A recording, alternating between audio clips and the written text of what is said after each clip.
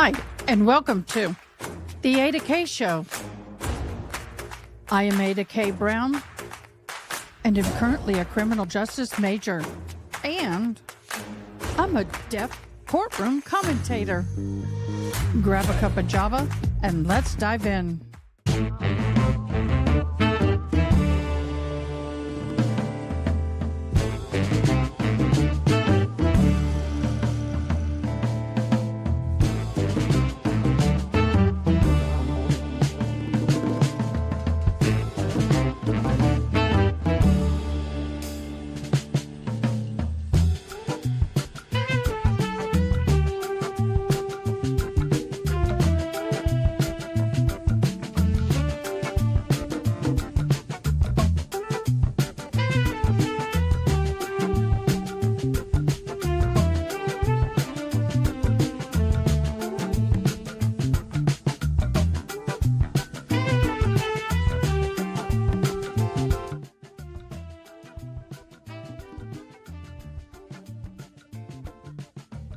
Good morning,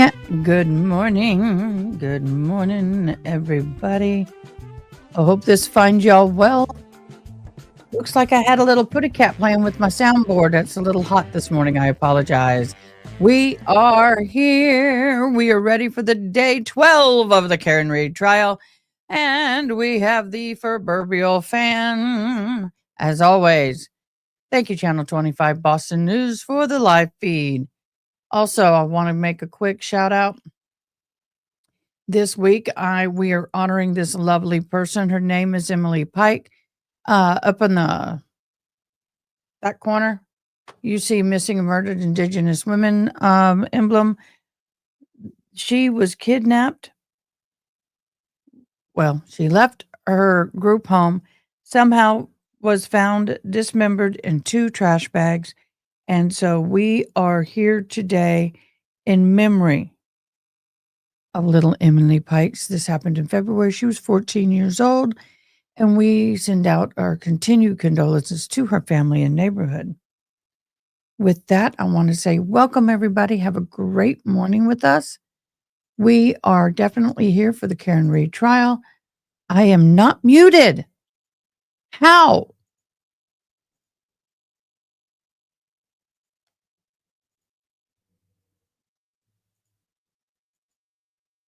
I'm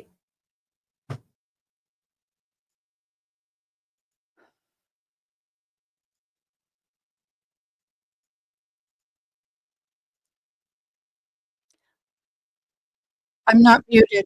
I'm sorry, June. It's you. I have my live feed up. I have a raw feed up so I can check my sound, and I am good to go. Turn it up. I'm already in the yellow. Oh, June. Yeah, you don't want me turning my volume up. It will not bode well. I want to wish Emily D. Baker a late happy birthday. I didn't know it was her birthday yesterday. So, Emily D. Baker, I know you won't see it, but to you, happy birthday to you. Happy birthday, happy birthday, happy birthday to you. Happy birthday belated to Emily D. Baker. To do before the Honorable Beverly Canoni, Justice of the Superior Court, holding in Dedham within and for the County of Norfolk. Draw near, give your attendance, and you shall be. No bring the jury. Commonwealth of Massachusetts. This court is in session. Please be seated. Wow, we're getting straight into it, y'all. Good morning, counsel. Good morning, Ms. Reed. Oh, she doesn't even do the individual names anymore. It's just counsel. Maybe the earliest we've got started, so I appreciate it. Adeline. I do have to ask you those questions. Was everyone able to follow my instructions and refrain from discussing this case with anyone since we left yesterday? Everyone said yes and nodded affirmatively. Were you also able to follow my instructions and refrain from doing any independent research or investigation? One sunny day. Good morning, Ronnie. Good morning, June. Good morning, one sunny day. Good morning, Gerald. Good morning, all those out there who are watching from other locations. Thank you so much for being here. Thank you, Your Honor. Commonwealth calls Yuri Buchanan. Oh, snap. We got Yuri.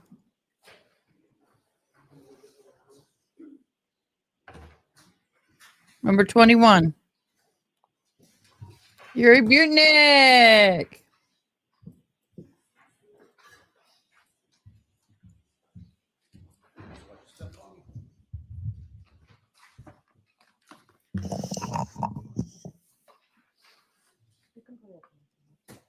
More evidence. You solemnly swear the evidence given in the court and jury of the case now and hearing to the truth, the whole truth, and nothing but the truth, so help you God. I do. Good morning. Good morning, Your Honor. Good morning, ladies and gentlemen. All right, Mr. Brennan, whenever you're ready. Thank you, Your Honor. Good morning. Good morning, sir. Could you please introduce yourself to the jury and spell your last name for the record? My name is Yuri Buchanek. My last name is spelled Bukhenik. Mr. Buchanan, where do you work? I work for the Massachusetts State Police. What is your role with the Massachusetts State Police? I'm currently assigned as a sergeant with the Norfolk District Attorney's Office in the homicide section. I want you to take us back before you became a state police trooper with the Norfolk County District Attorney's Office. Where were you born? I was born in Lviv, Ukraine. Did you immigrate? Yes. How old were you when you immigrated? I was 9 years old when my family moved to the Boston area. Did you attend public schools Yes. through high school? Yes. Tell us what you did after high school. After high school, I enlisted in the United States Marine Corps. Why did you enlist in the Marine Corps? It was right after 9/11, and my friends and I. You can finish this next one. Go ahead. My friends and I decided to serve in the nation's armed forces. Did you serve in the Marine Corps? I did. Did you go through training? I did. Did you learn any skills? My specialty was military police, and I attended the military police school at Fort Leonard Wood, Missouri. Through your military service, did you receive top secret clearances? Yes, my first duty station was with Marine One Presidential Helicopter Squadron. The duty station requires a top secret Yankee White SCI clearance, and as a result, You were up I there, obtained boo. that clearance and held it throughout my career. Did you engage in any special assignments? The Presidential Helicopter Squadron is a special assignment. We provide security for the presidential helicopters and presidential assets. With that clearance, we read into a SCI program, which is a need-to-know basis type situation. How long were you in the military for? 4 years. When you discharged from the Marines? What year? 2006. Honorably discharged? Yes. After you were honorably discharged from the Marines, what did you do next? I had a passion for law enforcement, and I wanted to serve my community here in Massachusetts. So I left California and came home and applied for various police departments, ultimately getting a job with the VA Hospital Police here in the Boston region. When did you transition from the VA to the Massachusetts State Police? What year? I actually transitioned to the Attleboro Police Department. I worked there as a patrol officer, SWAT team member, and then in 2011, I transitioned from Attleboro to Massachusetts State Police. When did you join the homicide unit? It was May of 2015. And have you been in that position since? I have. And you're now a sergeant in that? I am. I want to ask you about the structure of the homicide unit for the state police. How many different troopers work in the homicide unit at Norfolk County DA's office? We have a range from 2 to 6 troopers working in the homicide section over the years that I've been there. Currently, we have 6 homicide detective troopers in the section. What type of cases does your unit investigate? Our unit investigates primarily unattended deaths. Unattended deaths are those that are not attended by a physician. A variety of deaths, including natural deaths of old age, medical conditions, accidental industrial accidents, obviously homicides, overdoses. We have suicides as well. And those vary in age on the victims that pass, whether they're stillborn infant deaths, children that pass away of SIDS, or unfortunately teenage suicides. Have you been to a number of Any scenes, age a number of suicide. cases? Yes, I have. Do you handle more than one case at a time? Yes, we do.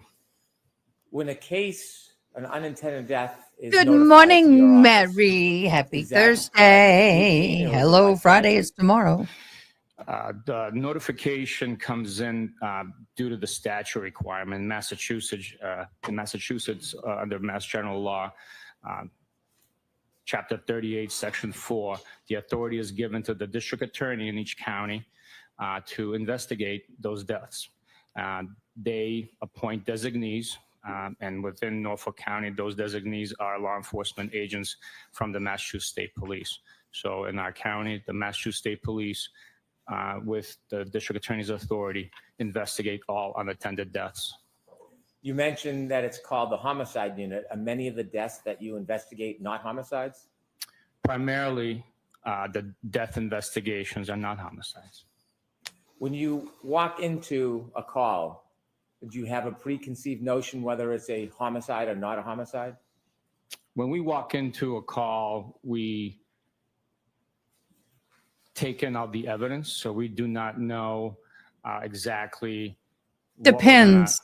have as a finding. We follow the evidence. The situation, the answer depends on the situation, depends on the call, and depends on what knowledge we have before we arrive.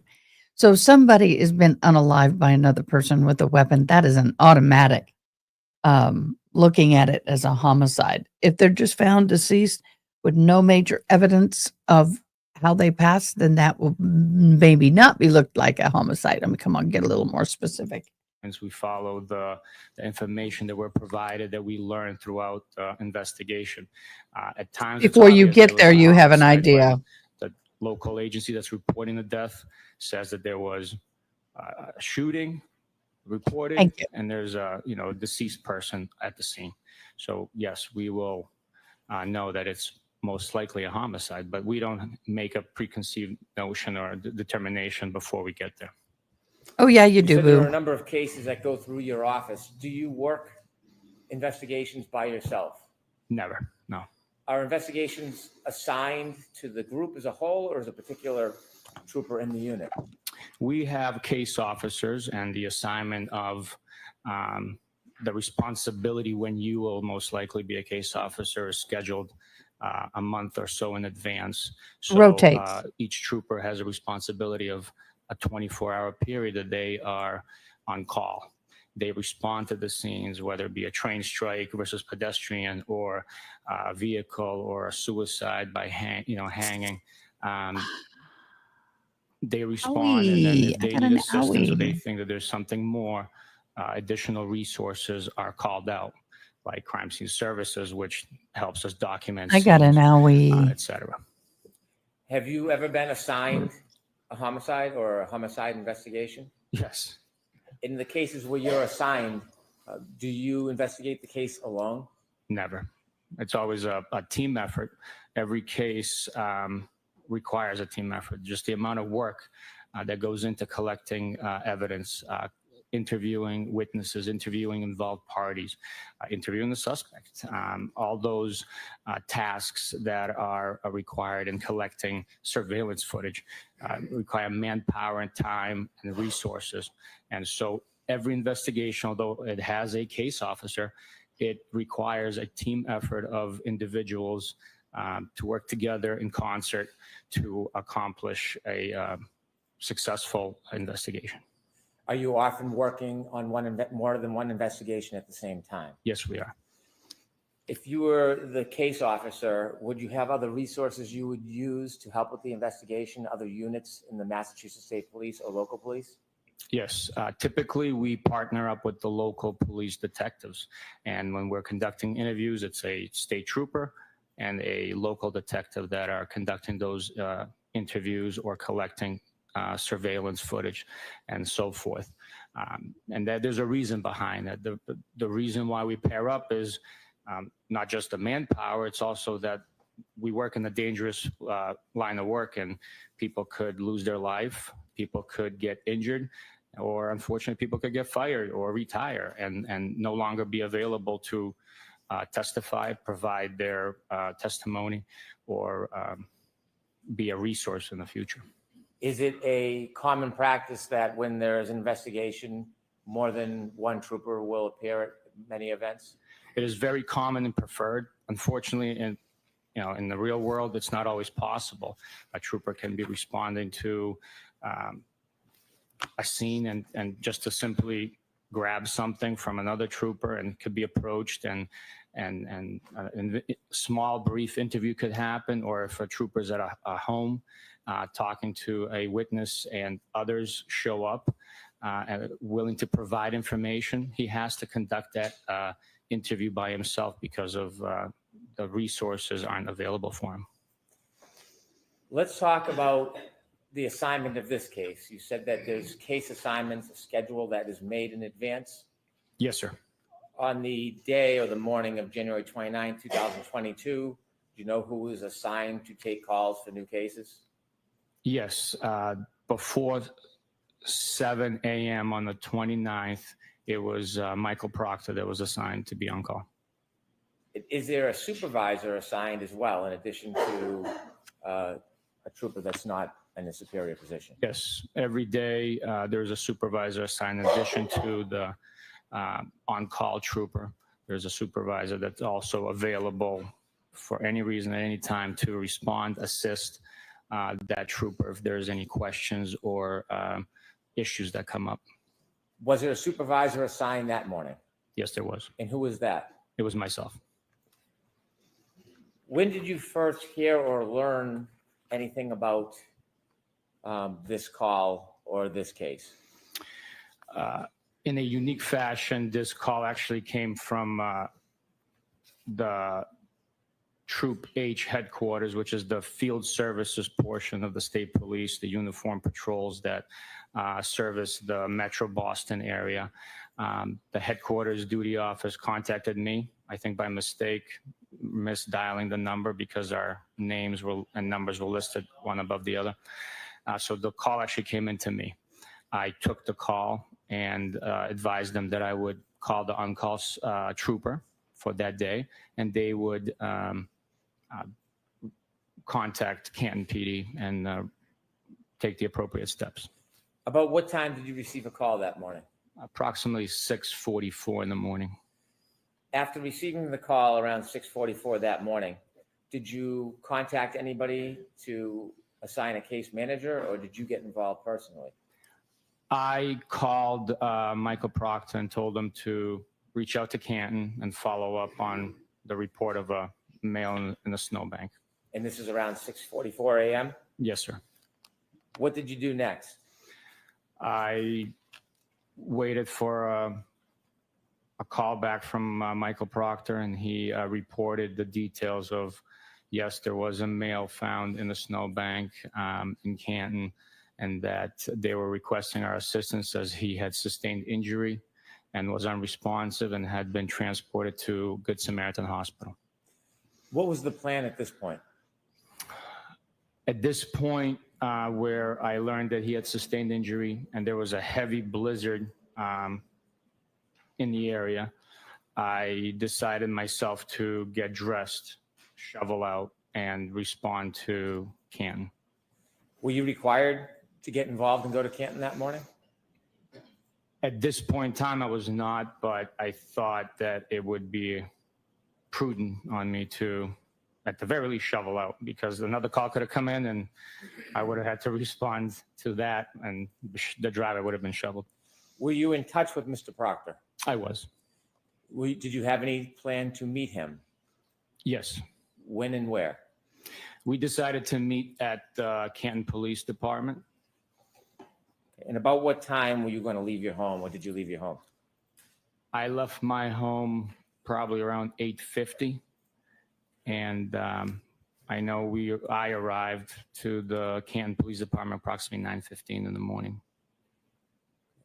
Did you know the address where the person was found in the snow? At that time, I learned the address once we got to the police department, but it had no significance for me. I did not know where it was. Why did you plan to go to the Canton Police Department instead of going to the scene first? The Canton Police Department, fire department personnel, and paramedics had already cleared the location. So we, again, given the conditions, we were in a controlled environment inside a police station to exchange information, collect any evidence if it was available, and the police department safety and security of that would have been the best location for it. You mentioned that you arrived at the Canton Police Department around 9:15 a.m. Yes, sir. Was Mr. Proctor there when you arrived? Mr. Proctor was there walking in with me. When you went in with Mr. Proctor that morning, who did you meet? We went in, we met with multiple Canton police personnel, one of which being Sergeant Good. He was one of the first responders to the initial scene. Did you receive any items from Sergeant Good or any of the police officers while you were there? Yes, we didn't receive it, but we were shown a broken cocktail glass, bottom of a broken cocktail glass. We were provided Mr. John O'Keefe's cell phone, and I was also shown a brown paper bag with 6 plastic Solo cups in it, containing what was reported to be blood in the snow. When you were shown these items and had a discussion with the Canton Police Department, were any decisions made about the future of the investigation? You had shared with us earlier that typically the state police pair up with local detectives. Did you do that morning? That morning, we did not. We had learned that there was a loose familial connection through town channels with the address and possibility of a Canton police officer or detective. So Canton police, out of overwhelming precaution of impropriety, not that there was one, decided to step away from any interview investigation assistance with us. Has that happened in your career before? Yes, it has. Yes. Since there would be no local detective, did that change your role at this point in the case, your involvement? Hey, June, you Did got not chain of change my custody on there involvement, twice. But it did bring up a concern of manpower. We are obviously limited by staff. The weather conditions also further exacerbated that issue. So transportation was an issue. Timing is always an issue. And you can never have enough manpower. Did your role become more prominent given there was no local detective involved? I would have to pick up the slack. I'm a team player. I always I want to understand. assist in any which way I can get it. to make others' life easier. And you were We Mr. all Proctor's good. You're supervisor? doing I wonderful. was. After you received the broken glass, the cell phone, Doing and amazing. you saw the plastic cups with the blood in them, where did the evidence next lead you? Based on the information we had learned and the evidence, we decided that we needed to speak to the individuals who were last in contact and present at the scene when Mr. O'Keefe was found. Did you have any specific other information that you were following at that point? Yes, we had statements made by the defendant that she was questioning whether she had hit him, and to that extent. Had you focused in on a target at this point or reached any conclusions about your investigation? No, we were still in the information and fact-finding portion of the investigation. We are not ruling out people as much as we're not ruling people in as much as we're ruling people out. So we need to get as much information as possible that is in physical form, statement form, and circumstantial factors as well. So where did the evidence take you next? Following 3 interviews conducted in Canton with witnesses, we proceeded to the Good Samaritan Hospital because based on the information I learned, I needed to put eyes on Mr. O'Keefe and his injuries. I need to see what exactly the witnesses were describing. Do you remember who you spoke with that morning before you decided that you wanted to go to the hospital to see Mr. O'Keefe? Yes, we interviewed Miss Jen McCabe, Mr. Matt McCabe, and Mr. Brian Albert at the McCabe residence. How long or about what time did you get to see Mr. O'Keefe? We got to see Mr. O'Keefe, I would approximate probably like 12:30, maybe 1 o'clock-ish. Why did you want to see him specifically? I wanted to see the injuries for myself, the location of the injuries, the types of injuries, the extent of the injuries, and overall condition that his body was in would be very telling. The mechanism of injury, how it might have taken place, and also the correlation of any evidence at the scene with those injuries. Now, you don't have any medical degrees, do you? I do not, no. How about biomechanical engineering? No. Do you have life and job experience in these situations? Yes, 20 plus years of law enforcement investigating car crashes, pedestrian crashes, and 10 years in homicide. Your role is not to make a diagnosis, is it? No, it's not. Basically, to Good Sam, which should be a 15, 20-minute drive.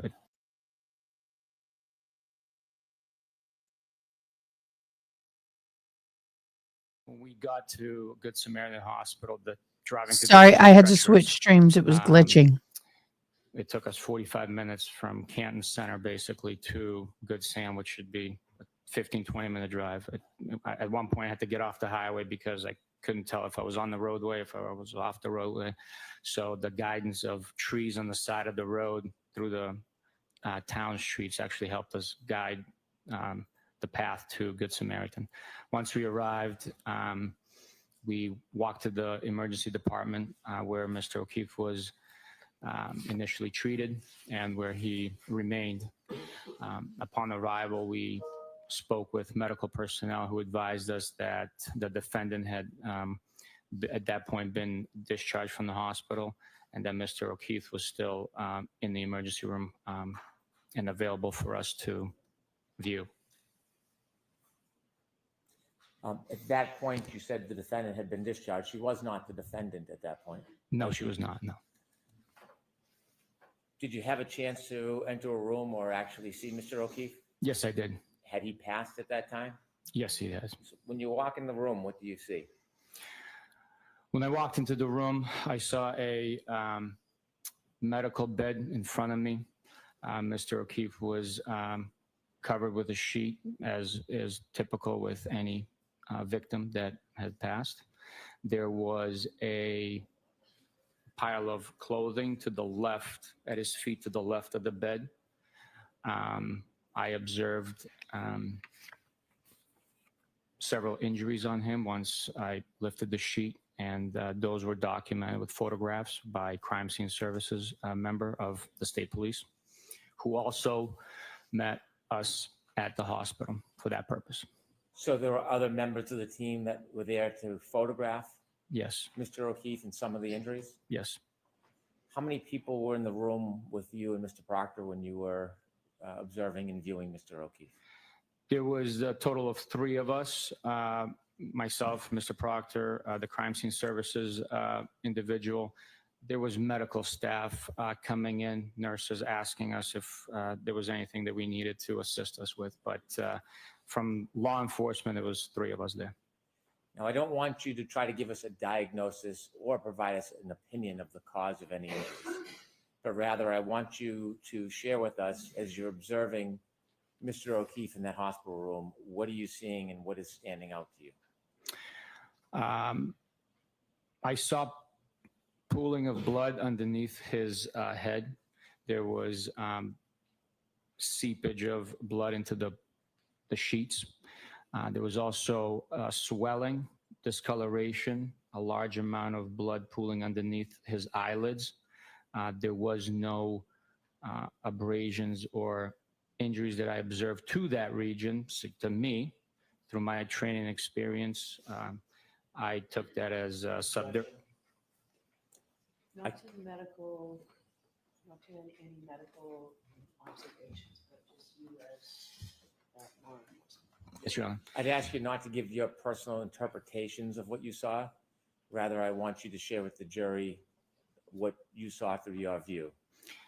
There was also a tiny cut laceration to the eyelid area. You're pointing to your right eye. Could you be Yes. specific, please?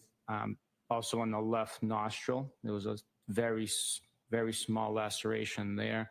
Both were Where the not glass came out of his nose. actively bleeding. There were a series of cuts and bruises to the right arm, which extended from approximately mid forearm. I'm gonna get me up to some the coffee, y'all. Be right mid-tricep back. area of Mr. O'Keefe, and they were I'm concentrated gonna on wash the my glasses. exterior of the arm. There was no other injury or marks on the interior or inside of the arm. There was also a bruise on that same arm on the back of the hand.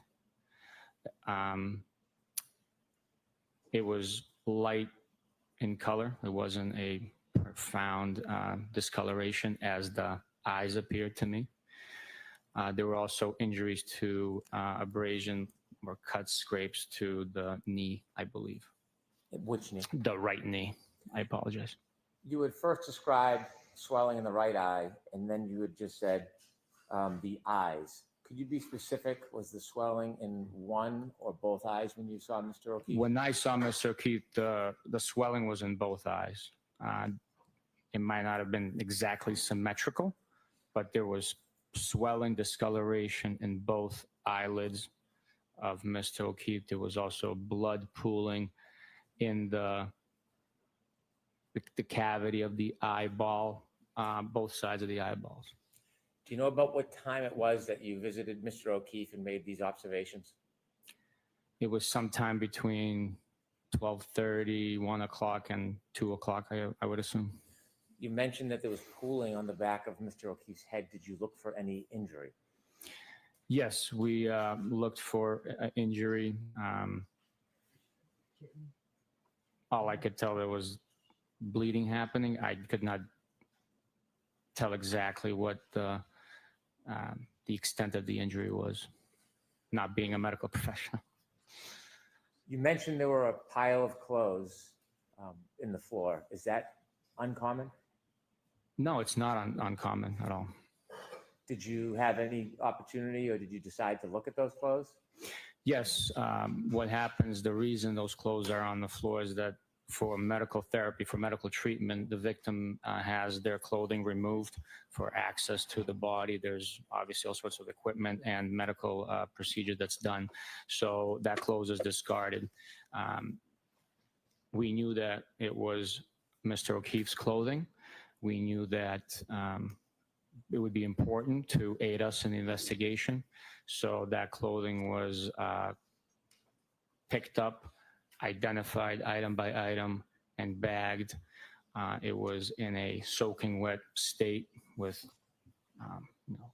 moisture and other debris on it. When you are looking at Mr. O'Keefe, do you have to touch him and move him?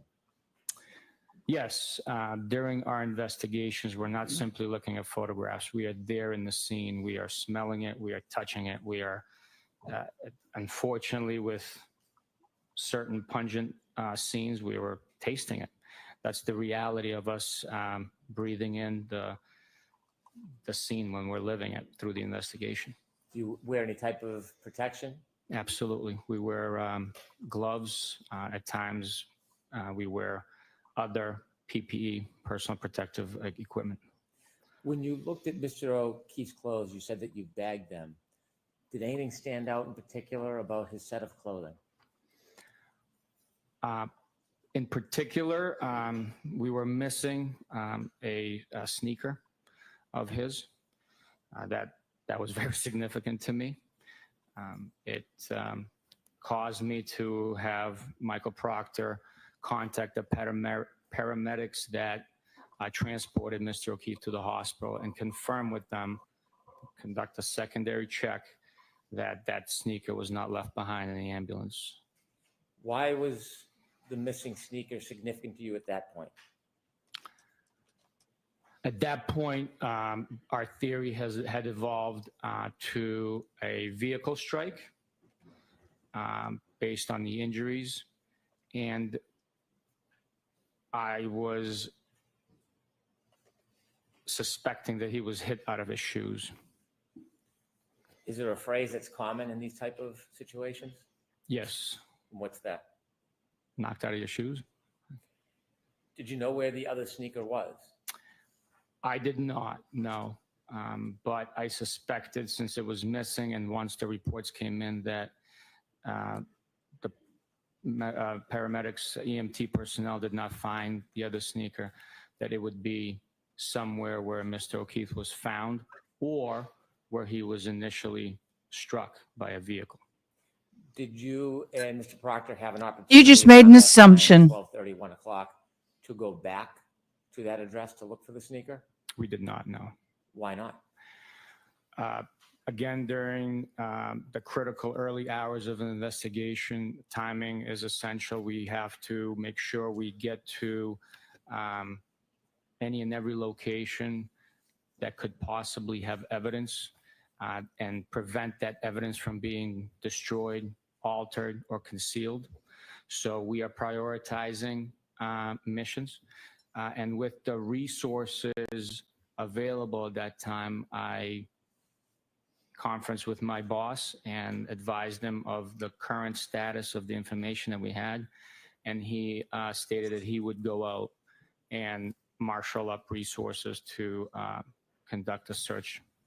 Is this an example of the team approach of the state police at the homicide unit? After having this information, making these observations of Mr. O'Keefe, yourself, and bagging the clothes, where did the evidence lead you next?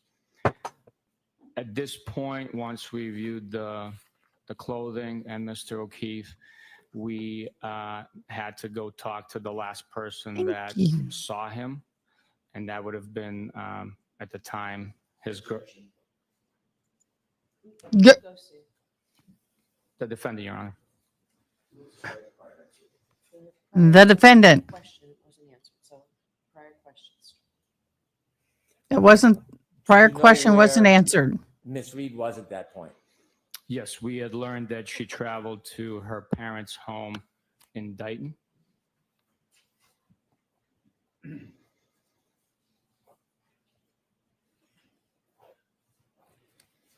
Did you learn about any, or did you have any interest in any physical evidence at that point? Thank you, June. I did get the Yes. breaking news. With the Thank missing you. shoe, her stating that, did I hit him? And I did see that. along Thank you, that June. line of statements. I was interested in the vehicle that she was operating that night.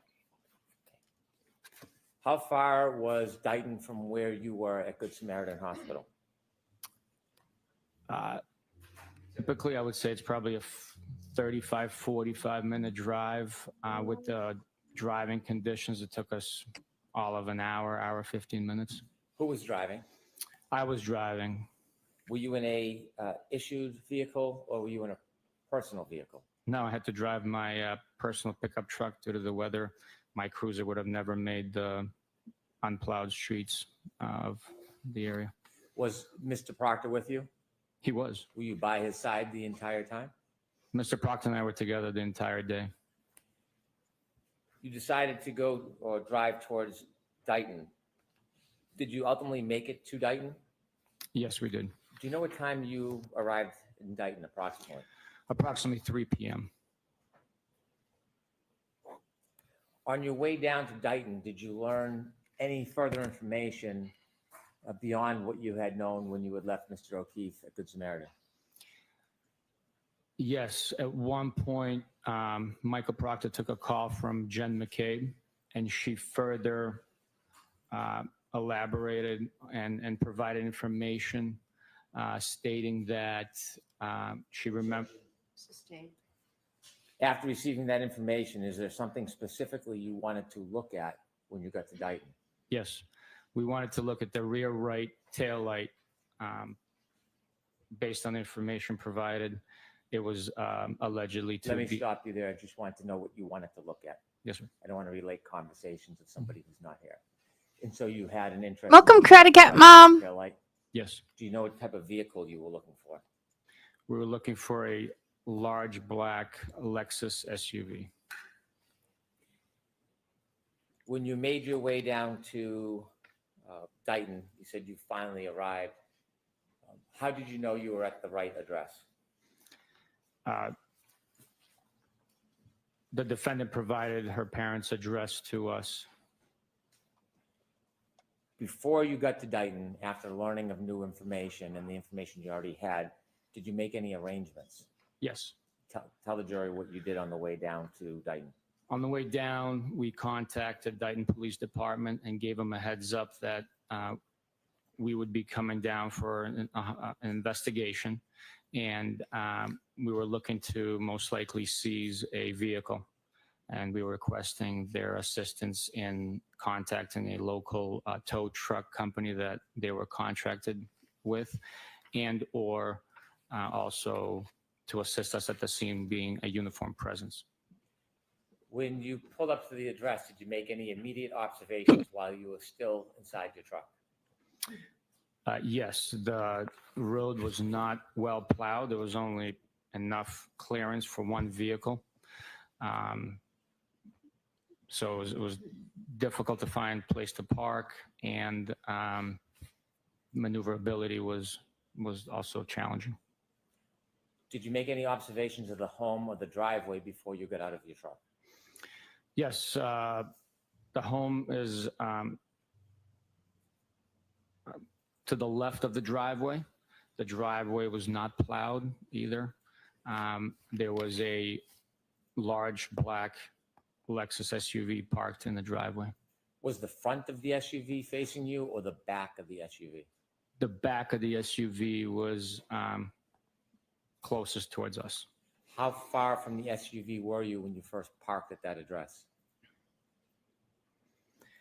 Probably, it's the length of the driveway. Based on my memory now, I would probably estimate it to be 60 feet or so. Did you make any observations of the SUV from that distance? It was covered with snow, like it's been either sitting outside or driven outside in the snow, so it was exposed to the elements. What was your next steps? We waited for Dayton PD to arrive to assist us. Once they arrived, Michael Proctor and I exited and proceeded up the driveway. I told Michael. Let me stop you with what you said. I want to just know what you observed. Okay. As you're walking up the driveway, how close to that SUV did you get at its closest?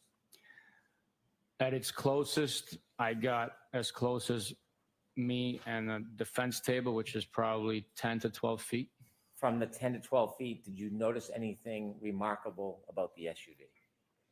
Yes, there was a large piece of red taillight cover missing from the vehicle.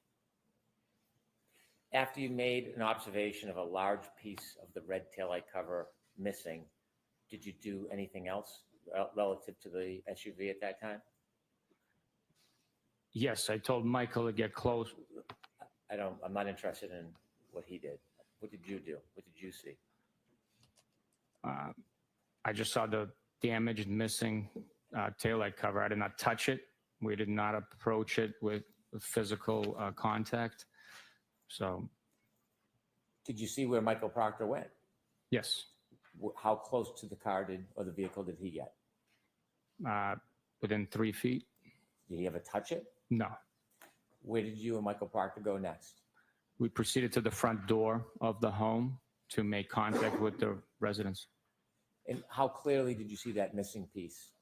What's your level of certainty? 100%.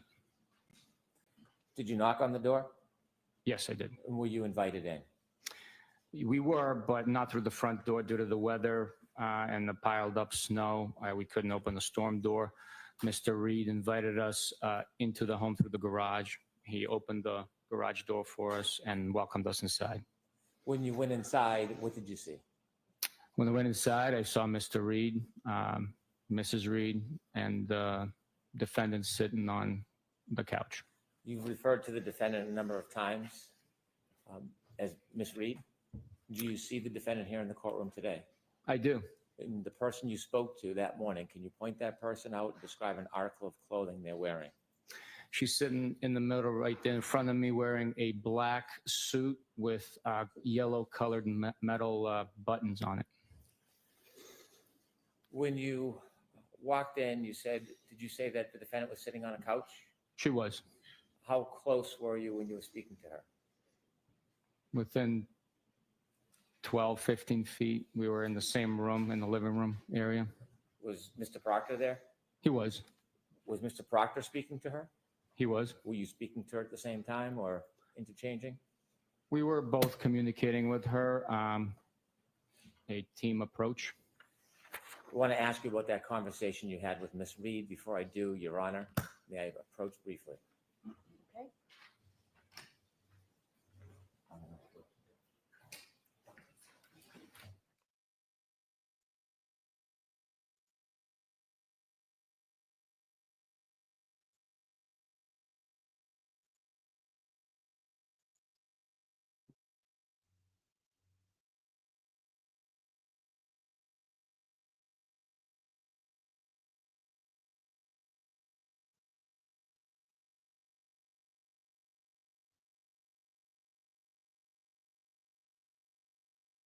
Okay, we have a wonderful. I got to get everything back in order. Sorry. There it goes. I'm working on a new banner thing. So I don't have to have the banner rolling. Rolling, rolling, rolling. Oh, speaking of airs are swollen. Do y'all know what today is? Does anybody know what today is? Do you know what today is? Oh my gosh, I gotta load it. I gotta find it. Where is it? I just created it. Okay, today, y'all, do you know what today is? Dun, dun, dun. Today is World Donkey Day. Don't forget to kiss your heirs.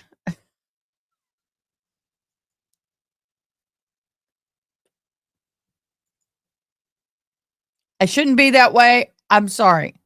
I'm not. Sorry, but not sorry. That's correct, Miss June, and I do have it up. I do have it. Hello, 80s Music Man. Okay, I do have it in window over here. What do y'all think about the little thing at the bottom? Do you like one or do you like two better? One? I kind of like that, not having that banner going all the way across. Mm-hmm.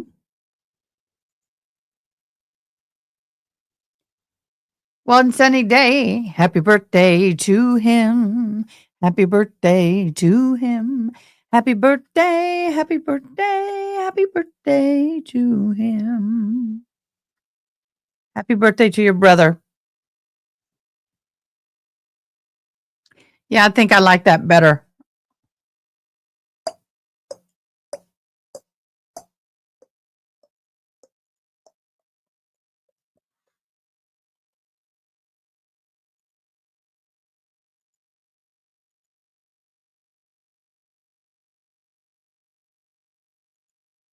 Yeah, I'm learning. I'm learning. Happy birthday to him. Yeah, I'm trying to learn. This is, like I said, when I first started doing this a year ago, you have no idea the learning curve I had. I didn't even know there was a back office to um, YouTube. I didn't know anything. Hey, Gerald Boo, can you come here, please?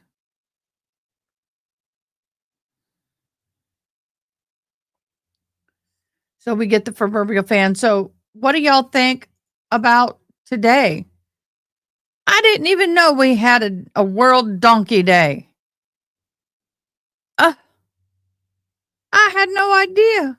Can you open? Can you open? Open. Yeah. Thank you.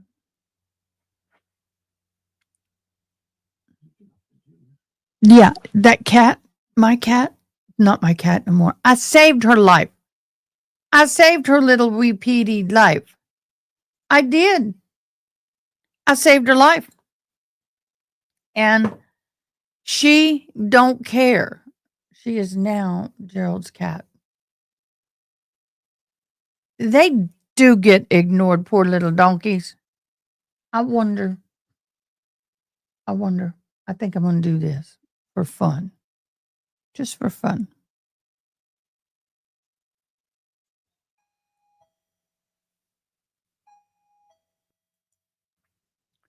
Flip the donkey. I'm doing something, y'all, for fun. Let's see if it looks.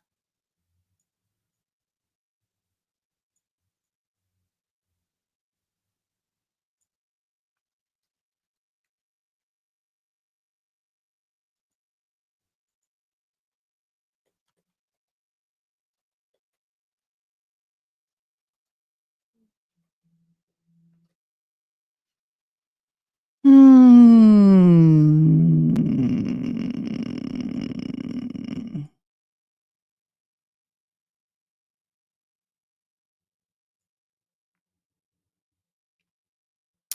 I was doing something fun. I guess I could show you what I'm doing, but then I'd have to kill you.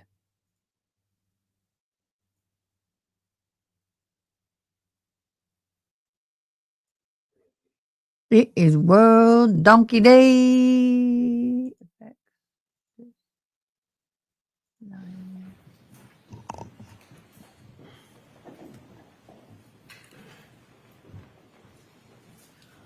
All right, so is it appropriate for me to give an instruction right now, Mr. Brennan? I would defer Is it? to counsel. Mr. Jackson, you want me I'm to not give a asking for one. humane practice instruction? Yes. Yes. All right. So, folks, you're about to hear testimony regarding a statement or statements that were allegedly made by or attributed to Ms. Reed. I'm going to instruct you in more detail at the end of the case about this matter. However, I want you to understand that at this time, as the statements are offered into evidence, that before you may consider the content of any such statement made by We the gonna have some defendant as evidence, cussing, you're y'all. going to Watch have your to make a ears. preliminary determination about whether or not it can be considered by you as evidence at all. In your determination, at the end of the case, you're not to consider any such statement by the defendant as evidence, even though it's presented to you through a witness at trial, unless from all the evidence in the case, you first determine that the Commonwealth has proved beyond a reasonable doubt that Ms. Reed made the statements she's alleged to have made, and that she made it voluntarily, freely, and rationally. All right, go ahead, Mr. Brennan. Thank you, Your Honor. Sir, I want you to begin from when you were in the living room, your beginning conversation with the defendant, the presence of both her father and mother. You're with Mr. Proctor. Can you share with us the conversation that you had with the defendant? Yes. She stated that she's willing to answer our questions, but she didn't want to go into too many details. That's how the conversation began. She provided us the fact that Mr. O'Keefe was hanging out with a friend of his at 5 p.m. at the One Meadows Ave residence, following which he proceeded to C.F. McCarthy's in Canton, where the defendant stated that she met him approximately at 9 p.m. She was drinking vodka sodas. Mr. O'Keefe was consuming Bud Light beer. After CF McCarthy's, they proceeded to the Waterfall Grill and Bar. At this point, the defendant was asked if she brought a beverage with her from CF McCarthy's to the Waterfall establishment, to which she stated she didn't think so. After the Waterfall, the defendant stated that she dropped Mr. O'Keefe off at 34 Fairview. She was asked if she saw him go in the house. She stated no, she did not see him go in the house. She was asked about the damage to her rear taillight, to which she stated, quote, "I don't know how I did it last night," end quote. Once she provided us with the fact that she dropped him off and never saw him go in the house, she was asked to provide details about her leaving. She stated that she made a 3-point turn and left. She was asked to provide some explanation of how Mr. O'Keefe sustained those injuries that he had. She did not. Let me stop you there. Did you get an answer to your question about how he sustained the injuries or the details about the 3-point turn? No, I did not. You mentioned that when you were at Good Samaritan Hospital, you saw blood on the back of Mr. O'Keefe's head. Yes. Did you ask the defendant anything about that injury? Yes, we asked about the injuries that Mr. O'Keefe had,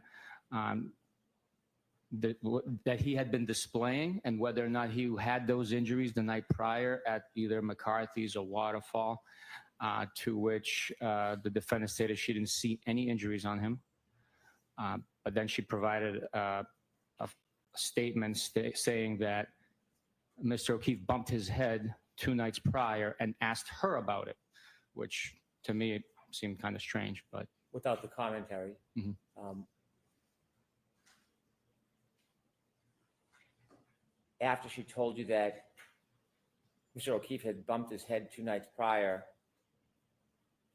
and that he had asked about it or she had asked about it?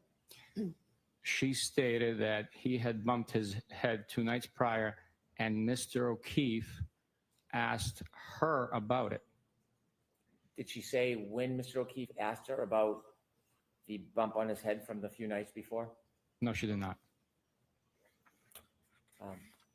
Did the conversation conclude? Yes, it did. After the conversation concluded, what was your next step? Once the conversation concluded, the defendant was advised that her vehicle is being seized and her cell phone was also seized. Were there any other items at that point that you were seizing other than the cell phone and the vehicle? Not from that location, no. Did you have a warrant at that point? We did not, no. Did you have authority to seize items prior to having a warrant? I'll allow that. Well, what is the process when you want to obtain items but you don't have a warrant? What process do you go through? We seized them to prevent any alteration, destruction of the evidence that could be contained on those items pending a warrant. They are secured. They're not touched or processed by us. The process of obtaining a warrant includes writing an affidavit justifying. Yeah, we don't need to hear any of this part. Understood. Did you ultimately obtain both the phone and the vehicle? Yes, we did. Describe how the vehicle was seized. What happened? The defendant provided her key card. It's like a credit card size key fob for the vehicle to allow the ignition to start. It was driven onto a flatbed tow truck, secured, and then we followed it from Dighton to the Canton Police Department. Was video ever provided that showed part of that vehicle being loaded onto the tow truck? Yes, it was. Have you ever reviewed that video? Yes, I did. When you were at Dayton and the defendant's Lexus was being put on the tow truck, about what time was that? It was approximately 4:16, 4:15 in the afternoon on the 29th of January, 2022. Now, you mentioned that you took a cell phone. Are there parts or people, participants on the team that handle that specific type of evidence? Yes, we have troopers that are specialized, trained, and have expertise in digital forensic analysis, extraction, and processing of digital devices. Is that something you do?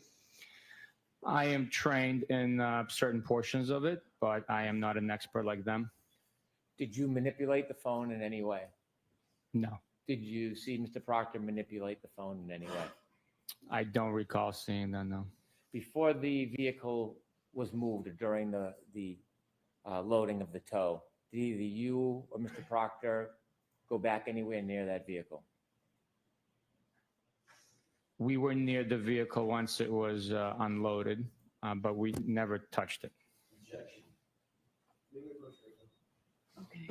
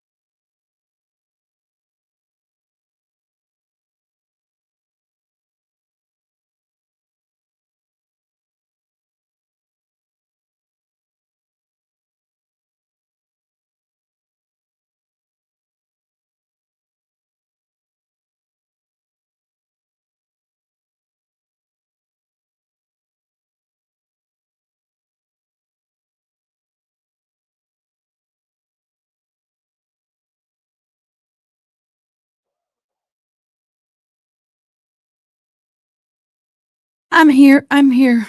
Side by side by side by.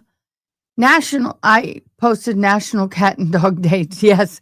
Everybody's all, what about the cat? What about the dog? National Dog Day is August the 26th, and then National Cat Dog is the 29th of October.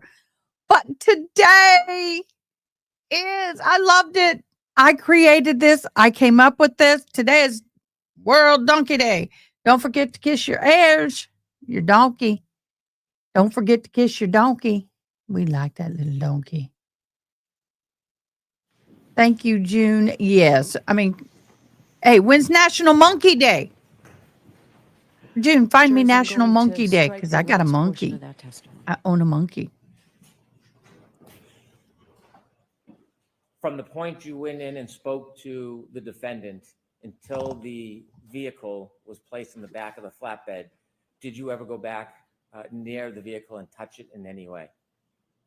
No, Did you ever see Mr. Proctor go back near that vehicle and touch it in any way? no.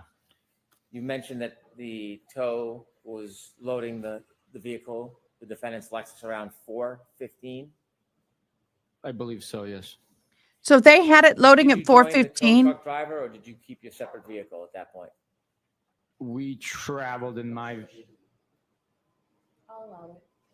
I drove my vehicle and followed the tow truck back to the, No, Where was Mr. that's Proctor? not true. in my front passenger seat. During that time, had you made arrangements or did you receive any information about other members of the team engaging in any searches relative to this case? Yes, I have. And what did you learn? I learned that Detective Lieutenant Tully had dispatched other members of our unit to 34 Fairview and other resources from the Massachusetts State Police to assist him in a search for the missing shoe. Do you know what time those other members arrived or began to arrive at 34 Fairview? You begin your travels at 4:15 p.m. back to the Canton Police Department. Why did you choose to bring the vehicle to the Canton Police Department if the Canton police detectives were not working on this case anymore? They had a heated storage facility, being the Sally Port. We needed to preserve the vehicle as best we could away from the elements. And it was also in close proximity to our office, also to process the vehicle and get the search warrant from the local courthouse would have been more convenient for us. Why was a heated Sally Port or a heated garage important to you? The vehicle was impacted with snow that accumulated, and also from traveling on the highways, it was packed with a shell of snow covering the exterior of it. So No, would it wasn't. melt away. Not when it pulled into the Sally Port. No, it Were you wasn't. intending on having other resources or other team members or other units? Look at the available to video, look at the dude. Vehicle at some point? Yes, we were. Who were you intending? Who did you expect would have to look at the vehicle in the future? For one, we'd have to document the exterior of it with photographs. That would be crime scene services section. We would process it for fingerprints, which would be also service the crime scene services section provides. We would, if needed, take swabs for DNA or other latent evidence. So that would be the chemist. As Microscope well as piece if, of hair the floating on top of all this stuff. authority was there to process the internal workings, the computer chips, and the infotainment system of the vehicle. And that would be a digital forensics expert that's trained in that field. Would an unheated garage or Sally Port impede that? Yes. Given I that love how he put Canton Police unheated. Department was not now part of the active investigation, did you have any concerns bringing it to the Canton Police Department? No. You said you left Dayton at 4:15. What time approximately did you and Mr. Proctor and that Lexus arrive at the Canton heated Sally Port garage area? We arrived in at the Canton Police Department at 5:30, and the vehicle was unloaded and placed into the garage at 5:35 p.m. Did you and Mr. Proctor go into the garage? Yes, we did. And in the garage, what were you doing? We helped facilitate I'm putting yellow. I'm going to ask you what you were doing and then what you saw Mr. Proctor doing rather than use we. I want to be very specific about what you did and saw. What were you doing?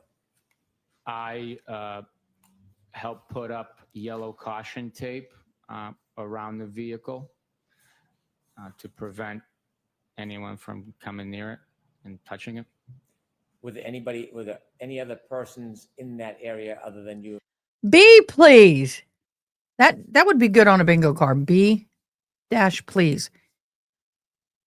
That tape was so haphazardly set up, you could breathe standing next to that tape and it affect the vehicle.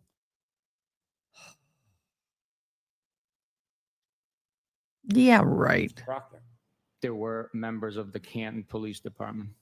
did you make observations of the vehicle once you had it in that Sally Port area? Yes, I did. You mentioned that it was packed with snow. Was the snow still on it when you brought it into the Sally Port? Yes, there was. Did you Not wipe the that car much, down boo. or clear the No. car of the snow? No, Did you touch the vehicle in any way with your hands? no, Did you ever see Mr. Proctor touch that vehicle? no, he did not. I did not see him touch it. Can't say if he did or didn't. Did you ever see Michael Proctor touch that vehicle while you were in the Sally Port area? I did not. How long did you remain in the Sally Port area for, do you know? We remained in the Sally Port area approximately until 5:51 and change, based on Okay, the that's best of enough. my memory. After you left the Sallyport area, where did you go? We left the Sally. I apologize. Go ahead, if you can say first what you did and then wait for the next question, please. Sorry. I left the Sallyport area and proceeded inside the Canton Police Department. Where was Mr. Proctor? He was with me. By your side? Yes. Did he ever leave your sight? I'm sure at some point he walked away from me, but I can't. We were traveling together all day. You went into a different part of the Canton Police Department? Yes. Where did you go? Into the dispatch area, and then the conference room upstairs later on. Why did you go up to the conference room? The conference room was provided for us to use as a meeting location. The members of our unit that had assisted at the 34 Fairview Road scene had traveled back to Canton Police, and we were meeting there to share, exchange information based on what we had learned with our portions of the investigation. That way everyone's on the same page at that point. Did you meet, is this team, is it called a CERT team? There is a CERT team. Do you know if the CERT team was the team that went to 34 Fairview? Yes, I do. Did you meet with the entire CERT team that night at the Canton Police Department or some members? Not the entire team, no. When you had the meeting in that room, who did you meet with? In that room, I specifically remember being Detective Lieutenant Tully, myself, Michael Proctor, and other members of our homicide and narcotics section assigned to the Norfolk District Attorney's Office. Did you discuss the evidence you had to that point? Yes. Regarding 34 Fairview Road, did you develop or decide any plans to physically go back to that area? Yes, I did. And what was the plan? The plan was to take shovels and rakes and other gardening equipment and go back to that location to excavate for additional evidence. When did you make the decision that you were going to go back to 34 Fairview? It was that evening. Why did you decide you were going to go back at some point? During the recall of all the information learned and sharing of that information with other members of our investigative team, it was realized that Mr. O'Keefe was wearing a black baseball hat. And at this point in time, that article of clothing was still missing. Was there something impeding a full and complete investigation of the scene? At 34 Fairview? Yes. Yes. The heavy, large amount of snow that had accumulated over the last 12 hours or so heavily hindered our investigation of that immediate scene. When you were debriefed, did you learn the area where the CERT team had spent most of their time searching? I'm sorry, can you repeat that, sir? When you were debriefed, were you informed the area that the CERT team spent most of their time searching? I don't recall on the specifics of it, no. Okay.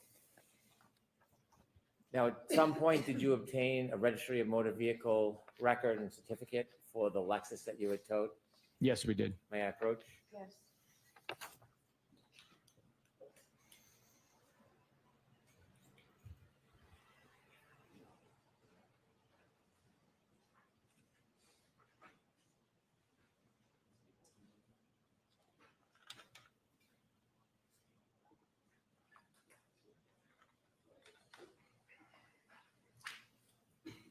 So do you recognize this?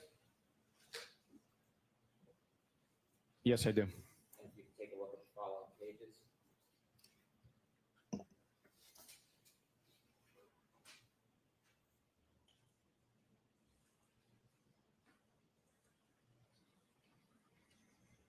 And what is that, sir? It is the Massachusetts Registry of Motor Vehicle title, history, and registration inquiry for a black and color Lexus LX year model 2022, bearing Massachusetts registration 3GC684, registered to Karen Reed. Do I move this document into evidence? No objection, Your Honor. Exhibit 84. Thank you.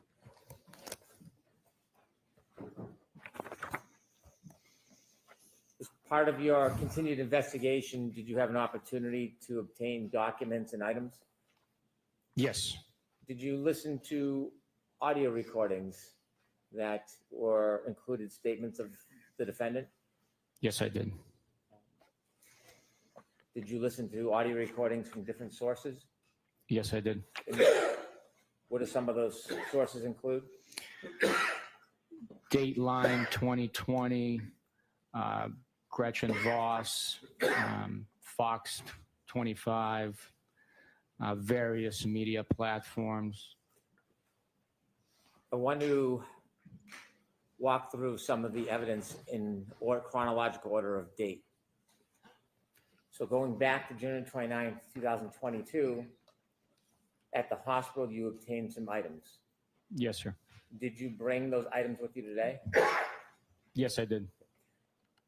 I want to talk about the progress of those items from when you first obtained them until today. You mentioned that they were clothes that you obtained at the hospital of Mr. O'Keefe.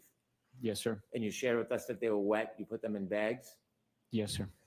That night, where did those clothes go when you left the hospital? Those clothes, while bagged up, they remained in the back cab portion behind my driver's seat of my pickup truck on the floorboard. Where did you bring them that night?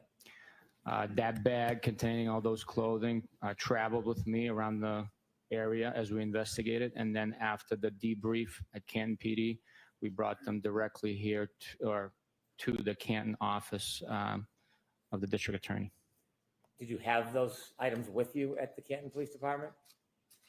They were in my truck. I didn't bring them into I see. the They office. remained in your truck while you were in the Canton Police Department?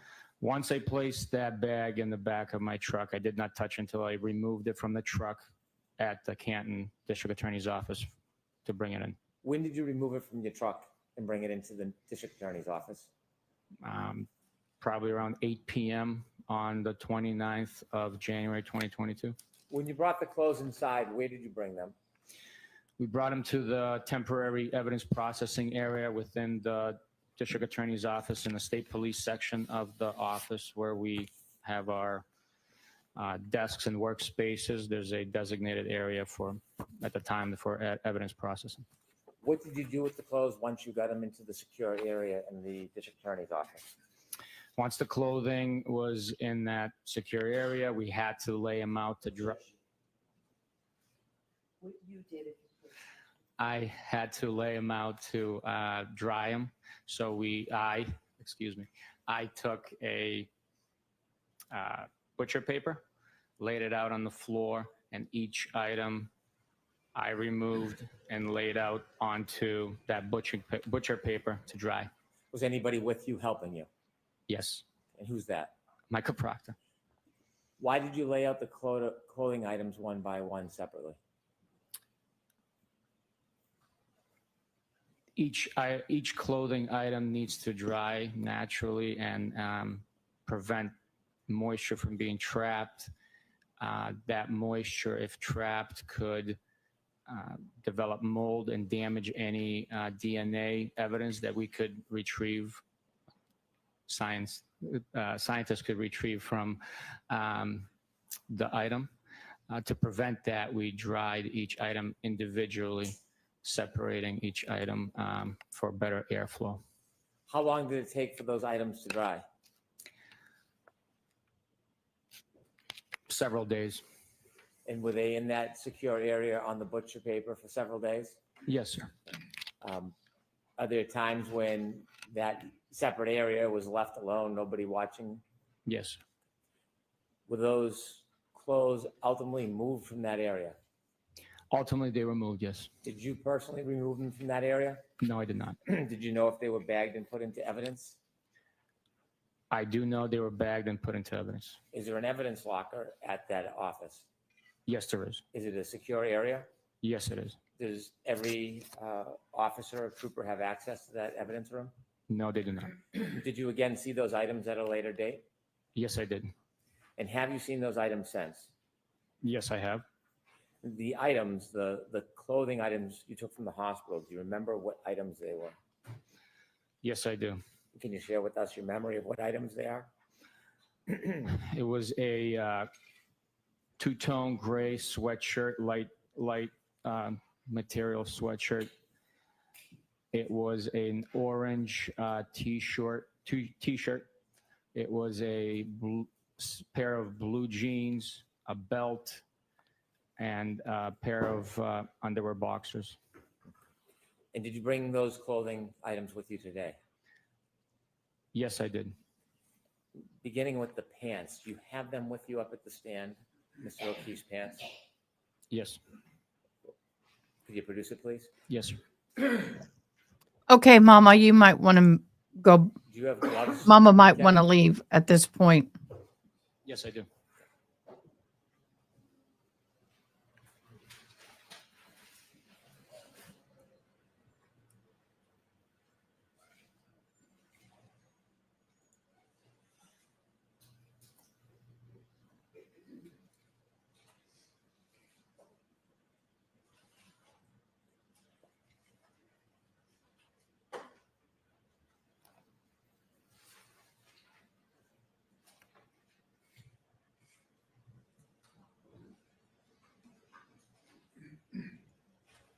I'm excited.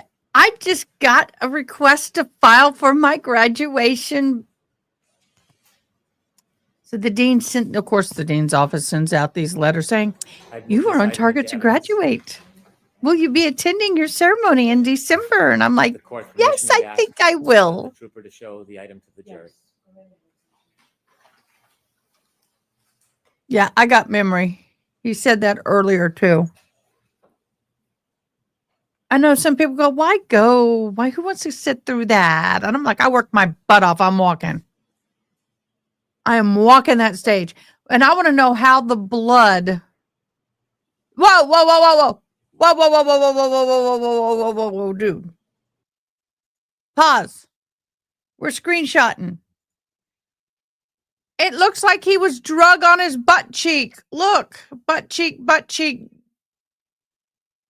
Doesn't that look like somebody's butt was dragging the green grass? That looks like grass stains to me, boo. What do you think? Does that not look like grass stains right there? And right there? And the pocket's torn. I doubt he didn't look like that at the bar. When we saw the videos of the bar, because I looked at his blue jeans. That looks like butt drag stains to me. That's the first time I caught that. And on the front, it has blood on it.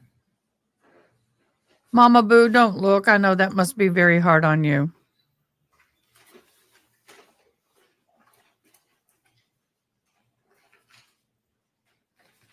May I approach, Your Honor? Yes.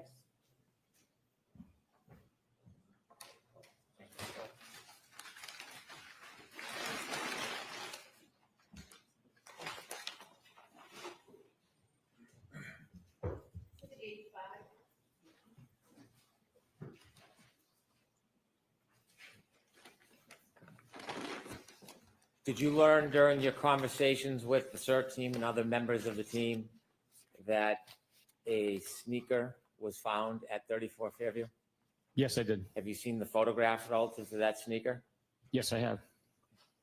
And you mentioned when you were at the hospital, there was a sneaker? One? Yes, Do you have that sneaker with you? I do. Could you produce it, please? Yes, sir. Your Honor, I'd move this item into evidence. No objection.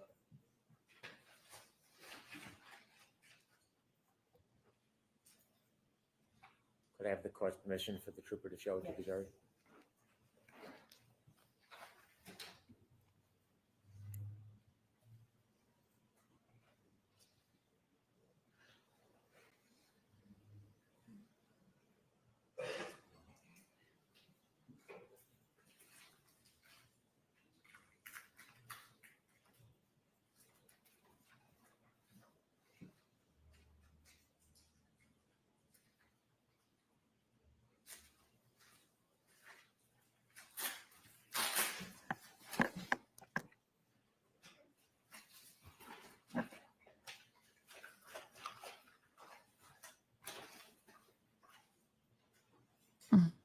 Is the bottom black? That looks too pristine. Trooper, is that the sneaker that was at the Wait hospital? a minute. Visited Mr. O'Keefe? No, so this is the sneaker from 3430. Could I have that marked?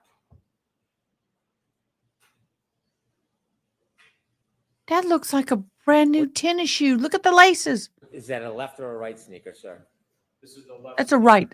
Excuse me, this is the right sneaker from. Wait, was he missing his left shoe or his right shoe? I can't remember. I think it was the right. I want to see the bottom. It's white. Look, that sneaker is freaking brand new. Look at that. That is not the same sneaker that was in the image.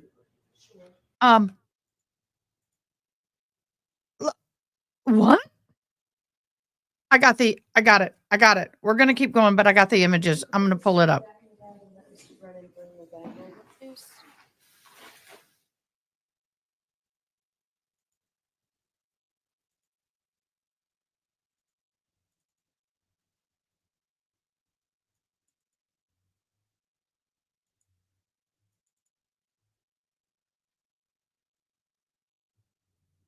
Okay, that's the hat.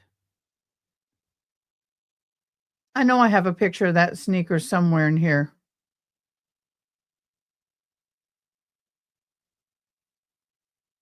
Where's my sneaker? I better have a sneaker. If I don't, we'll pull it up. I have a ton of clothes pictures.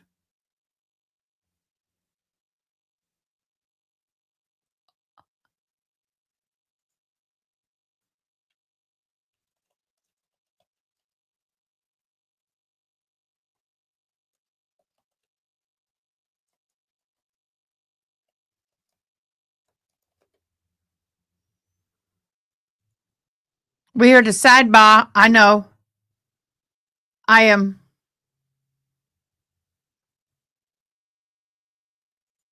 Wait a minute. That's not the same picture. We're going to save it on desktop so I can find it easier.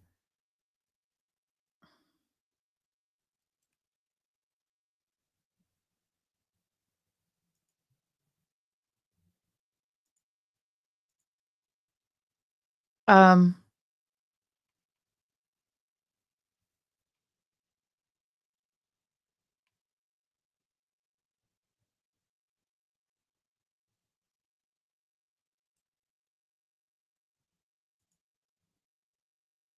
I'm saving images.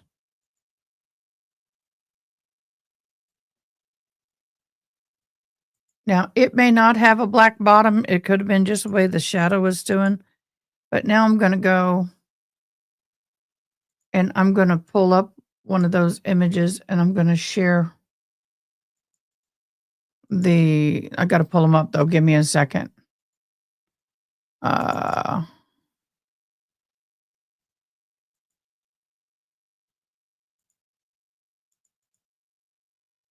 I got to be able to, I'm trying to compare something. Give me a second.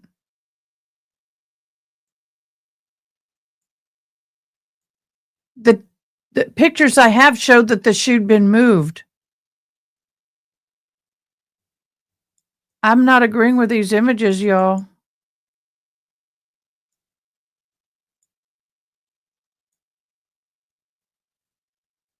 Okay, that's the same one.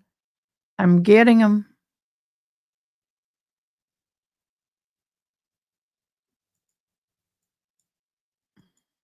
Get out of my way. Get back up here. I'm going to share screen, window, image, share. Okay, guys, this is the shoe. It does, in this image, it looks white. Okay, it does in that image. I will not disagree with that. However, what bothers me is this. It's flipped. they flipped the images because this up here was down there. That shoe is dirty. Look at the dirt. Did they clean the shoes? That's what I want to know. Okay, they're coming back. Okay, they're taking the morning recess.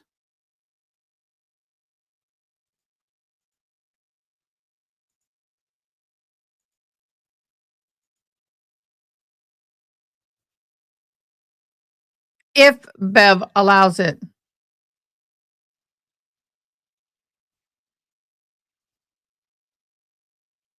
Yeah, exactly.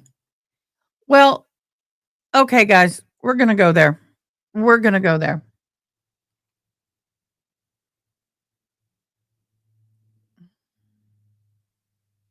I'm going to pull up his blue jeans and I'm going to share it.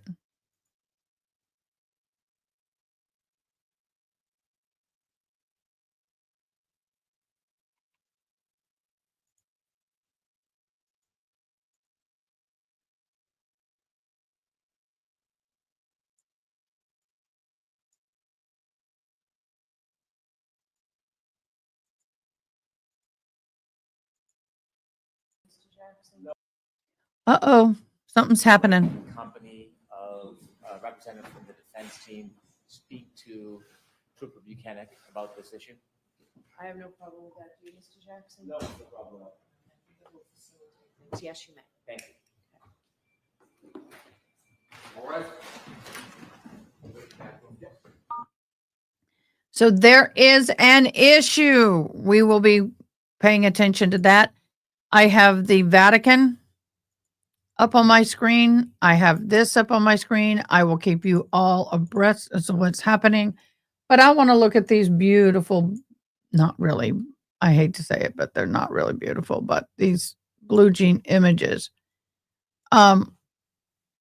Here I see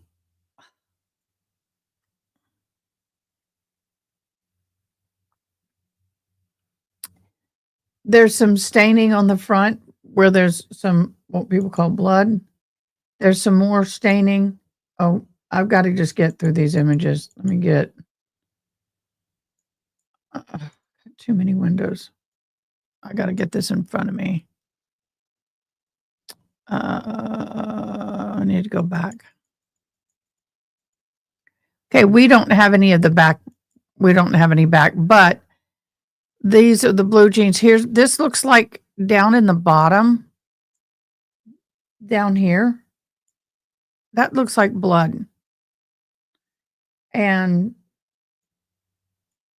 of course, let's go. We did have that. These marks here were tested. You can tell here. I guess I can blow that up. This, all this right here looks like watered down remains.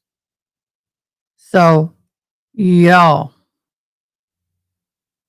I'm just saying, the picture that I took on a minute ago looked like butt stains to me.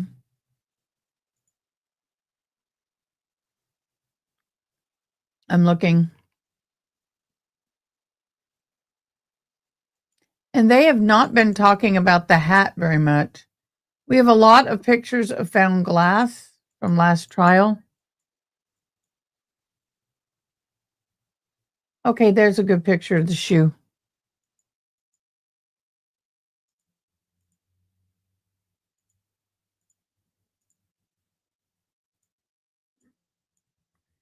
From that angle, the shoe does look black, but it could have just been the shadowing. Yes, honey. So this definitely could be the shadowing on the shoe. By the way, the light is coming as a photographer. I can see the shadow being created. But that shoe looks so pristine.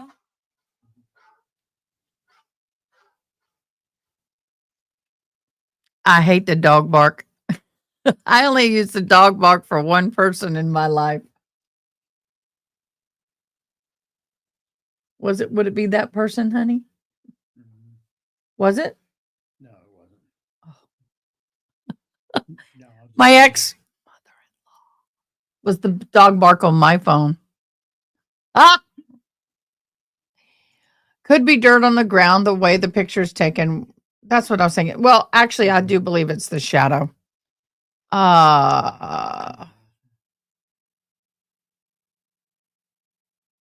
Yep, we do.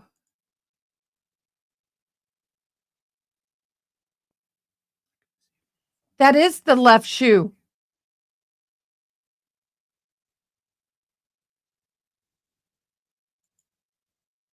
That does look like the left shoe, but let me go back.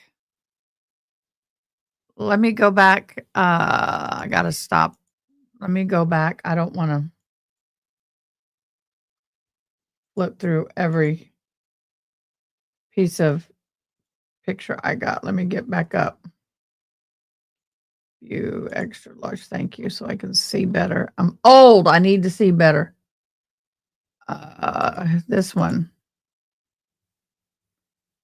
Thank you so much, Erin. Oh my God, you are so sweet. Thank you so much for the super chat. I greatly appreciate you. I'll put it up there in just a sec. Kind of got my hands full. This right here looks like the left shoe. You got the divot in here. We could be wrong. I will tell you the angles aren't that great. And you can see the white bottom. Yes, he was only wearing one shoe. I don't know. God only knows. Thank you so much. Well, they weren't originally, and that's what bothers me. Because when we come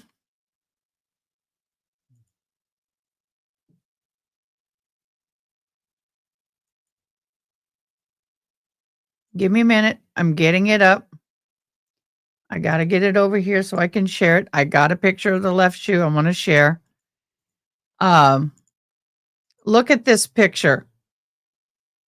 Look how dirty they were. The right shoe, left shoe, left shoe. Look how torn up and nasty these are. Look at the bottom here. These are very worn shoes. The left was far worse than the right. But what I want to know is that right shoe looked too pristine. Let's pull it back.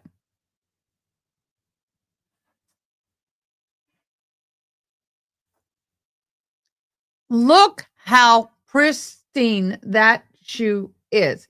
Now, but there is, I want to get to right. I'm going to get it. Get it. Okay. We're going to, now we're going to watch this. Okay. Look at, there is some kind of a mark here that is not on the shoe here. Look. Nowhere in the shoe on the top. So, way he's holding that shoe, that's the left shoe. No, that's a right shoe. No. That could be a shoelace. No, I'm talking up in the fabric. Up in the fabric right here. Y'all see that? It could be just lighting, but when he moves it, it stays. Trooper, is that the sneaker that was at the hospital? See, You it visited? stays as he moves it. No, so this is the sneaker from 34. You see that? Can I have that marked? It's not changing. What, is that a left or a right sneaker, sir? This is the left sneaker. Excuse me, this is the right sneaker from. Look how pristine the heel is on this shoe. And these are the actual photos. Look at these. Look at this. There is no way. I think they bought a new pair of shoes because keep looking. Wait till he puts them in the bag and look at the bottom of those shoes. 34 Fairview Road, Kansas. Sure. If you could put the speaker back in the bag and Look how, I mean, barely any. Look how, that's super clean. running good. Who cleaned those shoes? Look at them. When you swab, you don't clean. I mean, I know I'm throwing some butt around here, but look at this shoe here. Look how horrible that shoe is. These are highly worn shoes. That is too dang clean.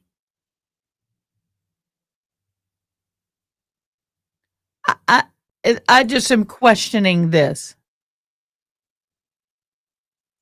I'm just questioning how that shoe has very minimal wear on the bottom. It's too clean. It looks like somebody put that shoe on and walked on carpet. When you go to buy your shoes, you walk on carpet with a white bottom, you'll see just a tinge of staining. But these were his shoes.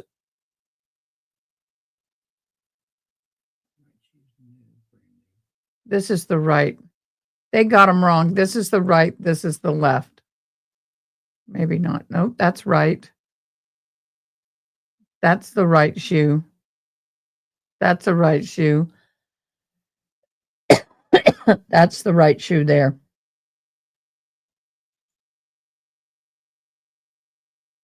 The right. So that would be this one here where you see my mouse moving. That's a right foot. Because it's always when your foot's up, that's opposite. So this is the left. That's right. That's right. And this is the right.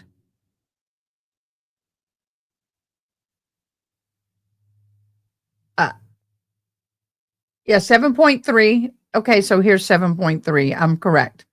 This is right. These two are correct. That one is right. Because if you flip the shoe over, this would be the right foot.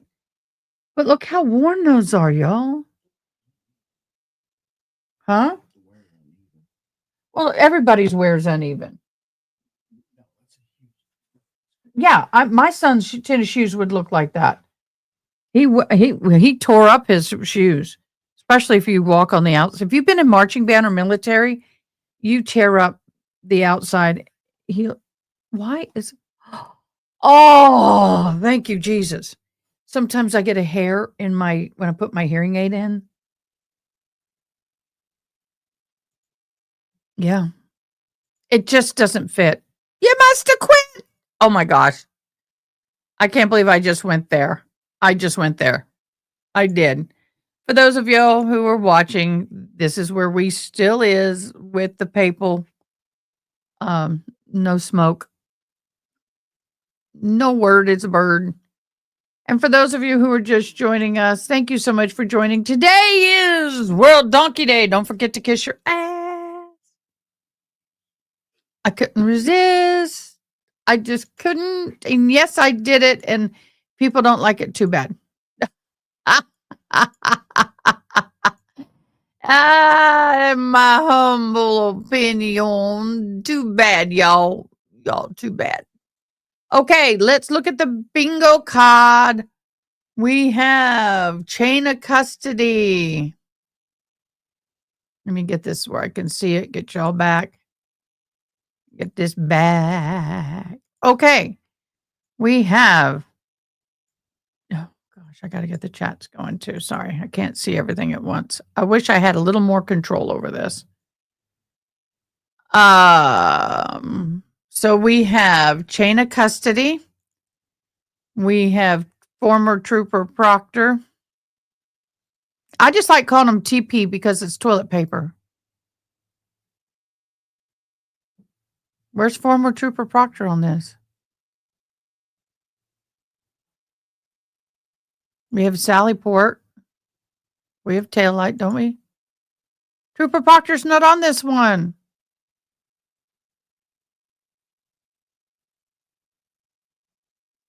Why is Trooper Proctor not on this?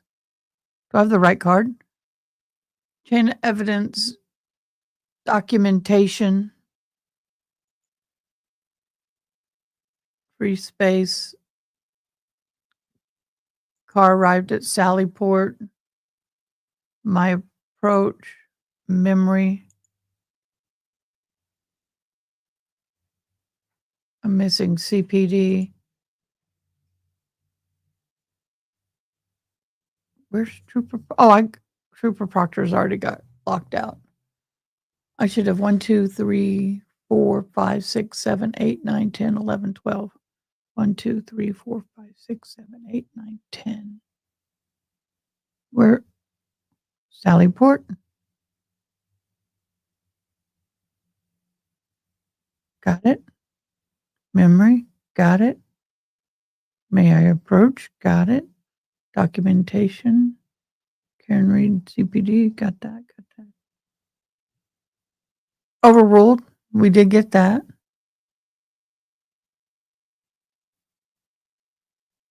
Review. That's the one I'm missing. Okay, we got them all. I think I got them all. If I don't, let me know. Just let me know. I'll get them. Let me put that down there. Wonderful. Okay, so that's where we is, y'all. If you don't, oh, Aaron, thank you. If the shoe don't fit, you must have quit. Oh, y'all are so funny. If the shoe don't fit, you must have quit. Okay, we're back to real time in court.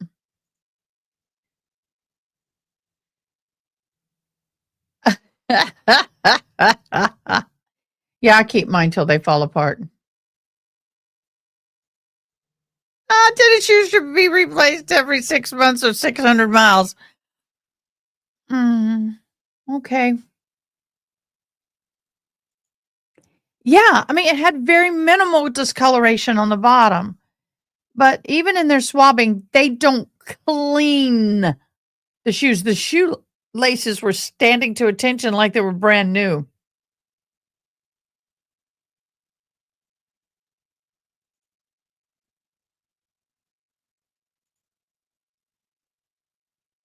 Yeah, I'm questioning it. So the right shoe would have been in the snow.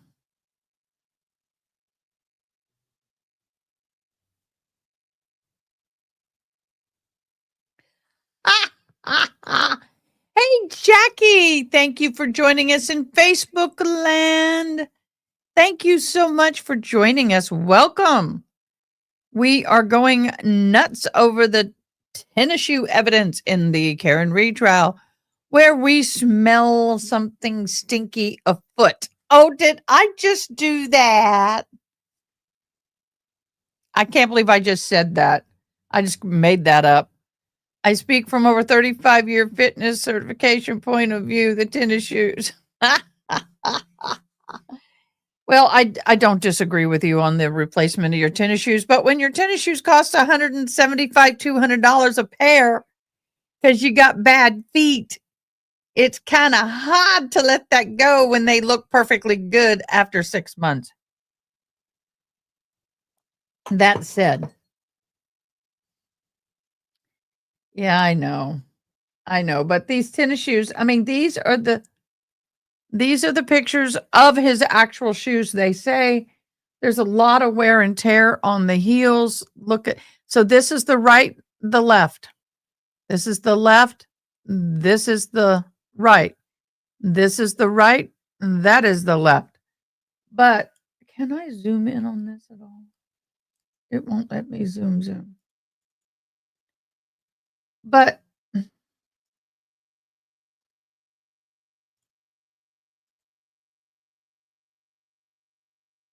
we're going to do something. Give me a second. If you can't get what you want one way, cut it another.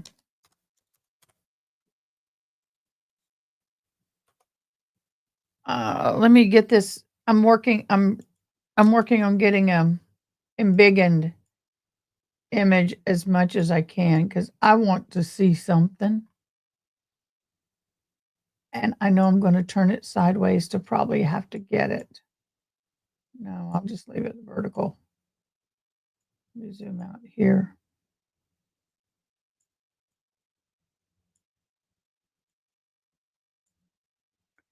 I want to look at the tops of these tennis shoes. Let me zoom in.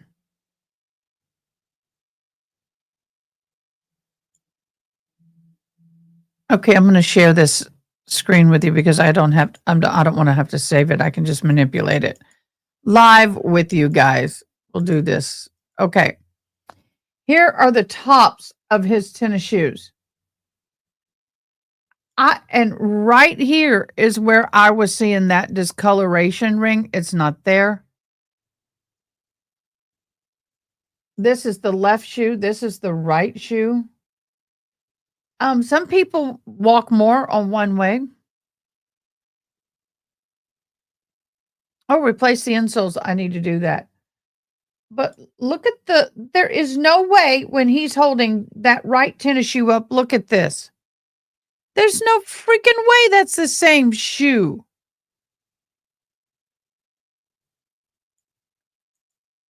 Look at no freaking way. That is the same dang shoe.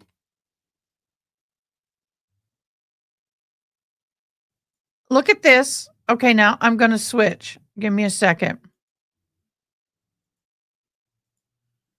Look at that. I'm going to screenshot that. I'm going to pull it up in here. I is going to do something, y'all. Upload file. Home. Screenshot. Open. It's uploading. Give it a second, y'all.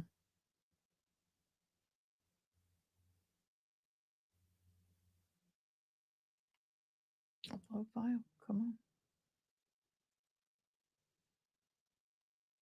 Let me go to desktop. Screenshots. Come on, open. Do what I ask.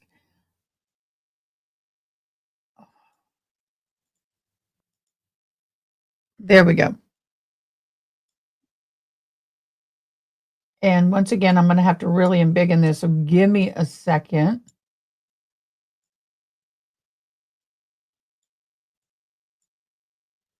Because I'm embiggening the hell out of this.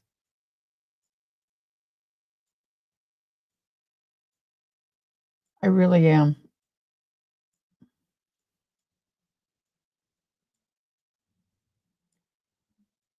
Okay, guys, here we go.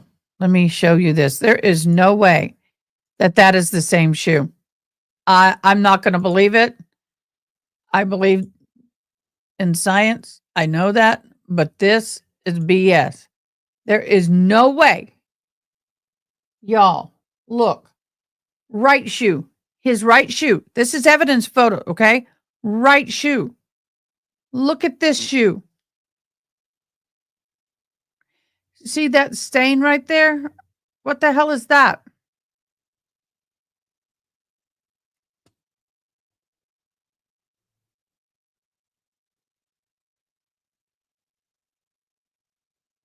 Okay, I need your opinions on this.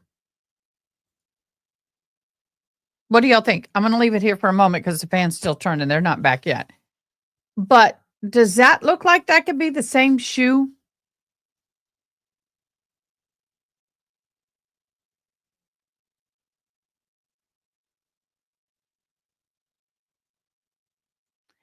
All right, look at this. Let's blow this baby up. I need to get this a little more under control here. This is a little too big. We're going to go there. We're going to bring it down. Bring it in. Now I'm going to blow it up.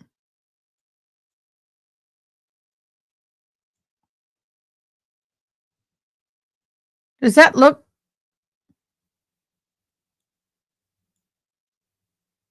I thought for a minute, but that's in the stitching.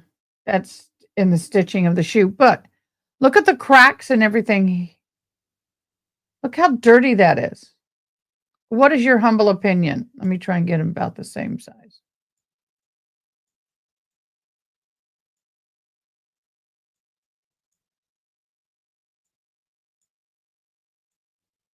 trying to get them in the same.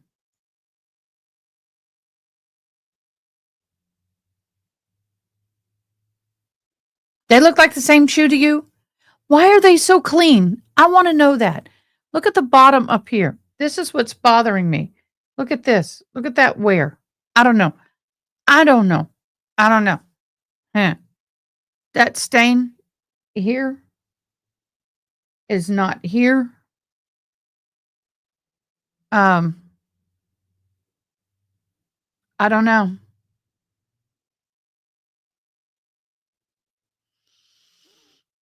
I'm just creating, I'm just saying what I see. I really just struggle with the way the pictures are. Yes, it is. But the back heel strike on the picture versus what they're showing in court do not match up to me.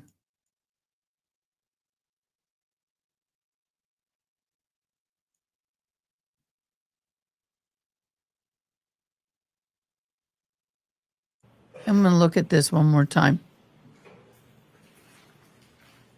It just, I don't know. I'm not looking for this not to be Trooper, is that the his, sneaker that was at the but hospital? it just doesn't when you look visited right. Mr. O'Keefe? No, so this is the sneaker from 3430. Now, I know some people have multiple pair of this. I have 2 pair of the same shoes because I love them that much. I have 1 pair that I wear like to church and places like that. I try to keep as clean as possible.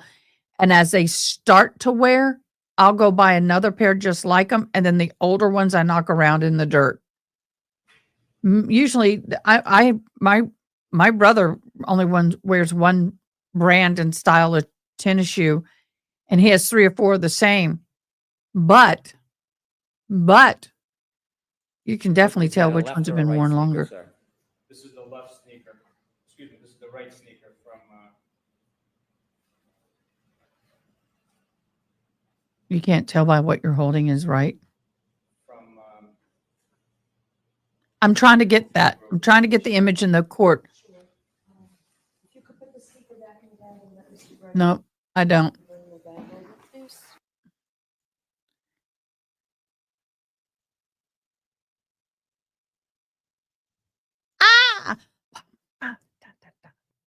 Ah! You right foot, let's stomp. Left foot, let's stomp. Chop, chop, real smooth. Yeah. But I'm just saying, I just deleted that, so we're not going back to that. Oh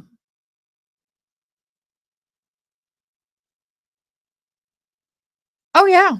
Yeah. And I was in marching band and I still roll on the outside of my feet, and my left always tends to get more wear than my right. I just seem to put more weight on it, I guess.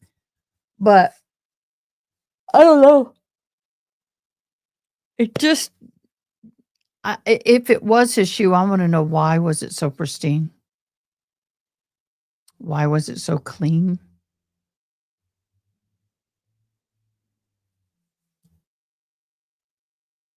Yes, it is. It is the right shoe. Well, yeah, it definitely is the right shoe. I mean, that's very evident.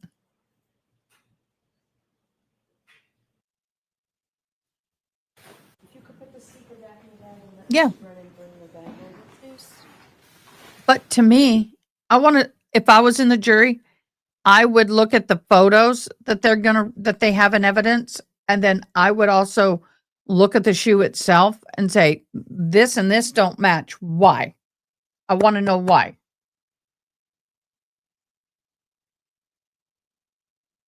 Oh, thank you, Aaron. That's what I'm trying to say. Same style, same brand, same make, model, and everything. But I don't believe. Now, they could have found that second pair, the same make, model, and size in his closet and pulled that. It just doesn't look the same. There's just, thank you so much, Aaron. You have been so very kind to me. Oh, okay. I got to move this over here. Get rid of all these. Oh my gosh, I have so many windows open. I didn't get to thank you before, but thank you so much for all of your fabulous super chats. Thank you so very much. You were so amazing. I love and appreciate you so much.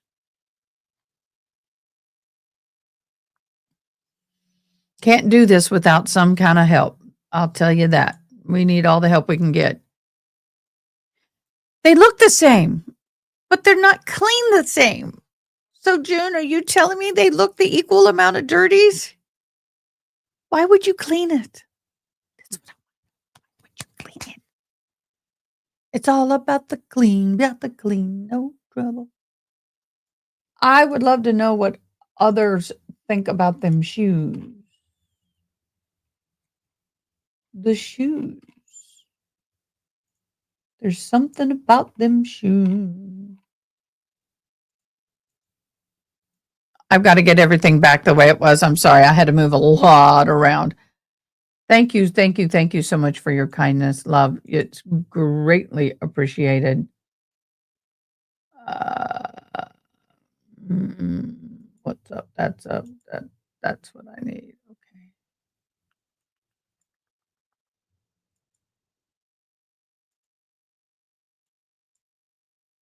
Why is it? There it is. I got too many windows opened, y'all. Okay, we'll put that there. Yes, very much. Thank you for your kindness. We are in a break right now. For those who are just joining, today is International Donkey Day. I have a cute picture, and it's not where I can access it, of my sister giving. There was someone who had a pet donkey, and it loved her. He'd see her car coming down the road. She'd pull over and stop and give it a carrot or something. And I mean, just all over the place. He would run down that hill. I come up with a carrot, and he was like, meh. Give me Tracy. The jury's coming over, but did you want to give me those text messages or no? No. Ooh. I don't need to have them. No, I had brought them downstairs. I thought you had them. I will. Did that fall out?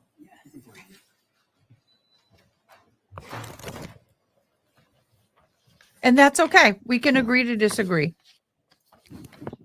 Right. That's my point. If it is, which it very well could be, why is it so clean? I know snow is on shoes and melt, but it doesn't clean them. Lord knows when we had all that snow here and I had my boots on, oh, I had to clean them. Thank you. It's just too clean for my comfort. That's all.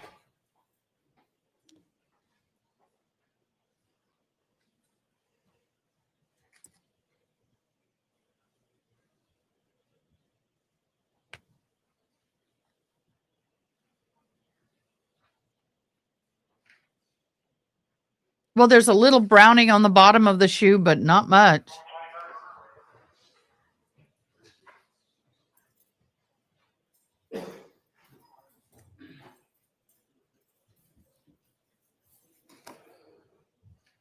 I guess the difference for me is the clean versus the dirty, the worn look. But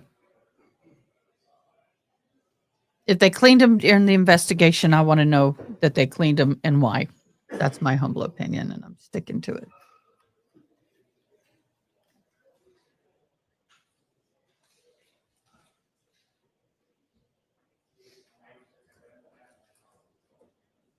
All right, so the court, jurors entry.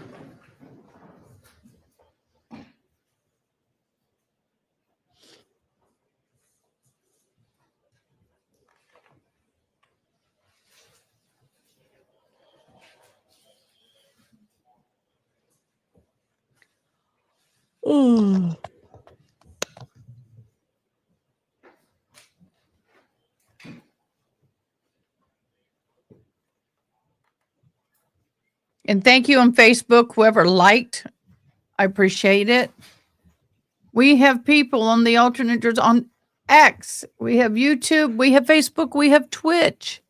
Thank you guys so much for joining. We are so blessed to have you here. Back in session, you may be seated. Hello, Jackie Ballard. Mary, you are always a blessing here. Thank you, hon. You all set, Mr. Bryan? I am, thank you, Your Honor. May I? Yes.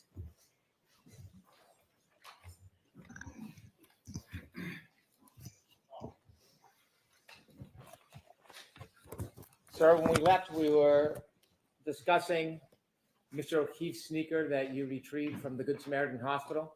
Yes, sir. Would that be his right sneaker? It would be his right sneaker. Do you have that sneaker with you today? I do. And again, could you open that bag and show that right sneaker to the jury? Yes, sir.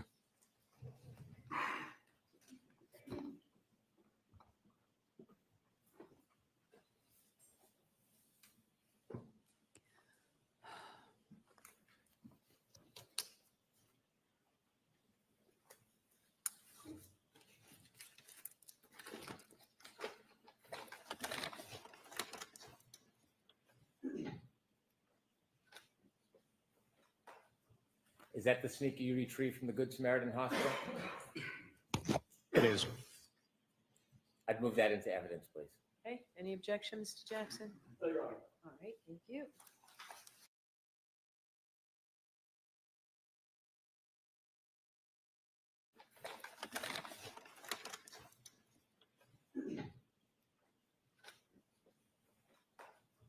Is that the sneaker you retrieved from the Good Samaritan Hospital? Why would they? It is. I want to see it again. They I'd don't move show that the into heel. evidence, please. Okay, any objection, Mr. Jackson? No, Your Honor. All right, thank you. The inside looks flawless.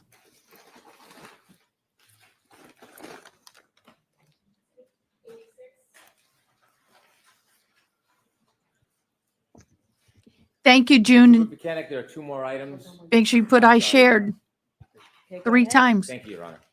Trooper Mechanic, there are two more items that you retrieved of John O'Keefe's clothing from the Good Samaritan Hospital. Did you bring those two items with you? Yes, sir. Are those two of the items that you laid out on butcher paper to dry? Yes, they are. Were they ultimately bagged and put into evidence? Yes, they were. And did you bring Mr. O'Keefe's T-shirt? Yes, I did. Is it placed in an object so it can be seen? Yes, it was. What type of object? It's a transparent plastic sheet.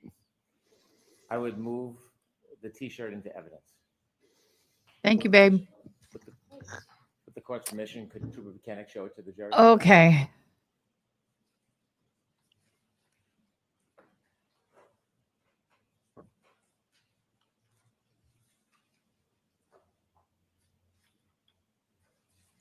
Yeah, I would want the full, but the jury can look at this stuff. The jury can view it.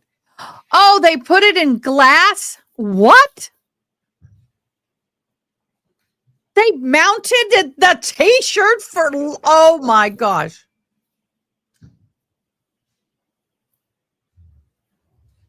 Why? Okay, Thank you. that's the back. Mr. Let's Bryan, go back did to you the want front. to- I want to go back to the front. I don't like this mounting at all. I don't like this at all. But look, if you were hit by a vehicle and filleted backwards, okay, backwards, there would not be all of this blood on the front of your T-shirt that is under a hoodie.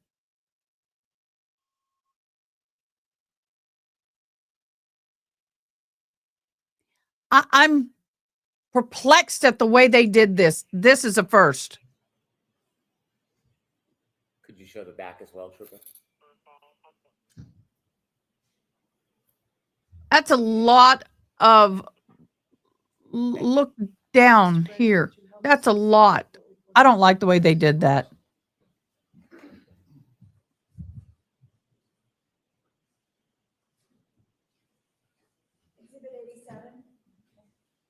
I don't like it. What do y'all think about the way they mounted it? Yeah, a lot of money. That ain't cheap.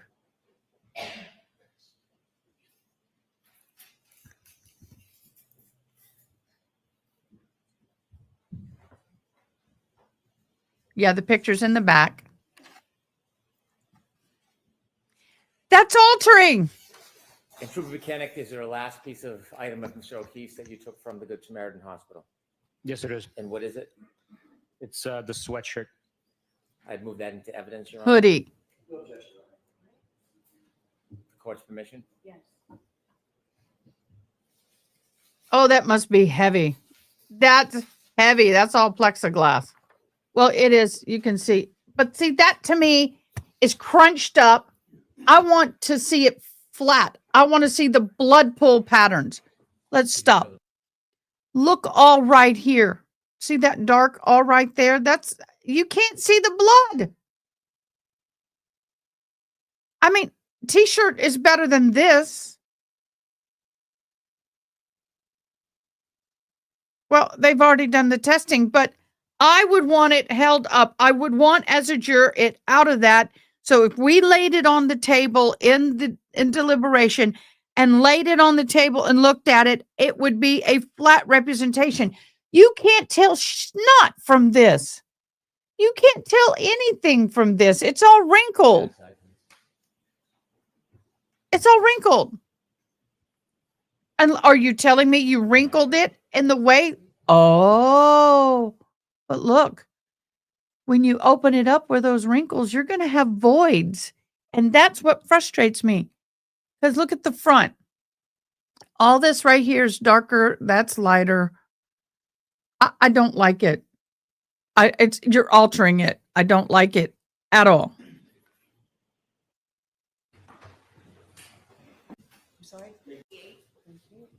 I don't like it at all. No, you can't. This to me is, oh, I want to see what others think about this. Sidebar.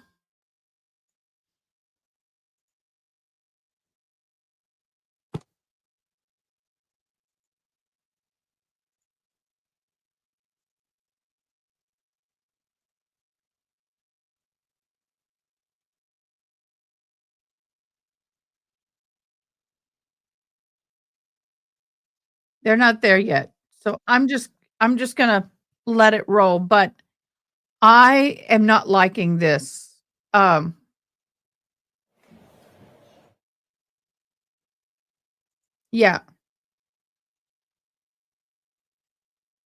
Oh, the glare is going to be for the jury too. And they're going to have that back there with them. I would ask for it to be removed.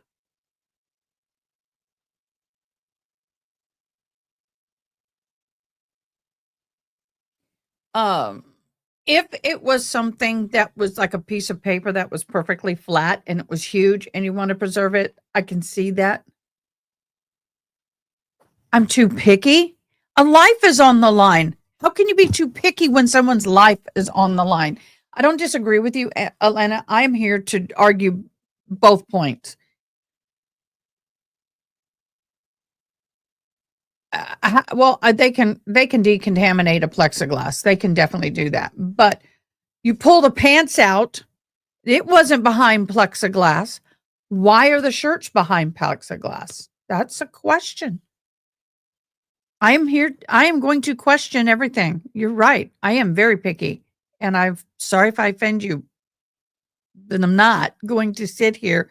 If I am on the jury and I saw that, I would say, can we take it out of the plexiglass in deliberation? That's right. That is true. And this is a good point. Evidence is supposed to be kept in the original state so it can be re-examined and retested if needed in the future. I have never seen it tampered with in that way. That is a good point. Good point. But when it comes to that plexiglass, because I remember when they held it up last time and the photos that have been taken with it flat, you can see areas of void. Let me see if I can pull those beautiful photos up, y'all.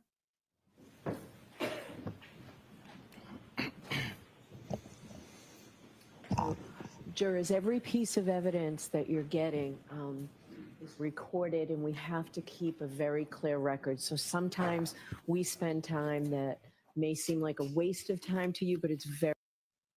Just real quick, I want you to see this real quick. This is what I'm talking about, okay? Look at these photos. See, this to me is the way the shirt needs to be presented. There's a lot of voids and a lot of crunch. Look, let me see if I can. No, I can't big on that. But see, you've got, look at that. And when you have it crunched up in the glass, you can't see this.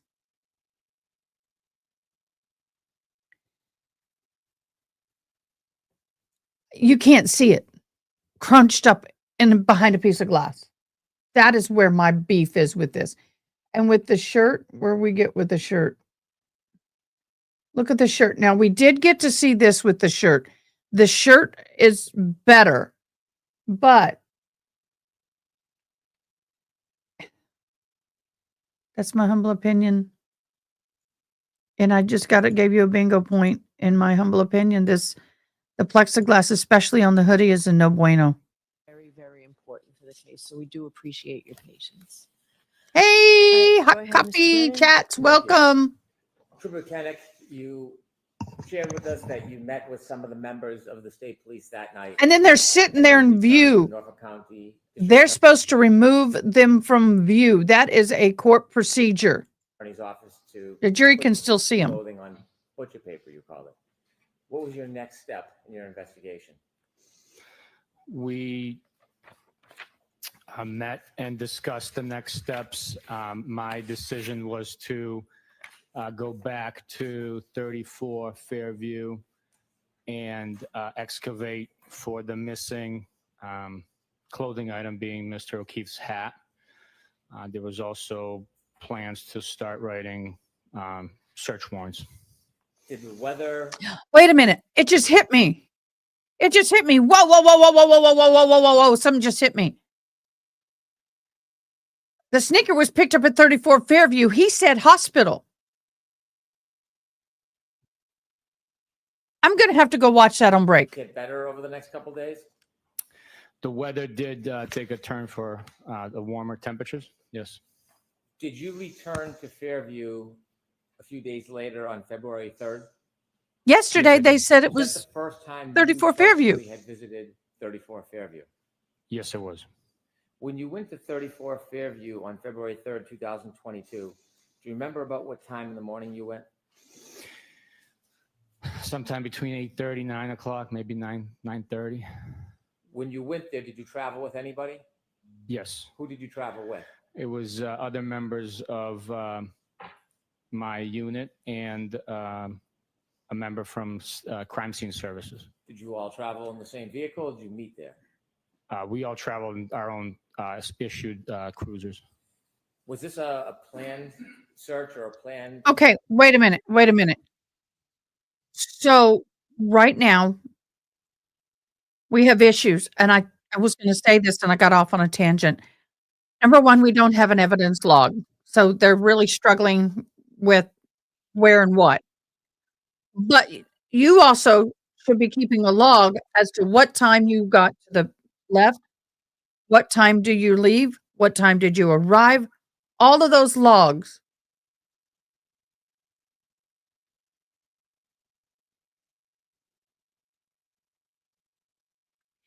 Well, that's my point, Haley. No evidence log. So you can't remember which shoe was found where. Hence confusion.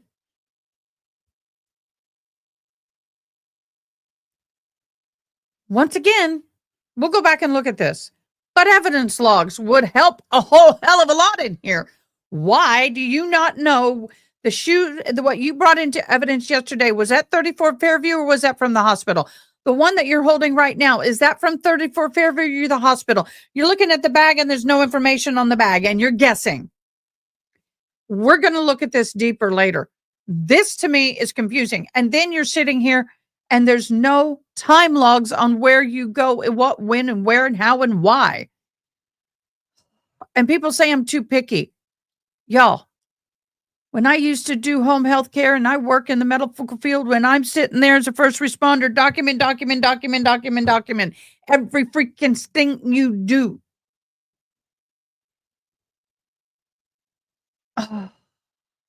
Excavation on February 3rd, Yes, it was. 2022? Yes, it was. Who was there at the scene, 34 Fairview, with you? It was Trooper DeChico, Mike Proctor, and Trooper Evan Brent. And Trooper Evan, last name? Brent. Brent. Was Trooper Brent the photographer? Yes. What type of tools did you bring when you went to 34 Fairview? We brought snow shovels, garden shovels. I brought a like an E-tool, military style E-tool. Was there still some snow on the ground? There was, yes. Did you and the members of the group begin to look for any evidence? Yes, we did. Were you looking on the street or did you move to more on the grass? Objection, Your Honor. Ask it to- It's May What 1st. I can't area were believe you it's May, focused on but at this point? We were focused All right, on that just popped up from my the email. lawn portion of the property by in the vicinity of the flagpole, the fire hydrant, and along the edge of the asphalt. Did you see a berm, an asphalt berm separating the concrete street and the yard? Yes, Were you looking anywhere near the area of the berm? we did, yes. Were you looking anywhere on the street? The street was plowed, but portions of the street still had remnants of snow, so we did check that area, but it was much easier to identify anything because it was clear of snow. Where was most of your focus? On the lawn. As you worked your way through the lawn, did you or members of your team come across any items that you believe to be evidence? Yes. I'm going to ask you to produce some of that evidence to us. Beginning with 535, did you find a number of pieces of plastic? Yes. Could you produce 535? Yes, sir.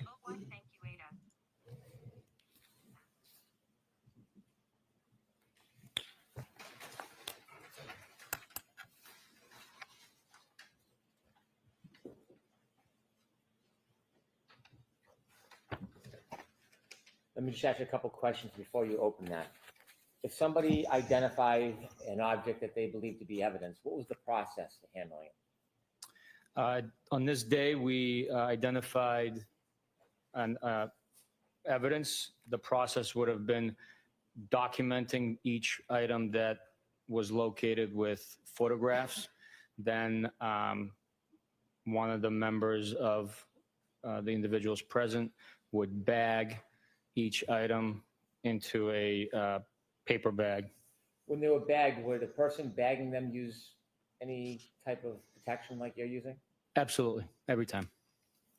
After the items were bagged, was the bag sealed? Eventually it was sealed, yes. When you say eventually, what does that mean?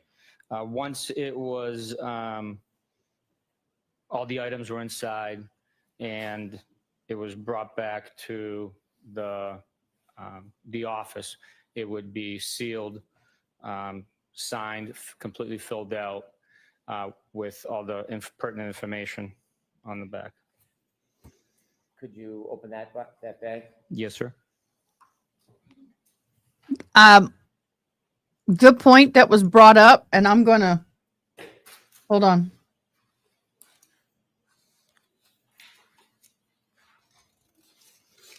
Oh, yes, they were black shoes. Oh, Before you take the pieces out, I'm asking you to look in. Do you recognize those pieces? Yes, I do. What do you recognize them to be?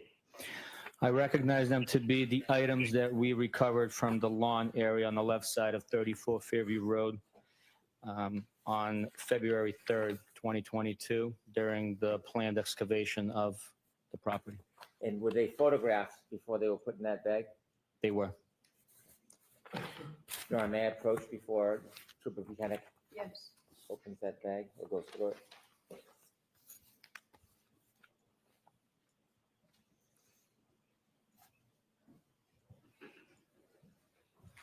Did you show Mr. Jackson?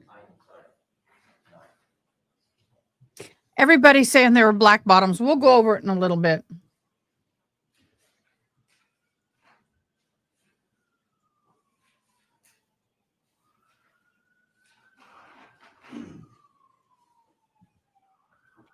hand you a series of photographs and ask you to take a look at them, see if you recognize them.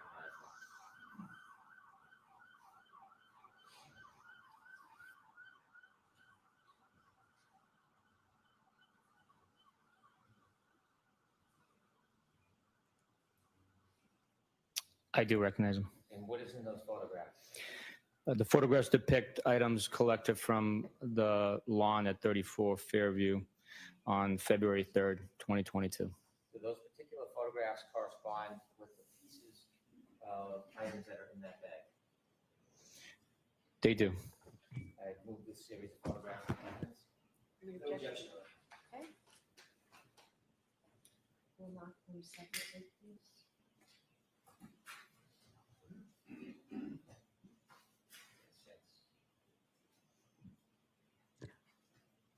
I'm not throwing a tantrum on you, Elena, at all. I'm not asking you to follow other people's opinions. I enjoy the banter. You are welcome. But we too can disagree.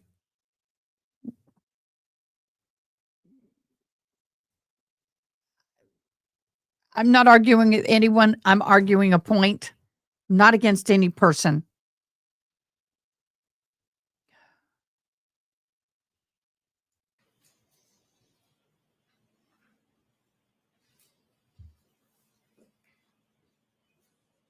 Oh, Angela, thank you for hopping in. You're multitasking. Yay, you're here.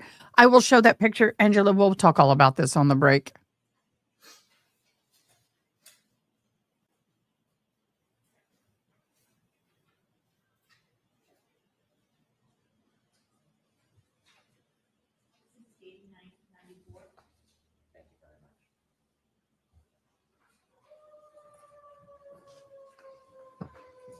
I play devil's advocate a lot on this channel, and I apologize if it frustrates people.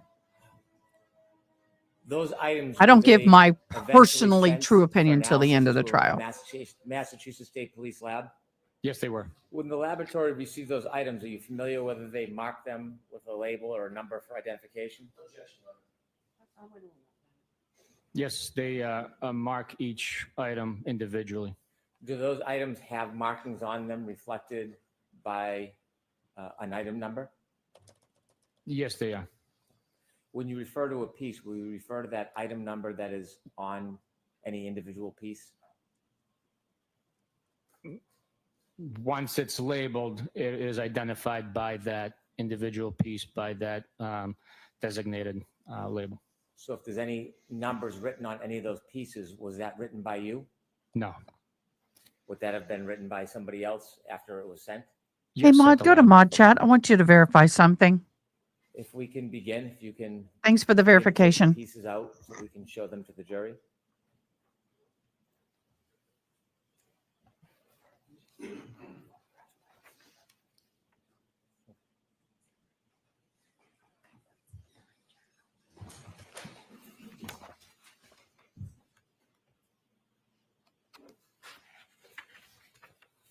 I forgot about that.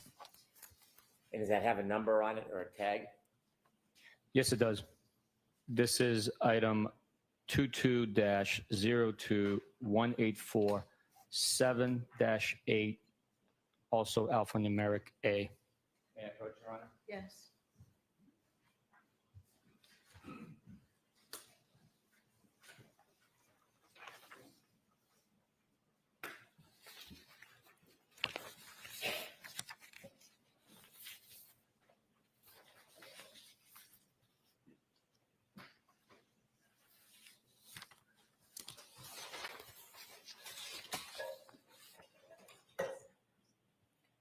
Oh, I welcome other devil's advocates. I really do. I love the banter. I love to spar. Thank you. That's just who I am. Maybe I should become a lawyer. I don't know. I'm still on the fence about becoming a lawyer. I'm more worried about the hard work and the degree going to These two are school. taped together. When you found them, were they taped together? No. They claimed it was a lining part of the tail light. Guess what? I've never seen that part of the taillight and all the people who've broken them. They're taped together by the lab.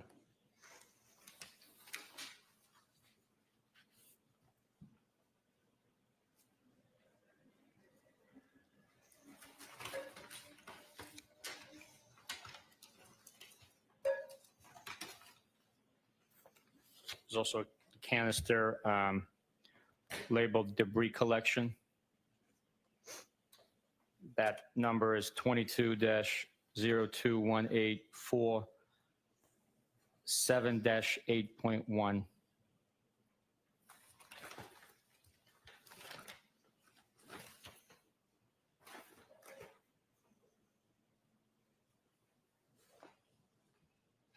Part of the taillight, but that clear big thing, This is 7-8. I don't know where that came from in the G. taillight unless you dismantled it. This is 7-8N as in November.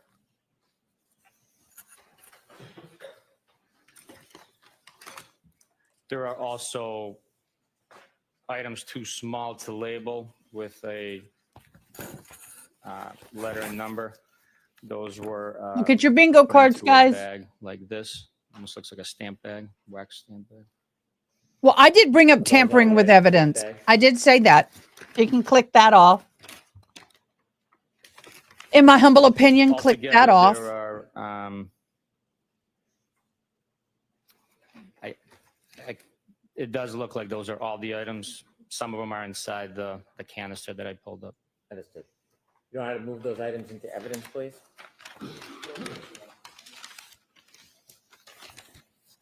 That is true. I will tell you, their claim to the poor photography was that the weather was so bad, they just had to grab and run. Just saying. As a professional photographer, you take it from this angle, you take it from that angle. You take it from 2 to 5 angles. It's always opposite angles. Sir, you mentioned that there was a trooper there photographing the evidence. Yes, sir. Did the photographer take a photograph of the items in place when they were found, or were the items moved to a different location before they were photographed? That day, every item was photographed where it was found. With the court's permission, I'd like to show a number of exhibits to the jury. Okay. Starting with Exhibit 89, which is P490 7690.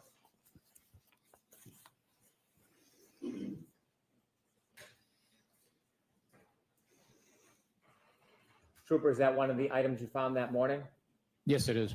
Do you know where, in relation to the fire hydrant or the flagpole, this item Boy, was that snow recovered? melted quick. It was in the general vicinity between the flagpole and the fire hydrant. The area we were excavating was Thank you, approximately Aaron. 40 to 50 square feet in area. Mr. Brennan, can that be expanded, please, so that the viewers can see what you're looking at? Thank you, Your Honor. Okay. Is the item that you recovered on top of that leaf? Yes, it is. Why is the glass of the vehicle? Look how far in from the street you have to go.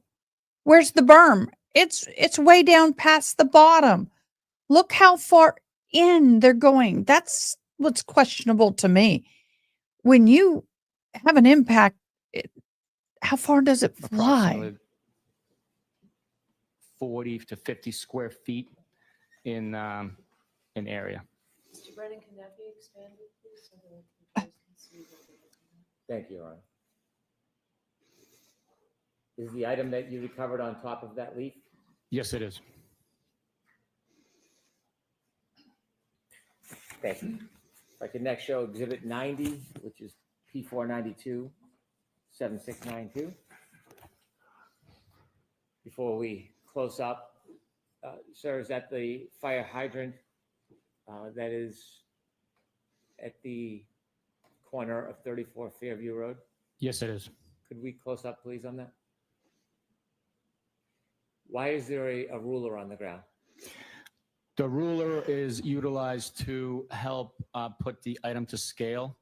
by the photographer from Crime Scene Services. They utilize these measuring rulers for scale of the item that you're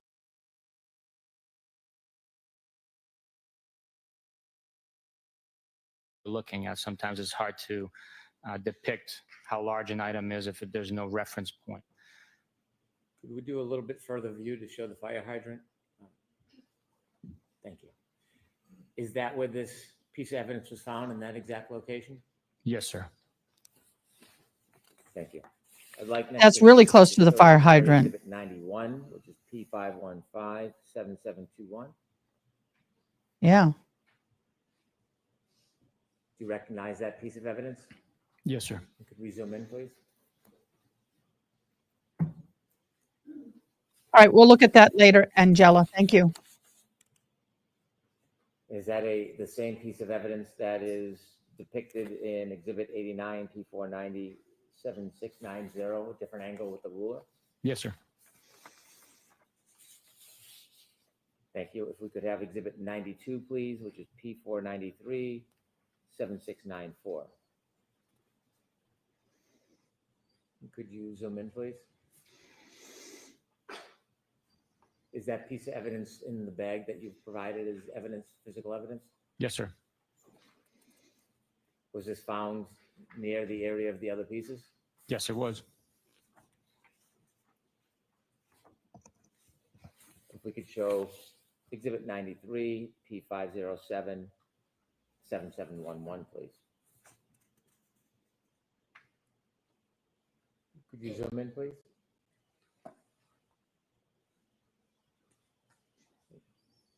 How long did you spend that day looking, you and the team, for pieces of evidence? I was probably 45 to an hour. And finally, if I could show Exhibit 94, P503, 7707. And could you zoom in, please? And this piece of evidence, where in relation to the other pieces was this found? In the same vicinity. Thank you. If you could take that down, please.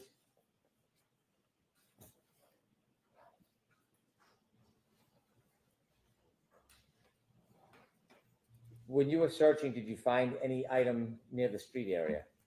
Yes, we did. What did you find? A black plastic drinking straw. Could you retrieve 536 for us, please?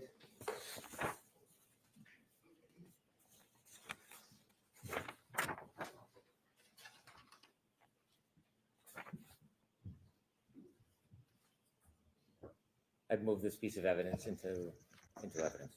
All right. May I approach, Your Honor? Yes, let's get it marked. I'm sorry, Your Honor? Let's wait till it's marked.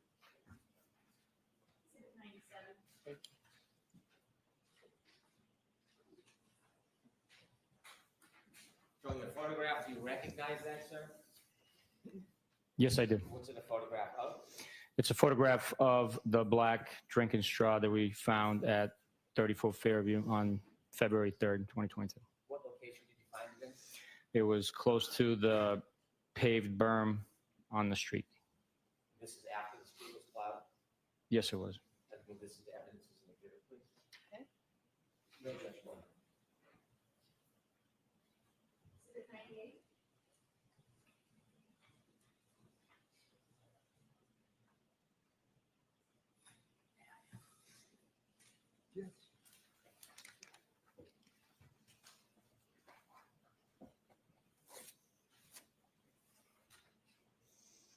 I'd ask you to open this and show it to the jury. Yes, sir.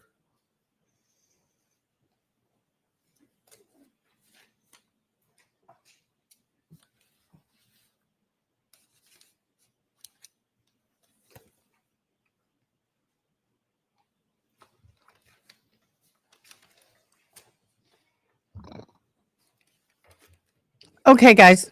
I wanted to pay attention to something because I wanted to make sure I was not the only one.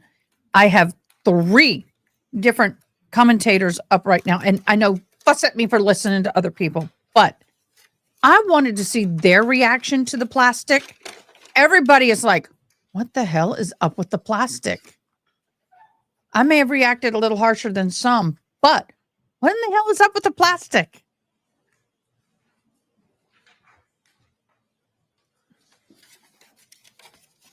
Everyone's going crazy over the Commissioner, I'd shoe. like We'll go to over that show again Exhibit during 98 break. To the jury, Okay. and that is P4887688. All I can say is this guy is not helping the prosecution with that shoe mess up. Sir, could you look at that photograph? Okay, this is And this is in Gentlemen, the could you- this is what I want to know. Northerners, help me out. Help me out. Okay. When we have snow and it's this thick, which is about all we get. We're lucky to get 2 inches, if that. Okay, June, thank you. And at 8 o'clock in the morning, it's 2 inches. By 5 o'clock in the evening, it looks like this. So if you have 8 inches of snow, how in the hell are we having grass? Is that normal for you to have 8 inches of snow melt within 5 to 6 hours and it barely be over 32 degrees? Can someone explain this to me? Close. Do you recognize what's in that photograph? I do. And what is that? That is the photograph of the straw we picked up from the street in front of 34 Fairview Road. Could we zoom out a little bit, please, Ms. Gilman? Is that the area where you or your team recovered that straw?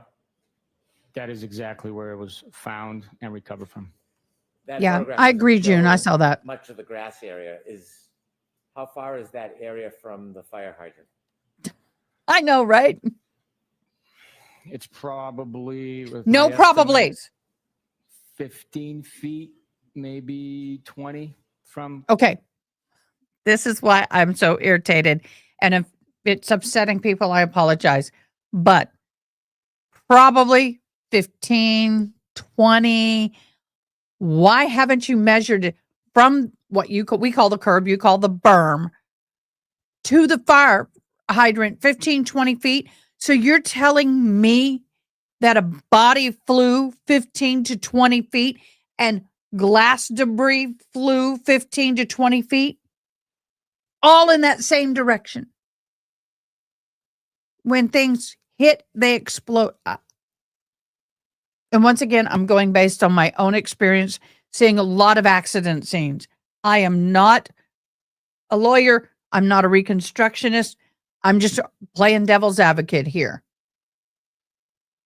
What time of day is this exactly? When was this picture? What time of day? How far is it from the berm, this line here, to each individual piece of glass, plastic, whatever you want to call it, tail light, every single piece? I want to see a ruler. I don't see a grid. I don't see maps. I don't see distance. And probably guessing is not good enough for me to hang somebody's life on. I wouldn't mind I don't The want my fire life hydrant, hung on it's- guessing. Yeah, it's probably 15 to 20 feet. If I had to Probably estimate. 15, 20 feet. Really? You mentioned that one of the items that you went back to Fairview to try to find was a hat. Why were you specifically looking for a hat? I had learned that Mr. O'Keefe was wearing a black baseball hat the night prior to the incident. So with us recovering the clothing from the hospital and the hat was not part of that pile of clothing, we needed to see where the hat was. That could have been a lead. That could be a clue of where Mr. O'Keefe was last prior to being discovered. Did you or the team ultimately find a hat that morning? Yes. Could I have you produce 537? Yes, sir.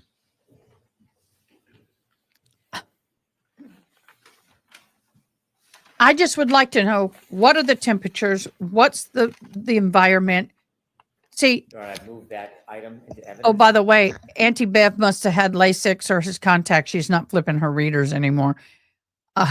No, they're in her hand. I'm teasing. The thing is that if you're doing an investigation and you arrive at 5 p.m. and there's snow, you need to be documenting the temperature.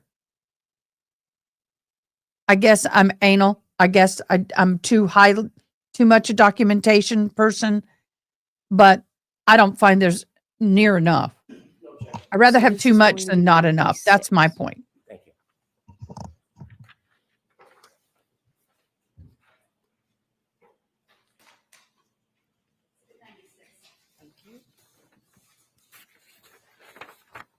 With the court's permission, Look at that bag. you open that. Look, what is filled out on this bag?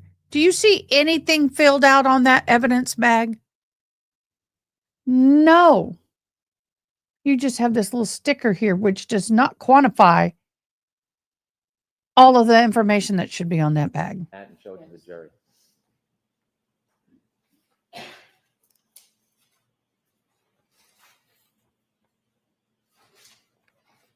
Okay, and you may be commenting too quickly. Because sometimes if you comment right back, they don't like it. Leave a minute, half a minute between comments.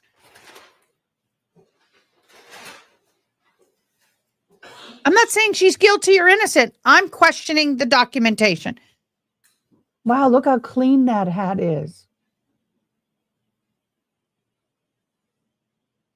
And wow, that's pretty cupped in. My daddy cupped his, but not that much. Look how clean it is.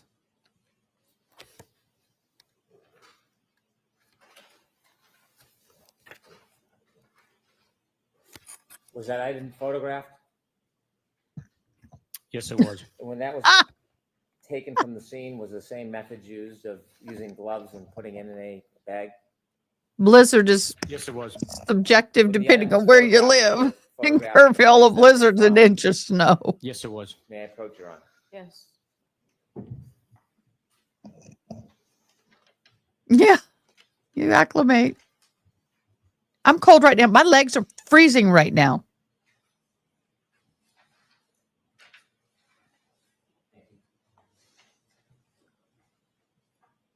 So I'm showing you a series of photographs. If you take a look at it, the first one, I- you recognize that photograph? I do. What is it?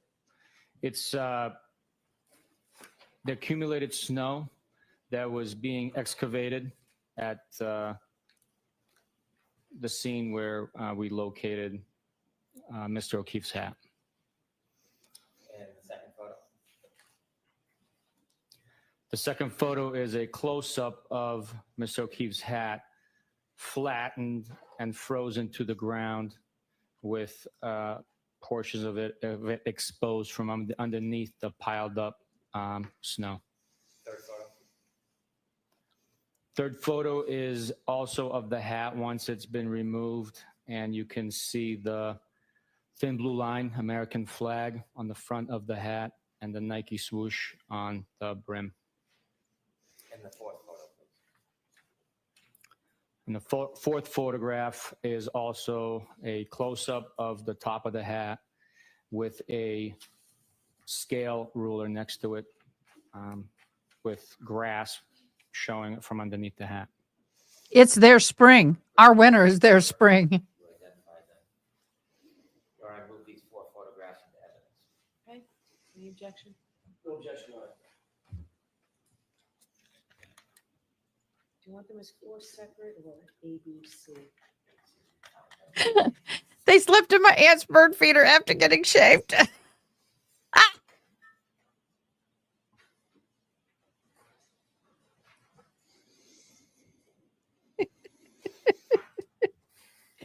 Oh, I wish you could see what we're seeing in Mod Jet. That's good. I'll show this at break. I will show that at break. That is so good. I miss that show, The Golden Girls. There's a little gif from Golden Girls.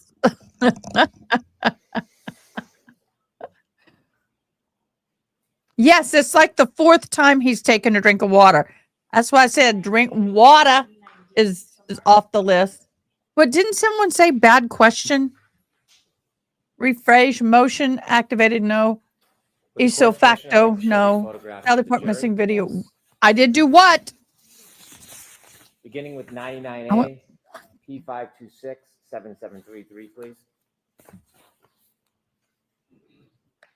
Once again, Could you close up? how please, far for from the picture? body? How far from the Sir, pole? can you describe what How you see? far? Yes, that's How far? How far? How far? Look how deep that snow is there. That's freaking deep. Yeah, I can see 8 inches in that. So tell me, how in the hell do you have 8 inches and it looks darker in that photo? the excavation track by one of the members at the scene. You could see the hat frozen flat to the bottom, or on the bottom of the snow, right on top of the grass. It was under approximately 1.5 feet of snow that had accumulated in the area. We could next show 99B, P527 7735. This is again, the close-up of the frozen flat hat to the grass at. Oh, yeah, I'm 34 not Fairview disagreeing Road. with the dark. Next is 99C, P529 7739, please. Yeah. Once pulled out and flipped over, again, this is the same hat. Why didn't you video the process of removing it? Your phone's video and photo. I would have videoed the snowblower, video your manipulation of evidence. Belonged to Mr. O'Keefe that was discovered frozen flat to the grass at the scene. I love my mods. I love you guys. You keep me Thank you. keep me sane. Down, please.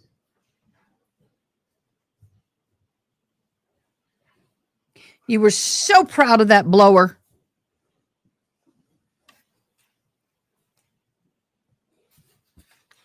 Did you search the entire front lawn at that time? No, we did not.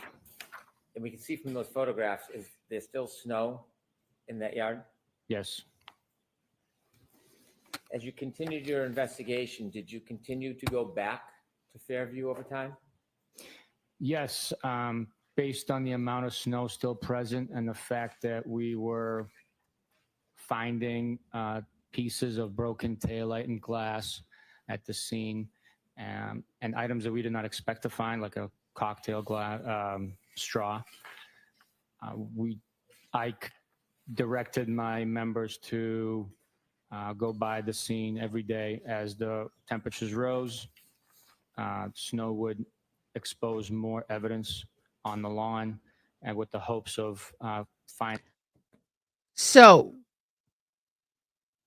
you're telling me you would excavate a certain amount of the yard where the snow had melted to the grass, and then you would leave and wait for more melting to go get more, leaving that whole entire sea contaminated. I mean, uncontrolled, unmonitored. Dude, you can manipulate a crime scene. That's Finding each and every item that was present. On February 4th, the next day, 2022, did you receive a call? Yes, I did. And not what was said, but who was that call from? I believe it was I don't want you to guess if you don't know. Was the person a member of any group? yes, From what group? it was Canton Police. As a result of receiving a call from the Canton Police, or someone from the Canton Police on February 4th, 2022, did you go anywhere? I was already en route to 34 Fairview to conduct a directed check of the area. When you say directed check, you drive by every day on your way to work? I told my members on every day to work and home to make sure someone's checking the lawn make sure that any evidence that exposes itself through the melting snow would be identified and collected. As you were on your way there, you received a call from someone from the Canton Police. Yes, Did you arrive at 34 Fairview on February 4th, 2022? I did. When you got there, did you see any more items? Yes, I did. How many? One item, a larger in size red taillight piece had revealed itself, and it was collected. Could you produce 710, please? Yes, sir.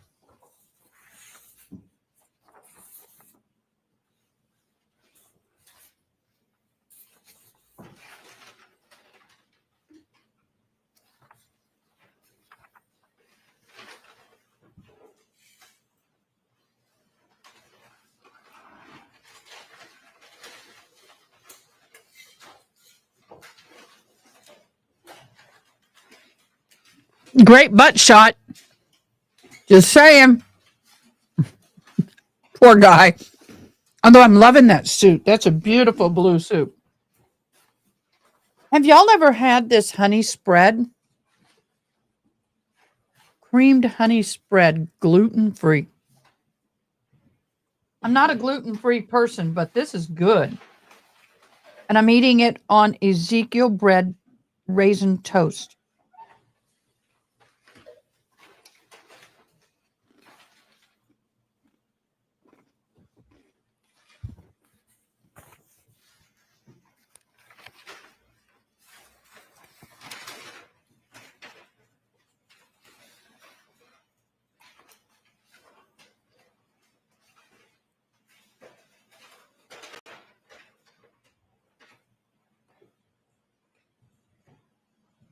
Is that 710, sir? 7-10, yes, sir. I'd move that item into evidence, please. No objection.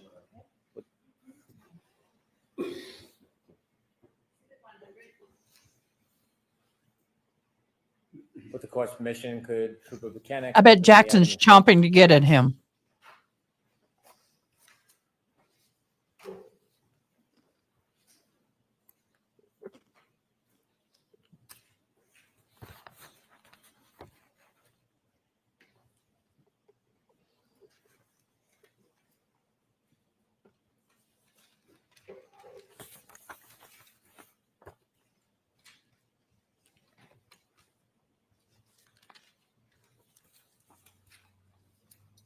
And what I like about this spread, it takes so little to get a good flavor.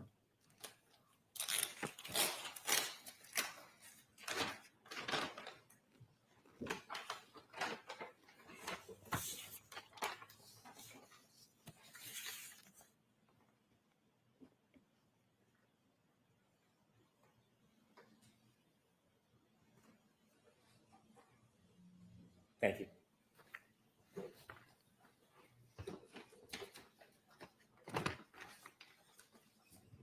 We're not gonna, Did We're good. anybody photograph that item where it was found? Yes, there was a photograph taken. Did you take the photograph? No, I did not. How did you receive the photograph? It was attached to the Canton Police reports that were provided. Canton Police documented that item in place. May I approach? Yes.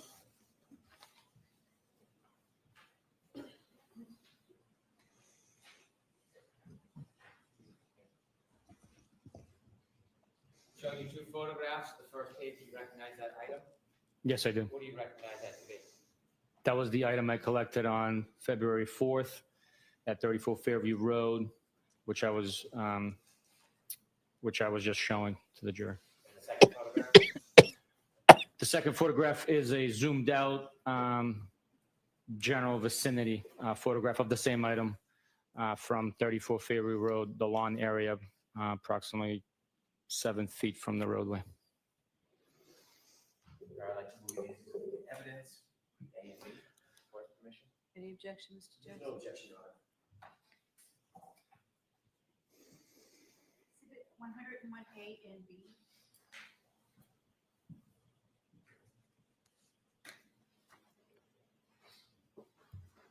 court's permission, I'd like to show those photographs to the jury. Yes. P46, please.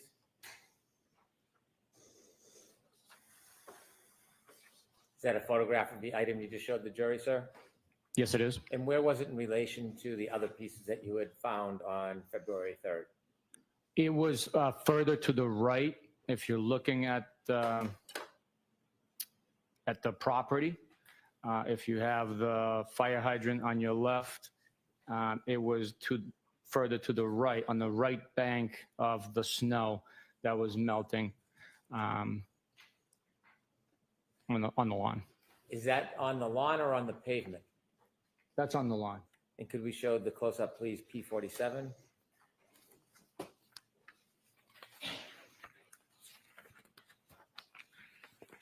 Thank you. You could take it down, please.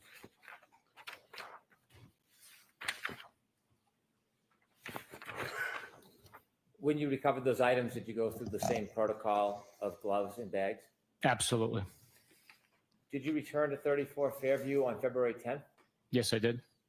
Was the snow in a different state than when you last left it on February 3rd? Yes, it had receded significantly. When you went back on February 10th, were you with anybody? I believe I was with another trooper. Do you know who that was? I don't remember. I'd have to refresh my memory. Was it Michael Proctor? It might have been, yes. Could you produce 7-11, please? Yes, sir.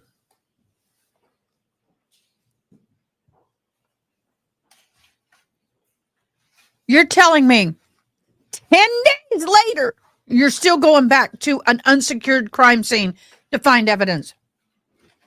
10 days later. Well, this is where I have a problem.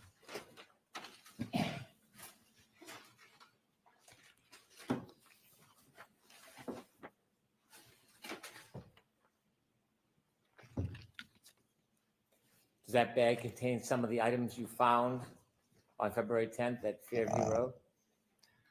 Yes, it does. I'd move that into evidence, please. No objection, Your Honor. Okay. Exhibit 102. Can you describe generally the size of the items in that bag?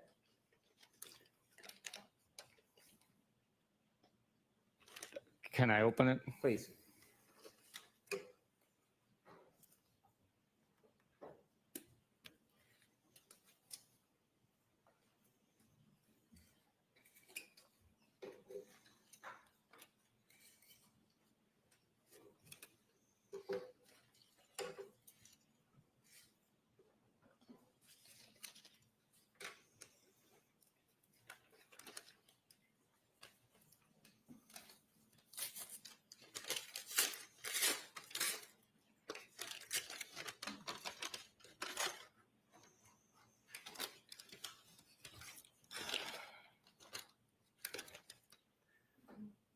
Generally speaking, there's 6 plastic pieces of clear and red and black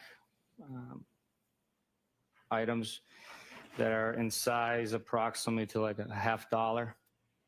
Without going through every one of them, can you just pull out one red and one clear to show the jury a representative sample of what's in the bag?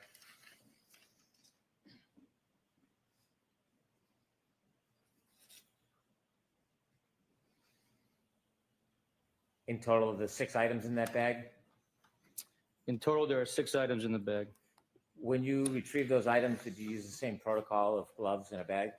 Yes. Did you photograph these items when you took them? Not on this day, no. Why not? We had been to the scene so many times.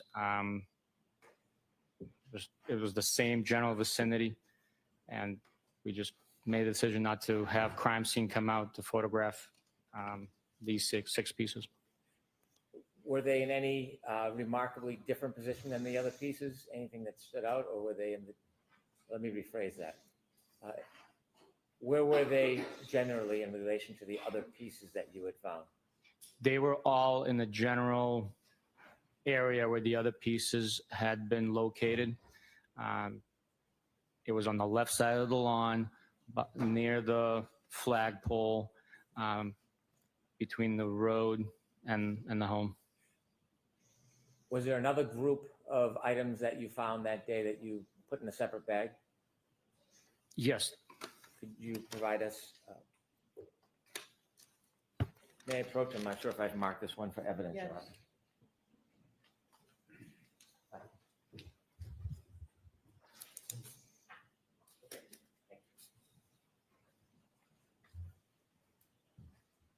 Could you produce 7-12, please? Yes, sir.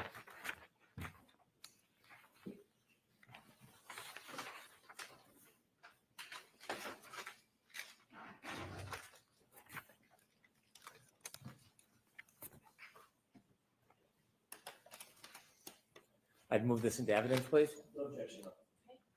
With the- Exhibit 103. With the court's permission, could Trooper Buchanan open the bag? Yes.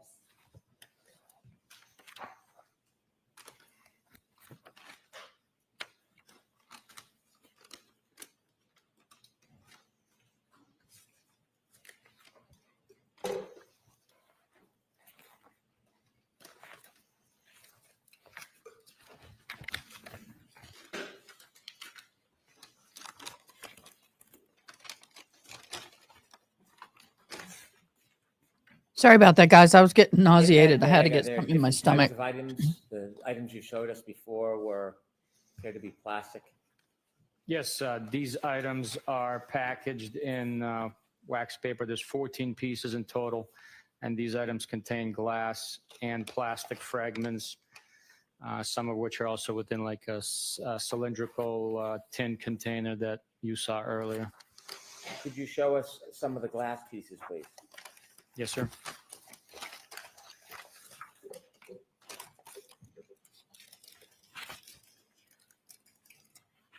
I'm gonna have to open the wax bag. Please.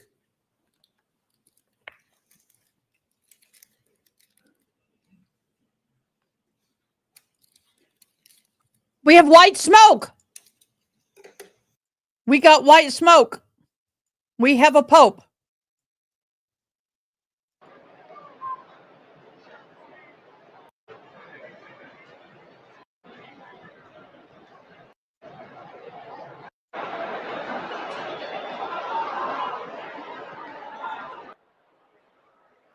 We have a pope. Look at all the birds up there. I wonder why. Mhm.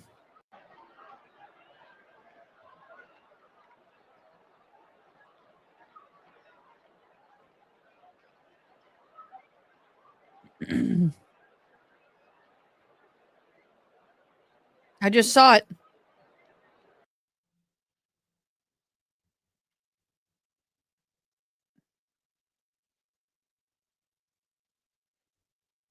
There it goes. So we will be breaking in.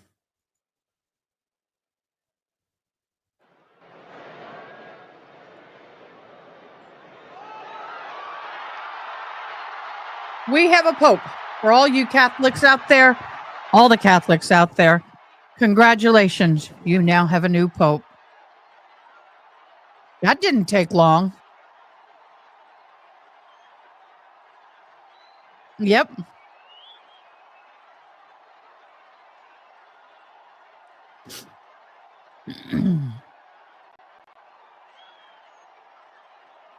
So right now, the new pope, is probably in the room of tears, putting on the vestments, and will be coming out soon. We will.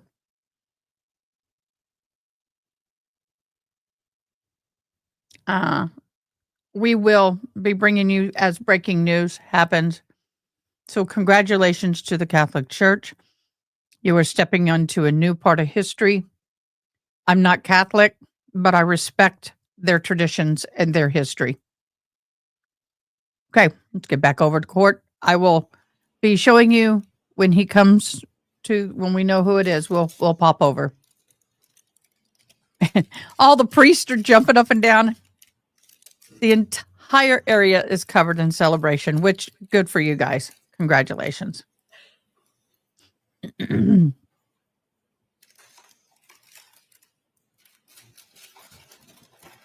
I know, right? The birds want their moms to see them on national Stand so TV. people in the back can see.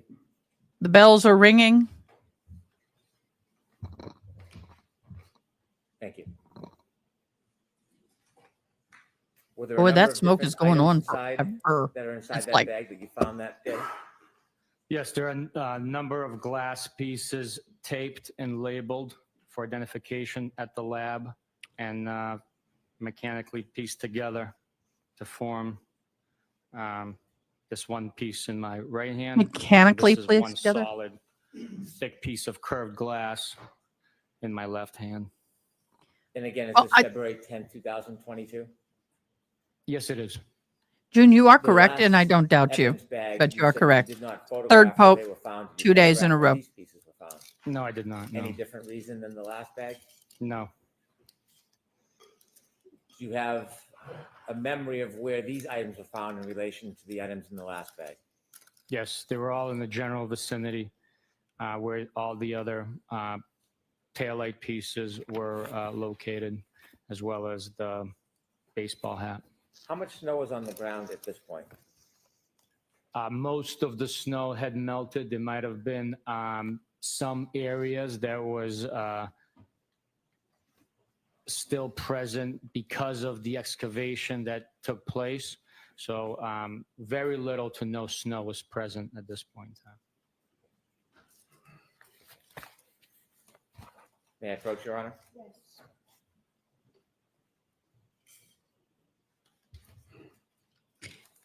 The Pope will now be the head of the Catholic Church with over 3 billion followers. It is 6:10 p.m. their time. Of course, we do have a probably minute delay in video, but Is that all the pieces that you have that you were part of finding or retrieving from 34 Fairview Road related to plastic or glass discovery? Yes, sir. Did you continue to work on this case? Yes, I did. At some point, did you receive video from a number of different locations? Yes. Where were you part of retrieving or receiving video from? I was part of retrieving and receiving video from CF McCarthy's, the waterfall. There was also video that was collected from other agencies and entities. Did you seek a search warrant or video evidence from a company called Ring? Yes. For what location? For the Meadows Ave location, Mr. John O'Keefe's residence. Did you receive video from Ring, directly from Ring? Ring sent over files with Ring video. Was that by link, by a computer? I'm not sure how it came in. It was via the internet. Did you view all of the files that were produced by Ring? At some point, I reviewed all the files, yes. Was that pursuant to a subpoena? I'm sorry? Were the Ring videos produced pursuant to a subpoena? Through the search warrant, yes. We Search. requested it through the search warrant. That's the way that these providers, service providers, respond to court legal service. Were you aware that some cruisers or the cruisers at the Canton Police Department had dash cam video? Yes, I am aware of it. Did you obtain and review video? Yes, I did. Have you seen other video from the Canton Police Department? Yes, I did.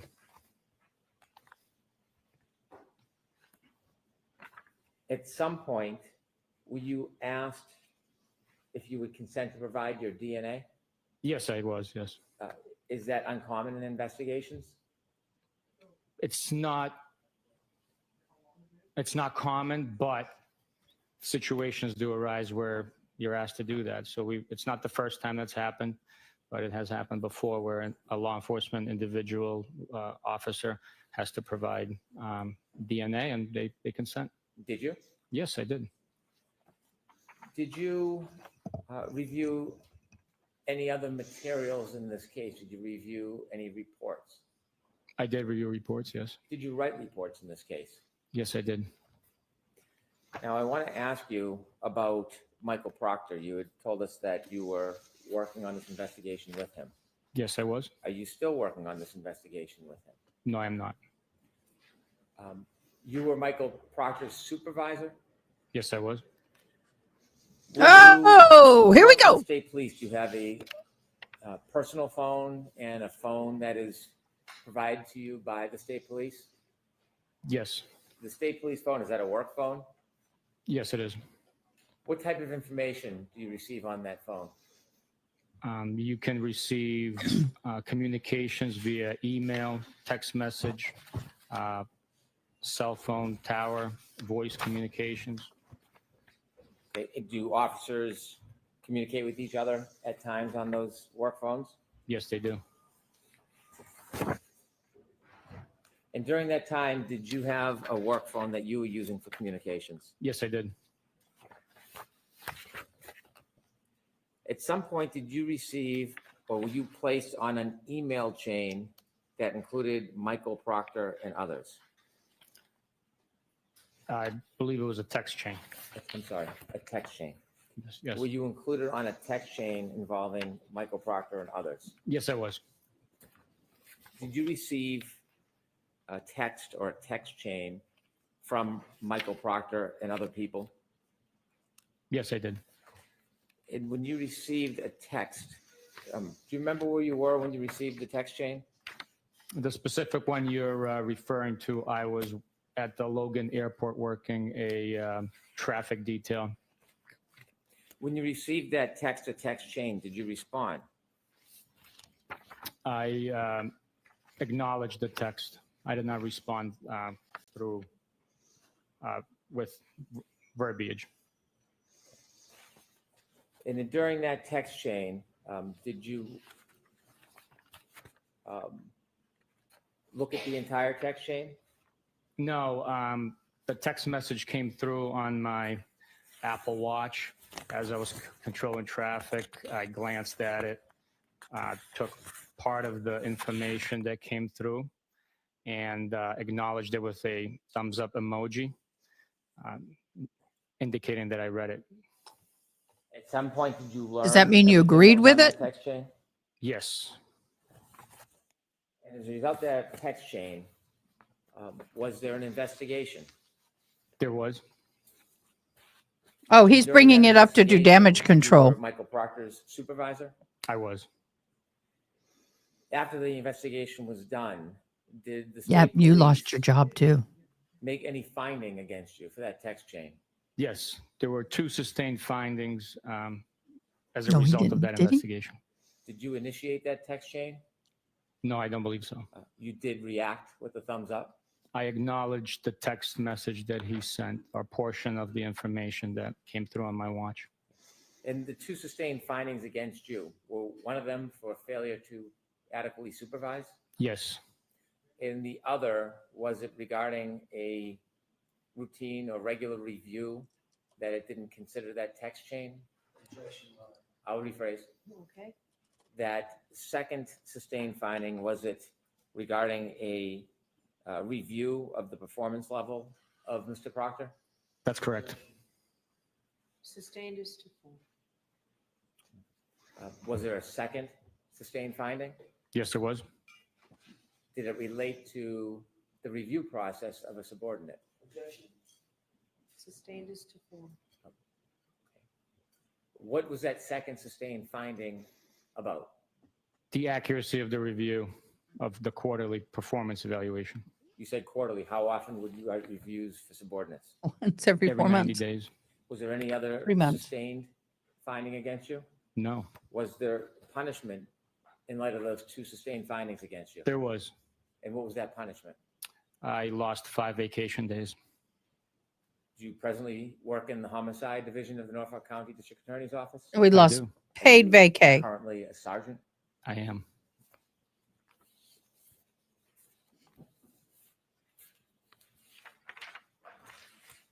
Have you ever reviewed that entire chain that was at issue?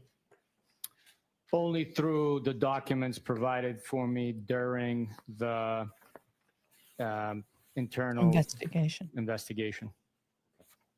May I approach, Your Honor? Yes.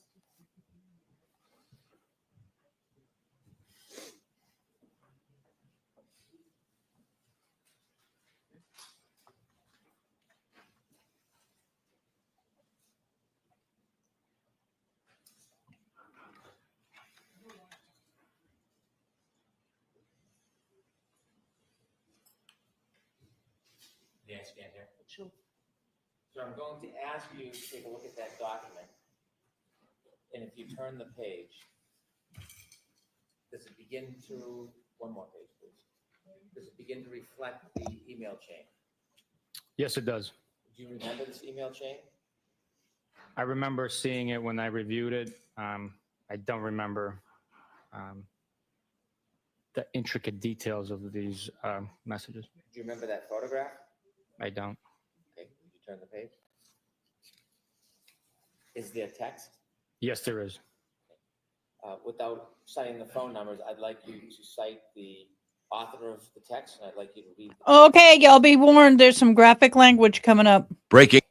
Here we go. Do you want me to date it in time or no? Sure. August 17th, 2022, 9:44 p.m., 25 seconds. Funny, I am going through his retarded client's phone. I'd like you to read all of them, please. Next one, no nudes so far. I hate that man. I truly hate him. Can you give the author for each comment? And can you start again, because I want us to understand. I'm sorry, can you repeat that? The author, whoever makes the comment, I'd like to have the name of the author. I'm sorry, this document does not identify who the author is, sir. Oh, that's one way to get around it.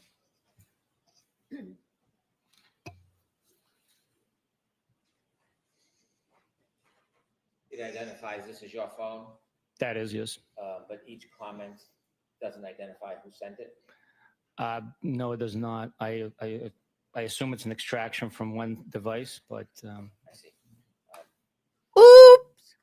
Brennan, If you should made have your any ducks in a comments row. yourself, would you tell us?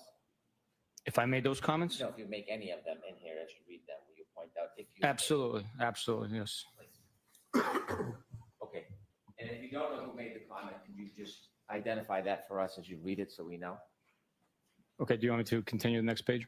Why don't we start over, because I Okay. should have been more clear in my direction. Could you begin again? So in the beginning, it says, funny, I am going through his retarded client's phone. Is that your comment? No, it is not. Okay, next. It appears to be the same person because of the way that the extraction happens, and it says no nudes so far. Again, I believe it's the same person because all of these are identified as sent. It says, I hate that man. I truly hate him. Do you have any belief that's Michael Proctor who was writing these? Yes, I believe Okay. that is. Next, please.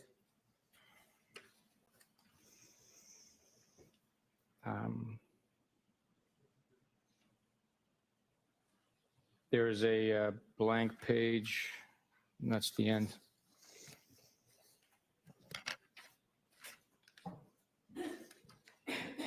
Yeah, he's doing damage control. Trying to be quiet so we can listen, but in my humble opinion, which doesn't mean much, Did you say you were? he is getting out in front of suspended this. 5 days or lost You're 5 days correct, Jim. vacation? Lost 5 days of vacation. And have you continued on your case? That's it. Yes, I have. I want to go back to the evidence that you reviewed in this case. Okay. I think if he would have responded, Trooper Proctor, this is inappropriate conversation. You need to cease and desist. He probably would not have been disciplined. But well played. Well met. Y'all know what that's from? Tell me. Did you get to look at the Ring video for John O'Keefe's home at Meadows? Yes, I did. Did you Karen review the Reed. video over a period of time of January 28th and January 29th? I did. What were you looking for? We were looking for activity to get a timeline. During investigations, different sources provide you information that can develop into leads. It also helps verify witness statements. It helps verify information that's coming in. We always trust, but we always verify the information that we take in from individuals we do not know. So although it could be a cooperating witness, you still have to verify that their information is accurate. Not that they might be intentionally misleading you, but 3 people can watch the same event and observe it differently. So it's good to talk to individuals and pick up on different facts that they remember, giving you a whole picture of what took place. Good point, Did you June. review ring video for January 28th, 2022? And But this January is 29th, damage control. 2022? I did. With the court's permission, I'd like to show a number of segments of the video from January 28th, 2022. Okay, the one that's already in evidence? It is, it's Exhibit 6. Okay. If you see me looking off, I'm waiting. They've got the. This is what I'm kind of keeping an eye on is the papal thing for you guys, so y'all don't miss it. Those of you who are Catholic.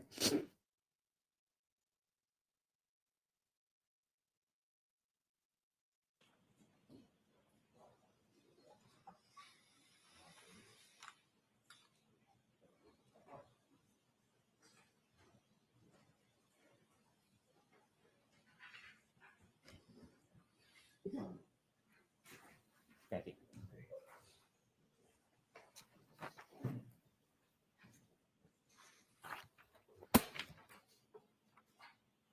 When you reviewed the video from the ring that Ring provided for Mr. O'Keefe's home on Meadows for January 28, 2022, did you review it from the morning time at about 7:18:55 throughout the evening?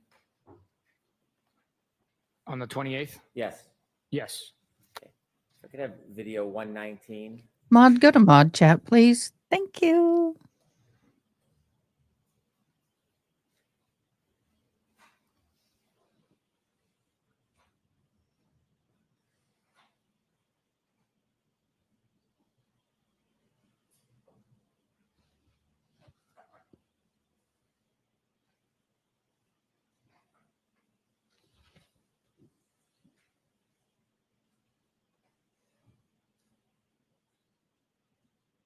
That's a pretty tight drive with a vehicle sitting there.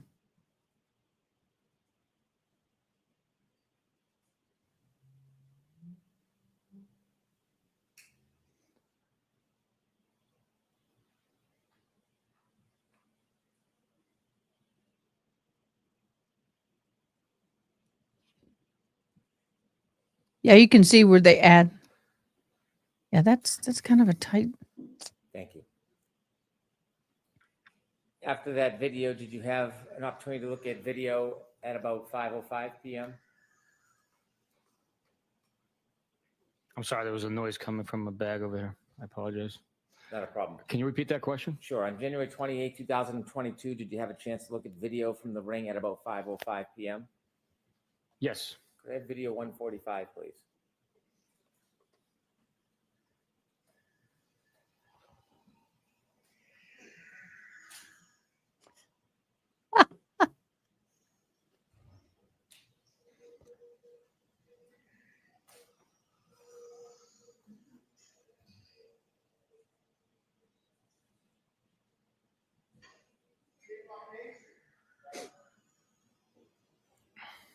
Thank you, Ms. Gilman.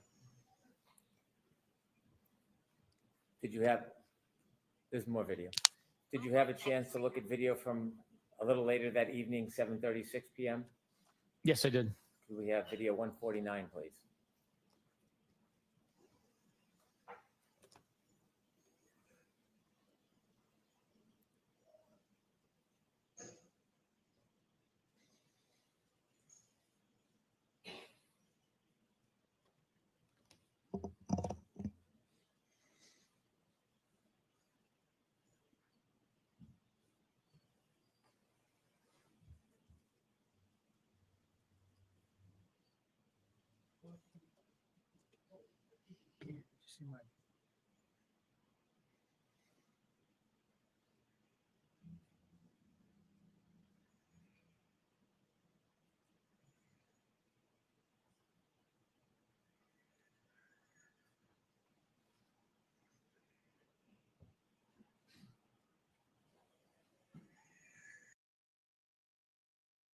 I'm going to freeze out. I want you to see this real quick, guys, for those who are, we got pomp and circumstance.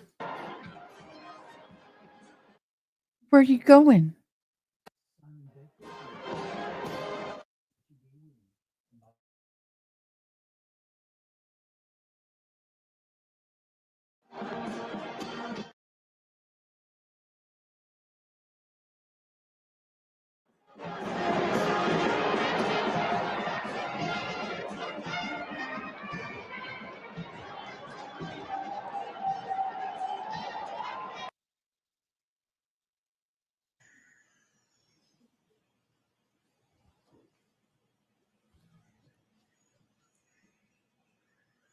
Thank you. In your investigation, did you learn that the defendant's phone connected to Mr. O'Keefe's Wi-Fi at his house on January 29, 2022 at 12:36:39? Yes. Did you look for any ring video for that time, 12:36:39? Yes. Was there any ring video on the production that was sent to you by Ring for the time period of around 12:36:39 on the evening of January 29, 2022? There was no ring video for that time frame. Did you look for ring video? What time frame was around there a ring video? 5:07:58 When did it quit? that morning on January 29, 2022? Yes, I did. Could we see video 153, please?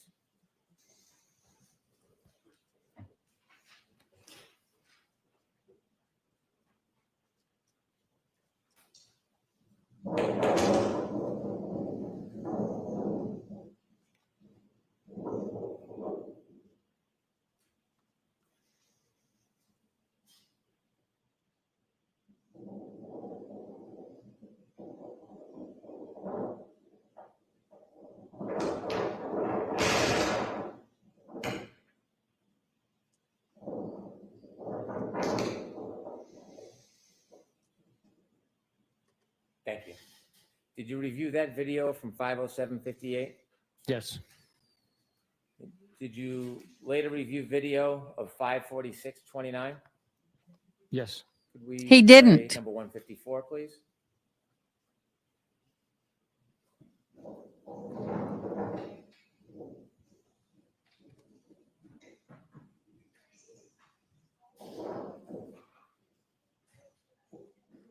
Could you stop that, please?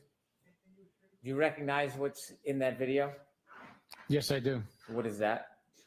That is top left corner is Mr. John O'Keefe's vehicle.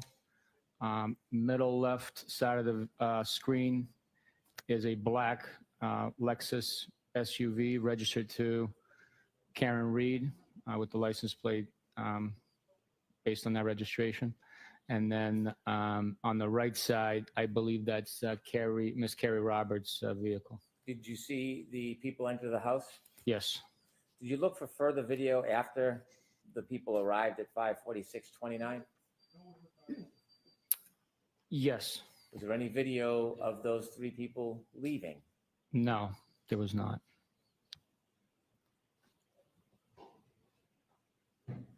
Was there later video at 7:05:16 a.m.? There was, yes. Ms. Gilman, can we see video 155, please?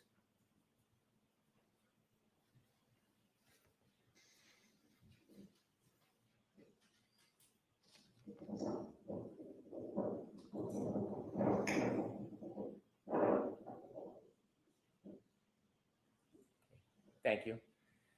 Did you later see video at 8:23 a.m.? Yes. We have exhibit or video 159, please.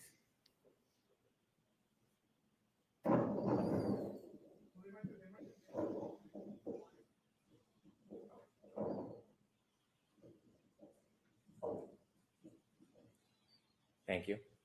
Did you later see video at 10:36:28? Yes, I did. Could we have video 161, please?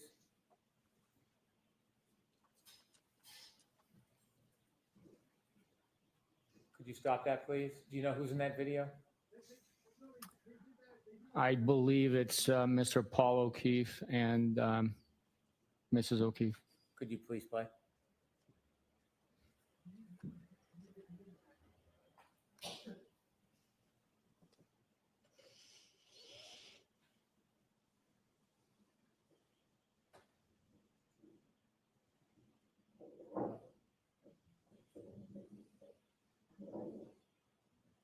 One thing I want to say about the backing up is when you have contrast of a fence and asphalt and a vehicle, it's easy to not hit something. But when everything is all white, sometimes and it's dark outside, you're panicked. You don't have those references. You have the white fence and the black or the gray asphalt. You know what I'm saying? So I can see how she could have backed into him in the middle of a blizzard. Okay, thank you. Did you later look at video of 12:04? Yes. And could we please play the 1-minute segment of video 165?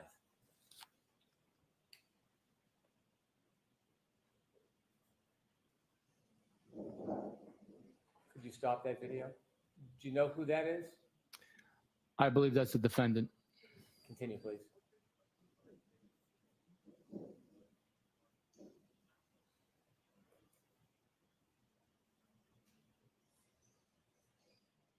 Could you stop that? Do you know who exited the car? I believe that's Mr. Reed. Okay, continue, please.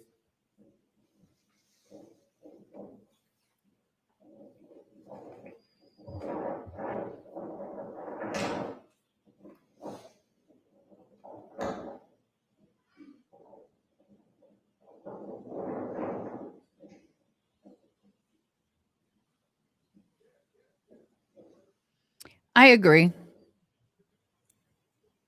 Thank you. Did you continue to watch the video from the driveway Yes. during that time period? Yes. Did you see anybody else get out of that car that was in the back? Yes. And who did you believe you saw getting out of that car? I believe it was the defendant's brother and possibly his companion. I don't know who that is. Did you have a chance to watch the video? Yes, I did. At 12:35 p.m., could you play video 174, please?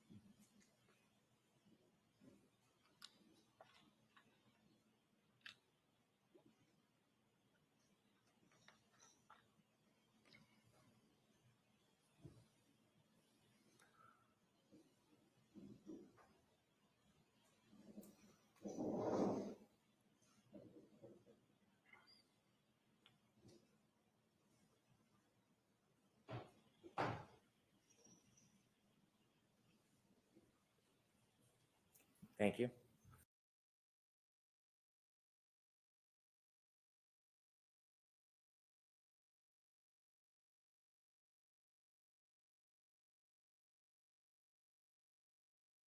That sucks. Marching up and down that hill and that incline. But there's a lot of pomp and circumstance, so we're getting close. Did you look at video from 12:40? Yes, I did. We have video 171.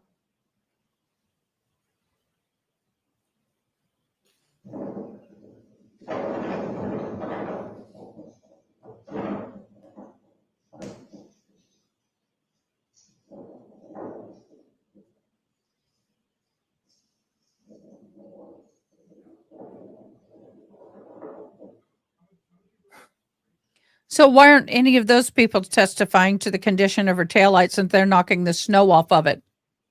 Just curious. The Pope is also the Bishop of Rome. That's a fun fact. Thank you very much. Boy, there was a lot of people. Now they're swarming in. Swarming.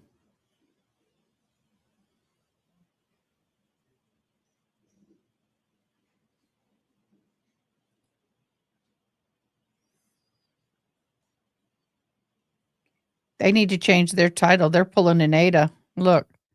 No, oh, never mind. No Pope chosen. It's what keeps saying on their title. They need to change it. 175. Black smoke rises. Yes, it is her father. Oh, all the priests and bishops and everybody are coming.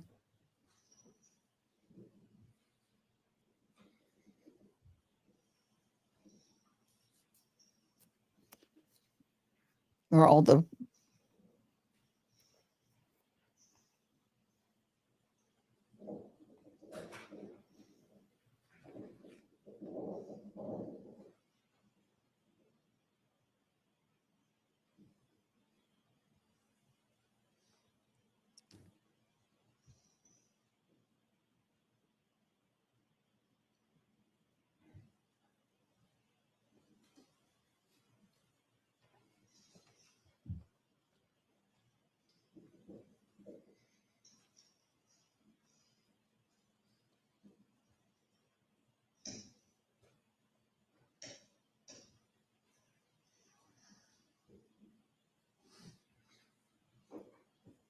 Thank you.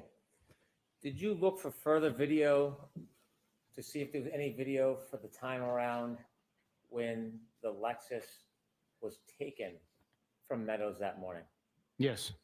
Was there any video that was produced that shows the time around before and the time that Lexus was removed from that driveway that morning? There was no video, no.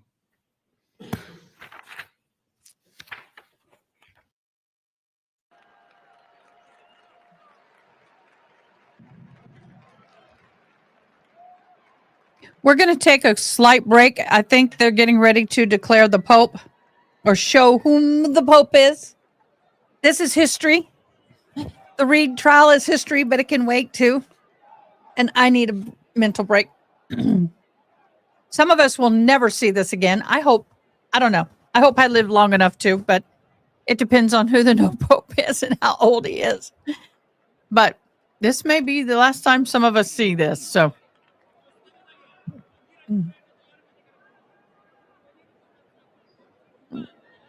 This is historical, so we're going to take a quick break. We can zoom through lunch, too. I got to tell you, those uniforms are hot and heavy. I would hate to be wearing that velveteen.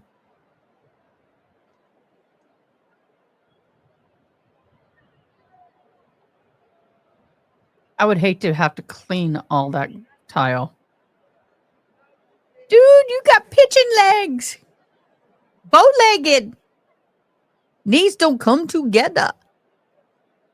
When I was in band, my knees didn't come together, and I could swing the clarinet through them.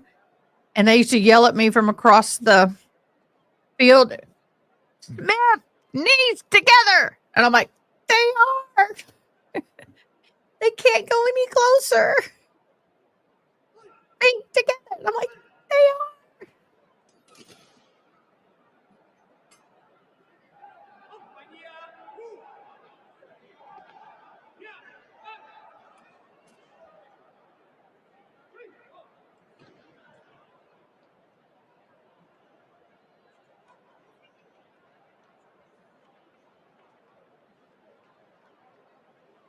Yeah, that's kind of a tight record. 3 popes since 1978.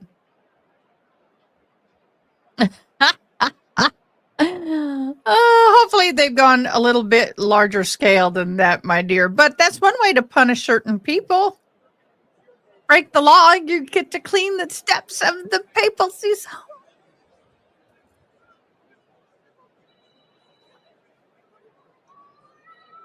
Now, is that always draped in velvet, or do they just do that when they know they're going to have to be out there? I don't know. So,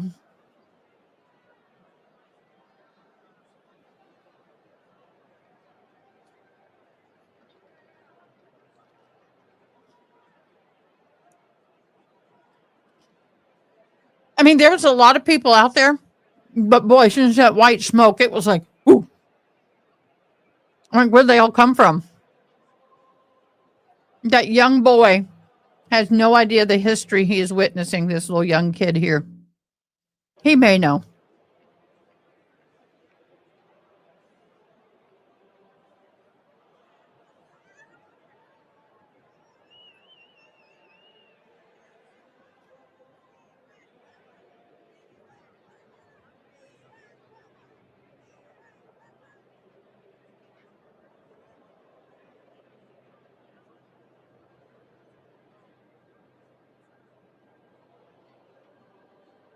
That's true. I forgot about that. But again, and I was only 7 years old, boo. In 1978. I met Pope John II when he was in San Antonio, along with millions of other people. Uh-oh.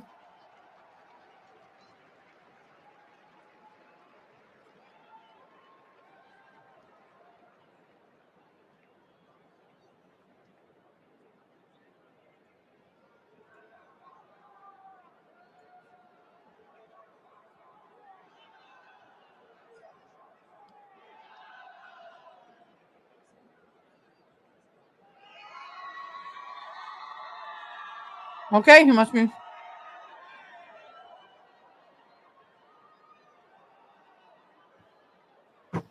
Look at all the security people laughing. The police are laughing. It is a time for celebration, y'all. No matter what faith you are, you don't have to. I respect the tradition.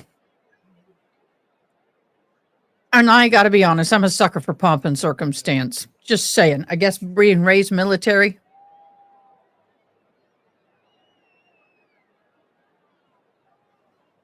Yes, she's our insider. And she's our insider. You're Catholic, correct, June?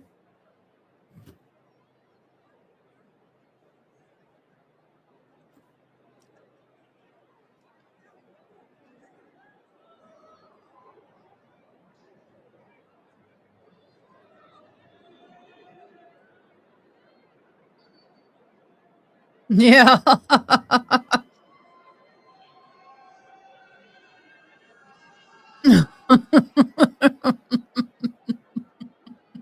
Hmm. So you're a Catholic insider.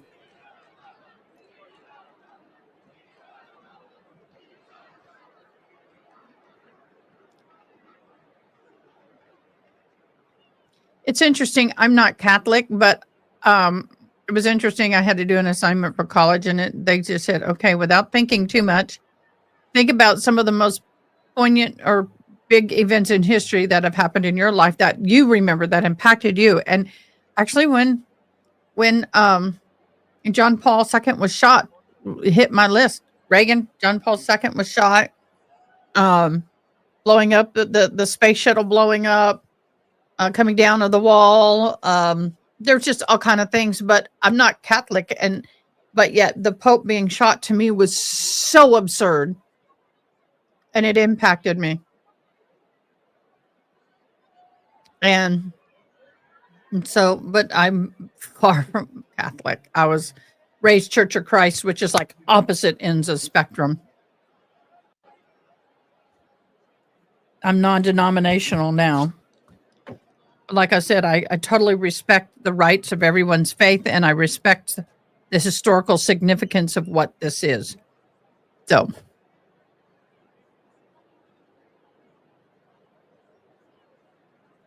okay, we don't have much. We're going to continue back over here. I will keep an eye out on it. They were, but When you were as at the June Sally said, the Port, did you last get an 3 opportunity popes to were picked look within at 2 the days. Lexus's rear taillight area? Yes, I did. Did you get to make observations about the damage that you viewed that morning? Yes, I was. Look, I don't agree with that, and I don't care who created it. It's disrespectful.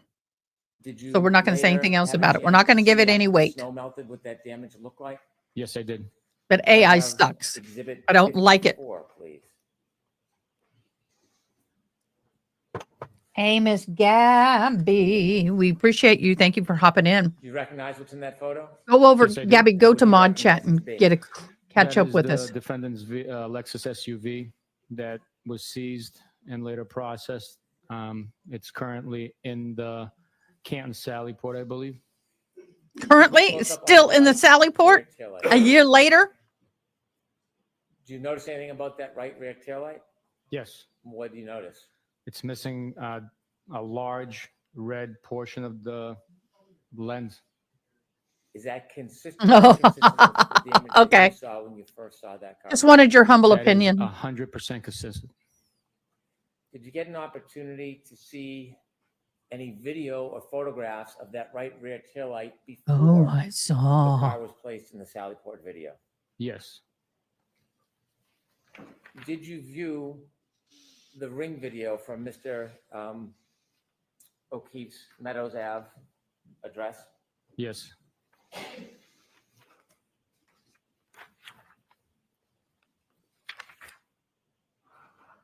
This is not a sanitary Go back place. to video 153 from Exhibit 6.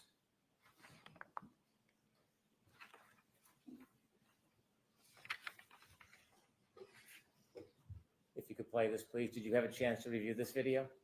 Yes. Is this at 5:07:58 And look, a.m. with all the June white and all 29th, that, I can 2022? see how she could have hit him. It's depth of field and everything is all.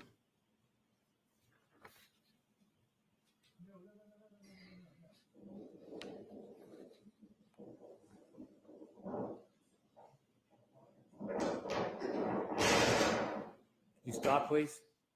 Do you notice anything about the right rear taillight in that video? Yes. What do you notice?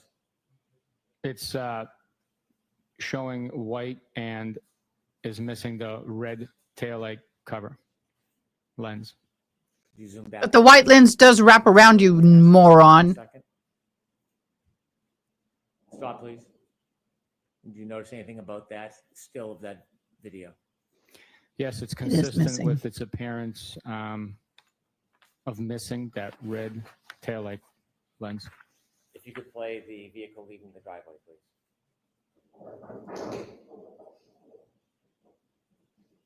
Thank you. May I approach, Your Honor? Yes.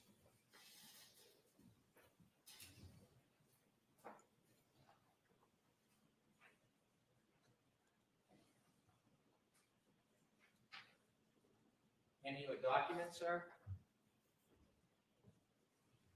Do you recognize what's in that? Yes, I do. What is it? It's a still frame from the ring footage taken of the video we just watched of the Lexus SUV leaving, and the large red portion of the rear taillight is missing. Would you like to move this into evidence? Okay. Any objections to Jackson?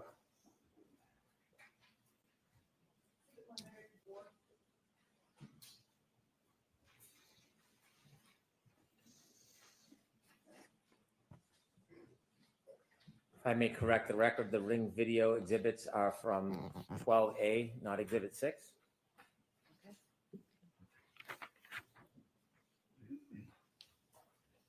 At some point later that afternoon, you shared, or mid-afternoon, you went to Dighton, but before that, did you review any other evidence of the damage to that taillight before you and Mr. Proctor even got to the Dighton address? Yes. Could I have Exhibit 10, please?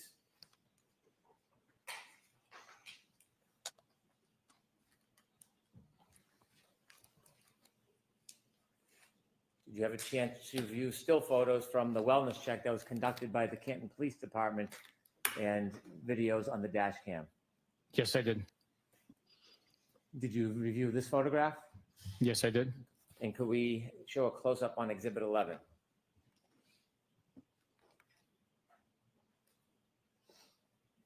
Did you have a chance? to Yep, you review can the see it dash right there. cam From this footage at 8:26:31 a.m. relative to the damage Right to there. that right rear tail light?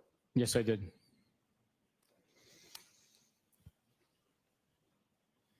You shared with us that, you can take that down, please. You shared with us that after this time, somewhere around 3:15, you went to Dayton Yes, and you shared your observations when you got out of your truck and walked towards the car. yes. Was there any difference between the damages that you've seen in the video, the photograph, and what you saw that morning? The only difference is the amount of snow that's impacted on the vehicle.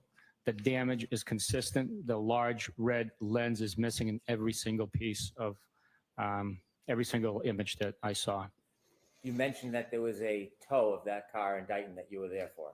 Yes, Were you aware that video footage was provided to us from that tow? I was made aware, yes. I'd like to enter into evidence a video from alarm.com. Oh, really? So I've not seen a video from the tow.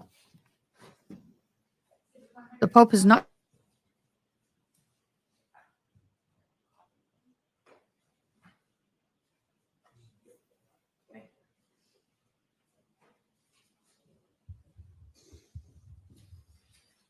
Did you view the video that was provided to us relative to the right rear tail light? From alarm.com? Yes. Yes. Court's permission, I'd like to play that for the jury. Okay.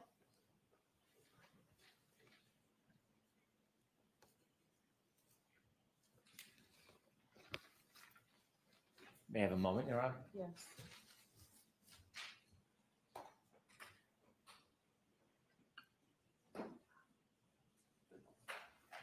This is video 1, Your Honor.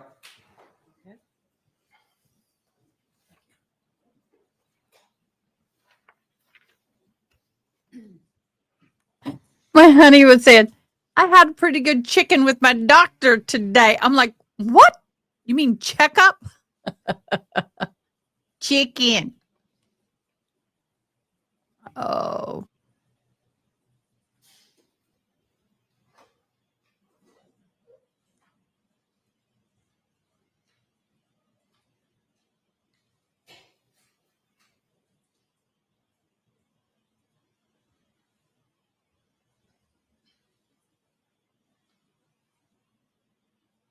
So this is from the tow company? Okay, it looks like they're discussing the tail light back here. Look, what are they doing back over Exhibit here? 2, please.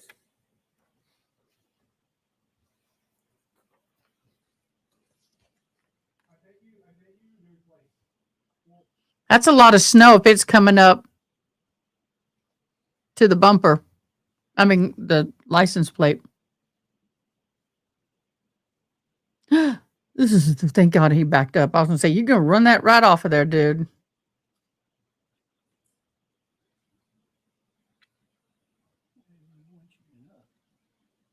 He didn't want to, they're driving it up.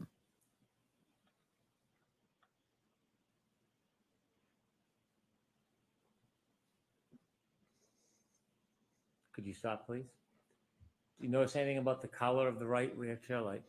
Yes, it was white. Could you continue, please?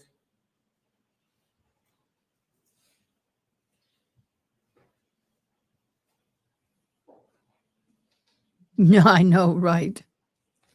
Probably one in a million Lights on, chance please. I'd be Pope, and there you is. That's a lottery. One in 500 chance. 1 in 500 chance of being a Pope. Google that. I don't believe you. It's gotta be a cardinal. And you're going Yeah, but 500. when you first start out as a very young priest, you don't know if you're going to ever be a cardinal. You have don't know you're going to be a opportunity to Pope. So it's review got to be more than 1 in Video 500. from C.F. McCarthy's on the evening of January 28th, 2022. Let's see. I'm going to Google. Yes, I did. Did you have an opportunity to review videos from the Waterfall Bar on January 28th, 2002? Yes, I did. did I say January 29th, 2022? Yes. Did you review all the entire relevant time periods? Yes, I did. When you reviewed those videos, were there a number of different things you were looking for? Yes, there was. Can you share You're with the jury saying what 1 you in were looking 500 for? if you're a cardinal. We were looking not what the question for was. consistency in Huh? statements that were already received through interviews. I don't We were looking understand. for Say that description again. of clothing individuals were wearing at the bar, at those locations. We're looking for any evidence of aggressive behavior, any sort of information we could learn to help us with the investigation. We're also looking to see and document how much alcohol consumption was on the recordings. When you went through the videos, did you happen to have an opportunity to copy and clip portions of relevant time frames regarding alcohol ingestion? Yes, Did you put all of those videos together in a sequence to show the course of the night, times when you could identify alcohol ingestion? yes, I did. Did you put that into a video format for a presentation? Yes, we did. I think this presentation may take a few minutes. All right, we'll raise the council side up for just a second, please. Jurors, feel free to stand.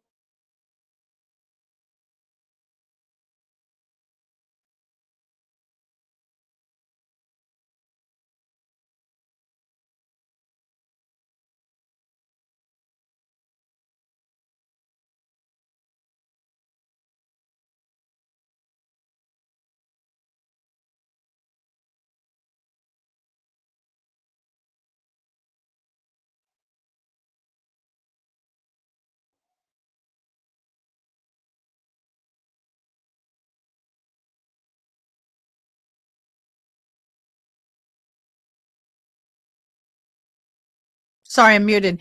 I was going to say it's a lot. I have interpreted a lot of masses and confession. Oh, thank God I didn't have to interpret the Fathers and Hail Marys. Yeah. Oh, okay, Aaron. Thank you so much for letting us know. Enjoy your webinar. But y'all, I still have this going. I'm watching. But I am like, I washed my hair this morning at 5 a.m. And there went my hair clip way over there. And it just is still so soaking wet. Look.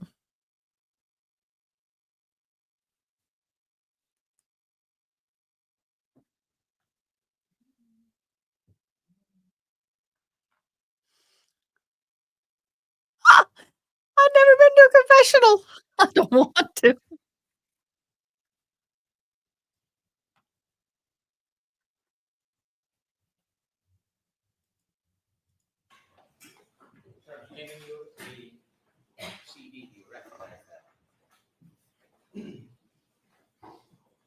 Yes, I do. What is it? It is the PowerPoint presentation of the timeline from C.F. McCarthy's and Waterfall from January 28th, 2022. I move this into evidence as an exhibit. Mr. Jackson has no objection. There's no objection on that. Exhibit 106.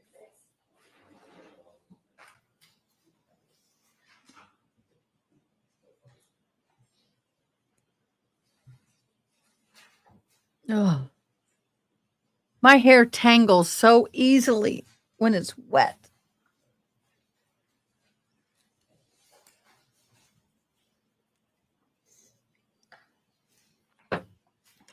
But I need to do this so it will dry.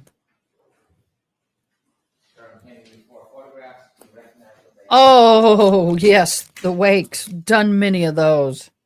Probably more of those than I have. Most of my Catholic services were wakes. I do not disagree.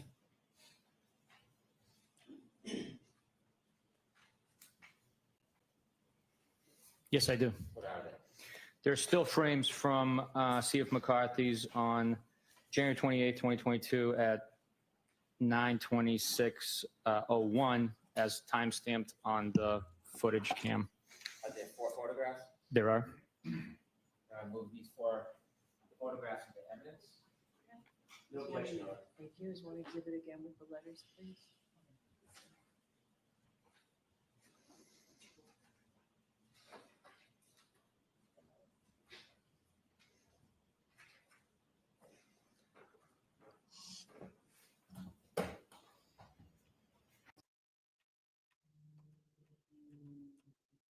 The waterfall surveillance footage from the night of 28th into the morning of 29th.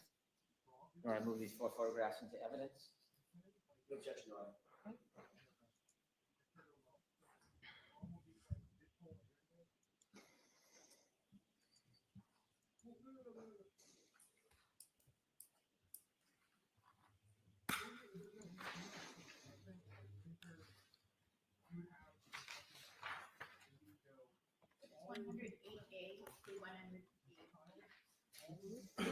Thank you. Your Honor, could I proceed with the PowerPoint presentation? Yes.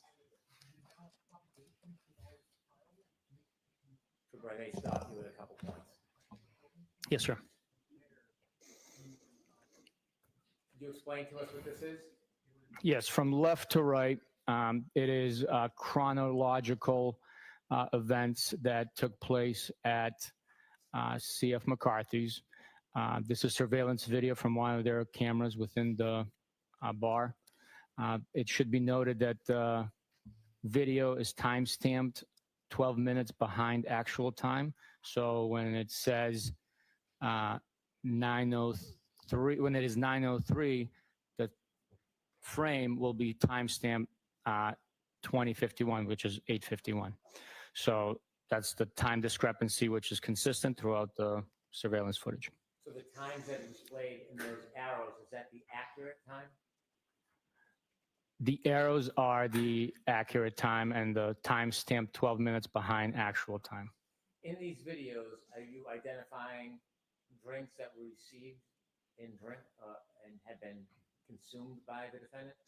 Yes. So the first video, as it is labeled, it's the defendant arriving.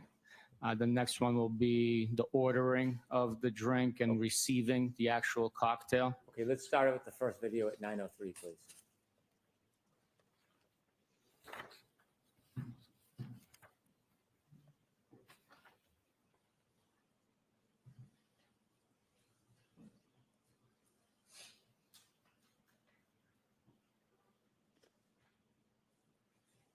Can you stop it there? Do you recognize who's in that video? Yes. They look like they're really in a bad You fight recognize right and about now. identify the clothing they might be wearing? Don't they? Don't they look like they're arguing and they hate each other? Wow. From left to right, it'll be Mr. John O'Keefe wearing the gray sweatshirt that was displayed earlier. And then the defendant, who he is trying to embrace with one arm there. I do not know who the other individuals are in the shot. Okay, thank you. If you could continue, please.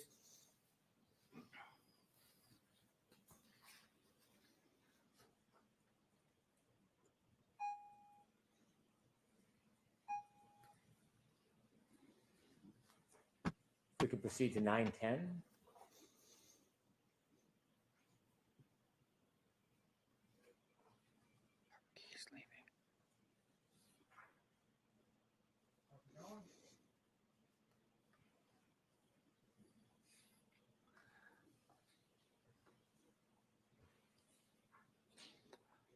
What did that show, sir? It showed the defendant receiving her first tall vase, cylindrical style cocktail glass with a lime in it and a straw to go along with it. 9:27, please. But he took that into the house with him when he left the car. See, look. Does his butt look filthy dirty to you? Look how clean that pocket is not torn. Those are clean jeans, y'all. Just saying. There's a lot of grass stain on the butt of those pants. How clean they are. No grass stains, no torn pockets. Look, perfect. Sorry, baby. Butt pick. There's no stains, no torn pockets on those jeans. That would not happen if he got hit by the car. Well, I don't know.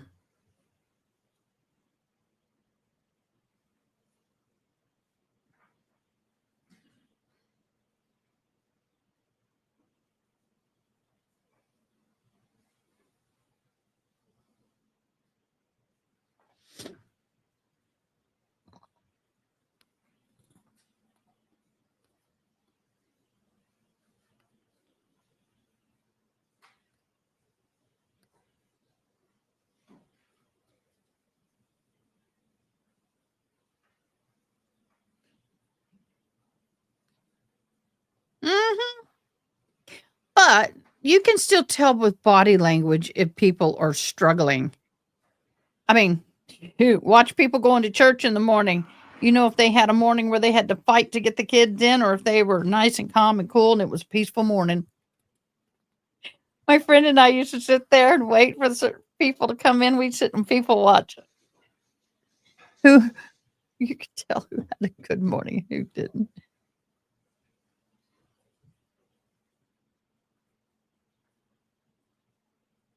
I'm kind of with you on that.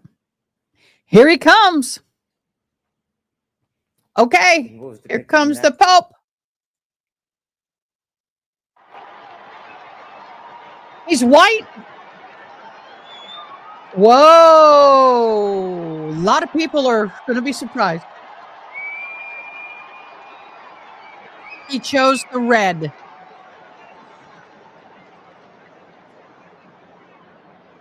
Some people thought he was going to be that African. That's why I said white. I didn't mean white.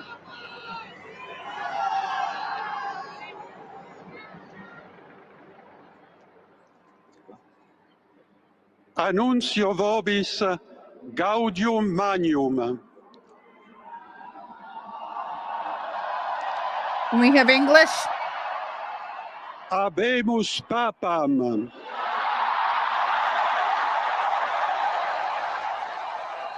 No bueno. Eminentissimum, ac reverendissimum Dominum, Dominum Robertum Franciscum, Sancte Romane Ecclesiae, Cardinalem Prevost, That's the cardinal, not the Pope. Oh, okay. qui Good. sibi nomen imposuit I don't know. Leonem Decimum Quartum. Now they're going to bring in the Pope. Okay. My bad. You're right. I know nada. No nada. I just thought maybe he put the red part of the investments on. Okay, now they're going to bring the Pope. Yeah, I thought. But in the Room of Tears, they had red clothing as well as the white. So there's some of the cardinals lining up over here. And some will be lining up over there and there probably. Nope, they're here.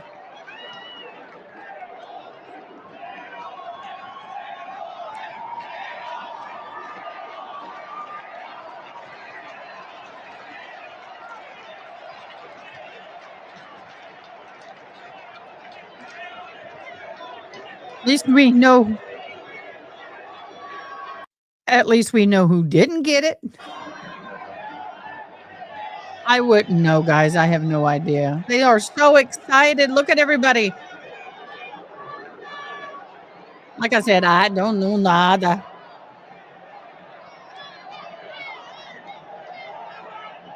Well, that makes sense now. They got the. So, June, who are these Pope? Who are these cardinals in black? Who are those that were in black and red?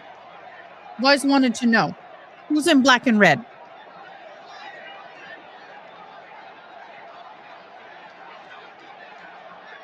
Oh, never can be a woman. That will never happen. Never gonna happen. Never gonna happen. Never gonna happen. Do we have an American Pope? That would be a shocker.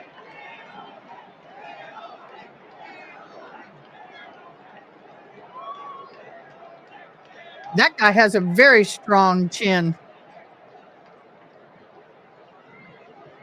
Seriously, June, what's the chances of being American? Not? What, are you already seeing something that we're not, June? Are you ahead of us?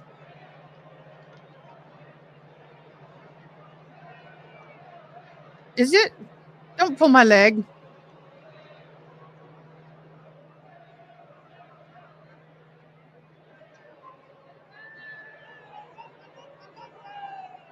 Boy, look at all the cardinals lined up in there. That's a lot of cardinals. That's a good picture, though. No, seriously, June. Oh, you're not. Could it be, though? Is there any chance of it being? I didn't think American Pope was in the running. That would be cool. I don't think it would be, though. They all look happy.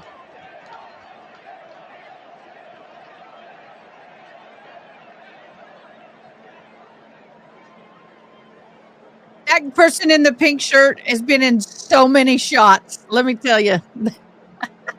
Get away. I can't see. Move.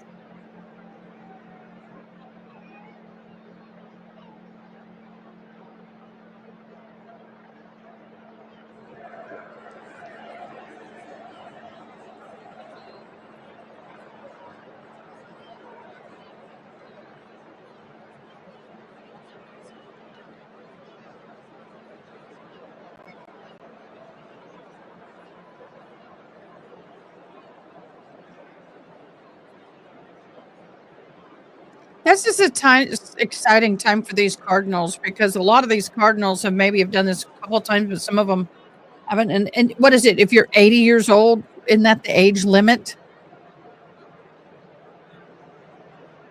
I don't know. I'm just going by little bits and pieces I've heard. I wish June could comment for us. June, give us your blow by blow. What's happening? Yeah, who are these guys right here? Who are this guy here? That's kind of creepy weird. Who are these guys in the black? That is weird. Yes, honey. He said the men in black. Thank you. It did fall. Thank you, babe. Now, who are they? See the guy right here? That's creepy. That almost looks like a. Well, that guy looks like the Grim Reaper coming. It kind of does.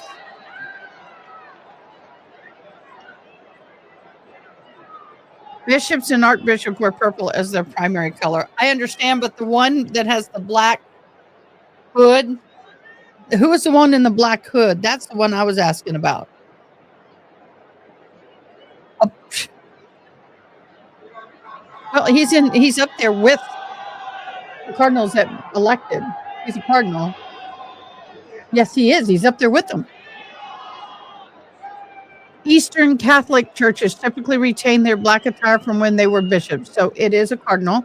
Right here. The cardinal. She said it. Gerald, don't know it all.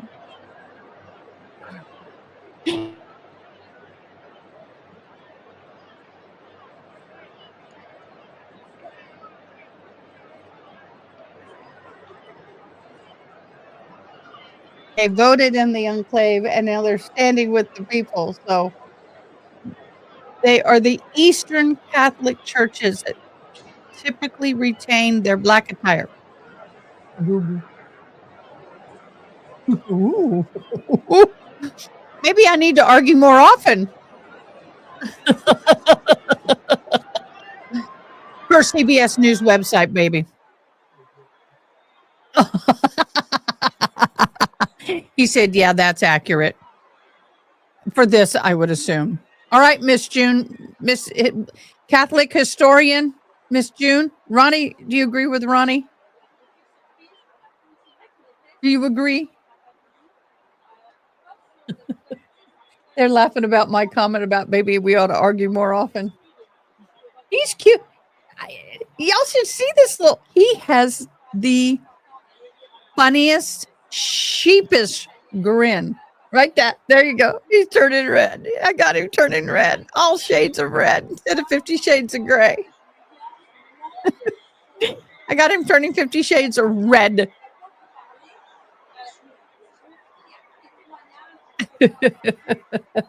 Poor baby. What are you looking at? Is he? June says yes. She concurs with Ronnie.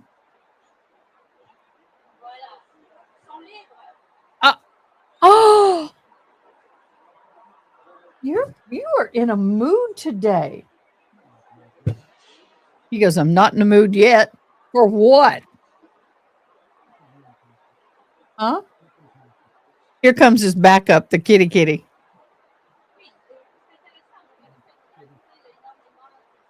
This cat loves him. She is sitting here and ignoring me. He walks in the room. I'm like, really? And he is not a cat person. Now he's buying her food. He's loving all over her. He's, oh. Welcome back to the He did Associated clean the litter Press box. live stream I on commend the you. day that cardinals have chosen the new pope. The AP has just confirmed that it is the Angela, first American pope. I did check the Robert DM. I got the Francis video. We'll watch Previs that of on break. Chicago Is that what you're talking 69 about? Years old. In 2023, Pope Francis made him the prefect of the dicastery for bishops and the president of the pontificate. What? Oh, we're just playing, it's y'all. the office that vets bishop nominations from around the world. Oh, thank you. We'll So read he's that in a minute. definitely was somebody Yes, very it just well popped known. up. It was a He little also has delayed. experience. He has Okay, Boo. Thank you, extensive Angela. We'll read it in a pastoral minute. experience in Peru. Got it. So we Is it have on, Boo? a continuity perhaps with Pope Francis, with Latin American experience, but again, Okay, a have fun. historic first. The first Okay, here comes the US Pope. born Pope. And we will be bringing you more updates. The crowd has just been erupting here in St. Peter's Square. I Behind don't me, it's a know. sea I of can't flags tell waving, what you're a lot of saying. US I got the flags, as you light. can imagine, waving as well.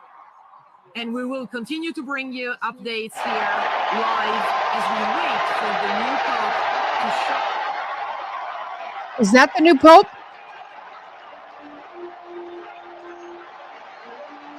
Where's he from?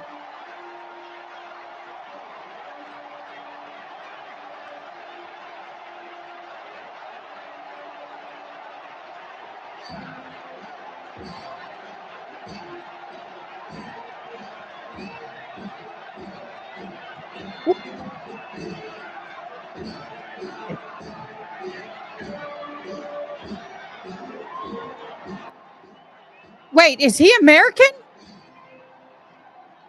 He's American? Oh, we have our first American Pope. I will go for that. June, you knew. An American Pope. Oh my gosh, that is historic. That's major history. I have now lived long enough to see historical event in the church. One Pope John. Matthew, don't. Will you go shut his door for me? I can't. It's too hot in here. Paul from Poland and now Pope Leo 14th from America. I did not think. I'll bring that down. I honestly did not think that an American, would ever be Pope. That must be a very surreal, overwhelming, very weight-bearing moment for this man to think that now he is responsible for over 3 billion souls, y'all.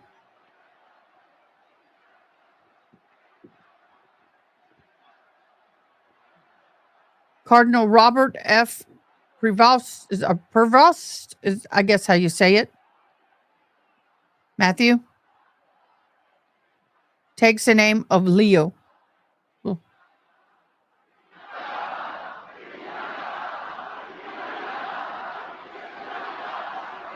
This is very historical.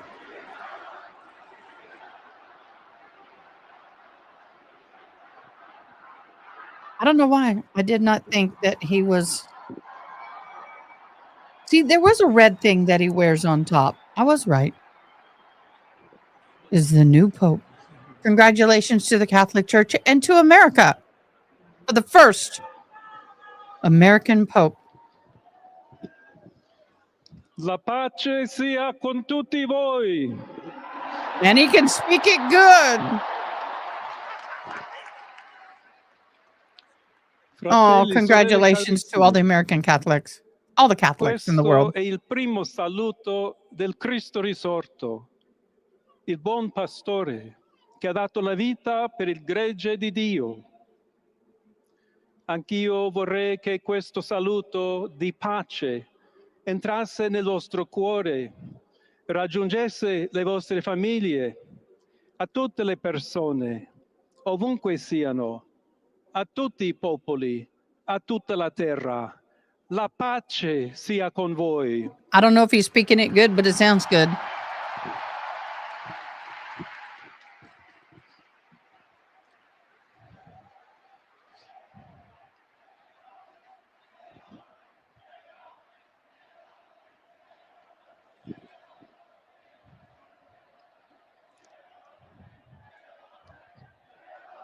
Yeah. Everybody's giggling, all of them up there giggling. Questa è la pace di Cristo risorto, una pace disarmata, Risotto, una I pace got that. disarmante, umile e perseverante. Proviene da Dio, Dio che ci ama tutti incondizionalmente. Ancora conserviamo nei nostri orecchi quella voce debole ma sempre coraggiosa di Papa Francesco che benediva Roma.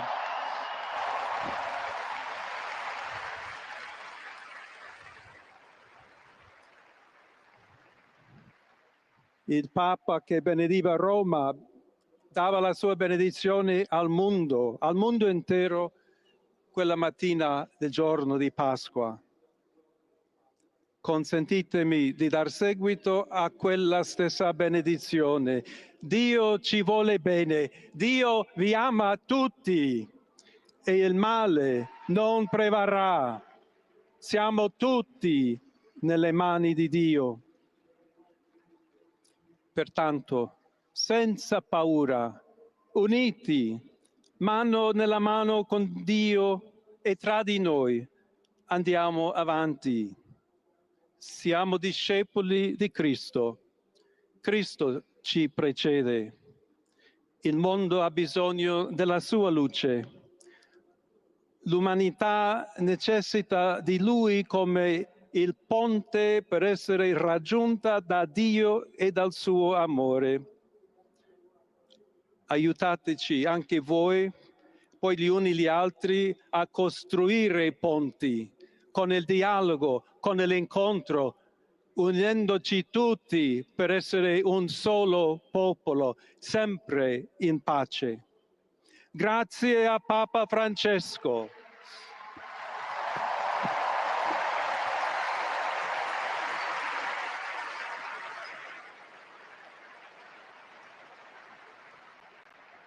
Voglio ringraziare anche tutti i confratelli cardinali che hanno scelto me per essere successore di Pietro e camminare insieme a voi come Chiesa unita, cercando sempre la pace, la giustizia, cercando sempre lavorare come uomini e donne fedeli a Gesù Cristo, senza paura, per proclamare il Vangelo, per essere missionari.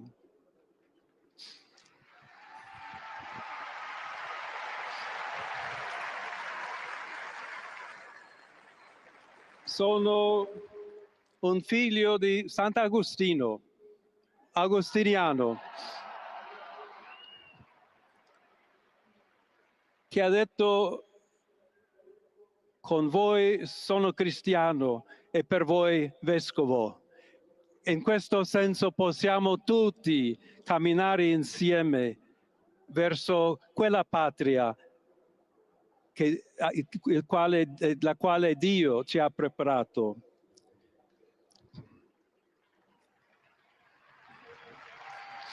Alla Chiesa di Roma un saluto speciale.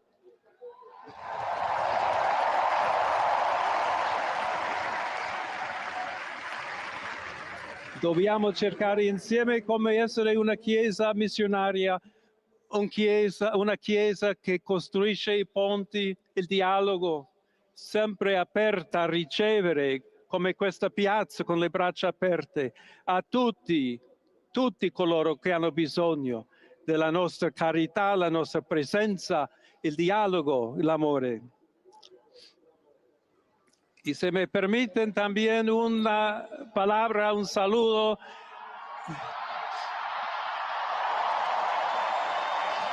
a todos aquellos, y en modo particular a mi querida diócesis de Chiclayo en el Perú,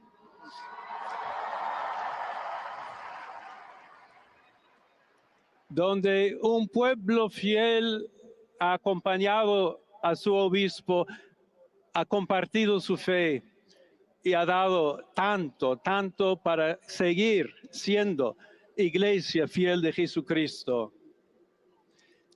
A tutti voi, fratelli e sorelle di Roma, d'Italia, di tutto il mondo, vogliamo essere una Chiesa sinodale, una Chiesa che cammina, una Chiesa che cerca sempre la pace, cerca sempre la carità, cerca sempre di essere vicino specialmente a coloro che soffrono.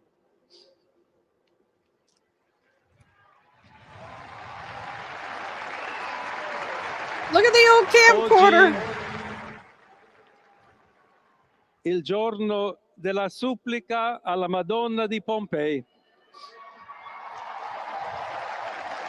Nostra Madre Maria vuole sempre camminare con noi, stare vicino, aiutarci con la sua intercessione e il suo amore. Allora vorrei pregare insieme a voi.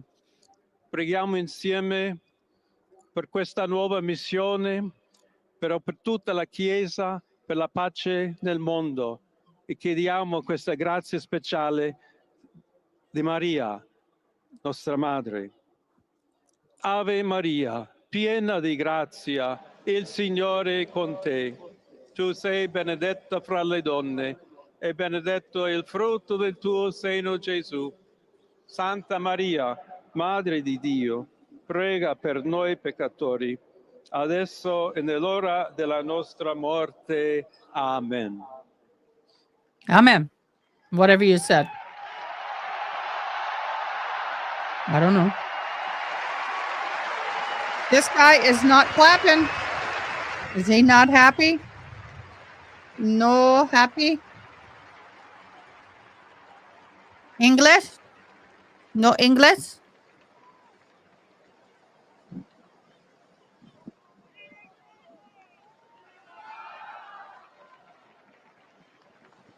Now it's time to get to work. Il Aw. Santo Padre Leone, a tutti i fedeli presenti e a quelli che ricevono la sua benedizione a mezzo della radio, della televisione e delle altre tecnologie di comunicazione, concede l'indulgenza plenaria nella forma stabilita dalla Chiesa. Preghiamo Dio Onnipotente perché conservi a lungo il Papa a guida della Chiesa e I would be looking conceda at the pace tension e in his unità hands. alla Chiesa in tutto il mondo. He is. He is. He is. Y'all, that's quite of an emotional place to be.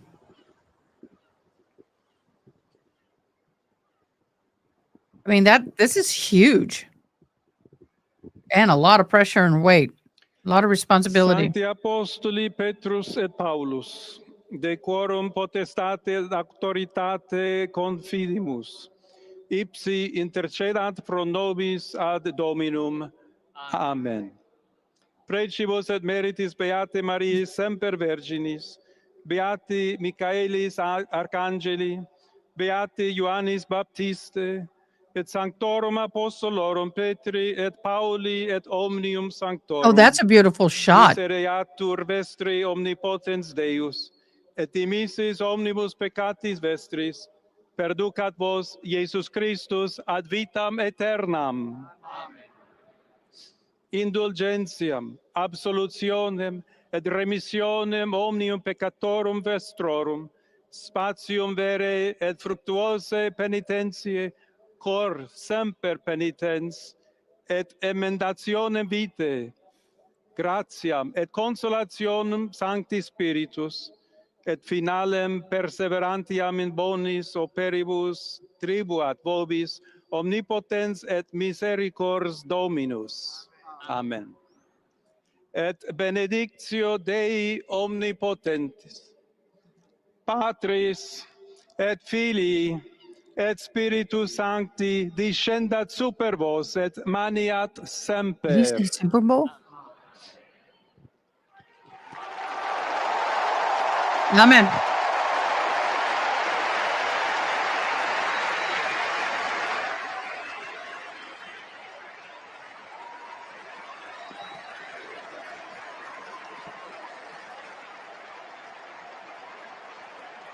Yeah, he's holding back tears. Look at him. An American from Chicago. He's from Chicago. Born in Chicago.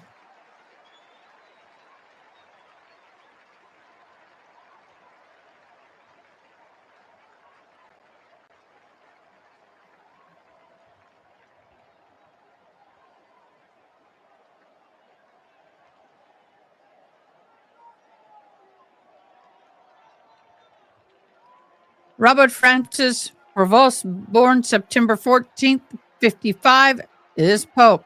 He's been a Pope.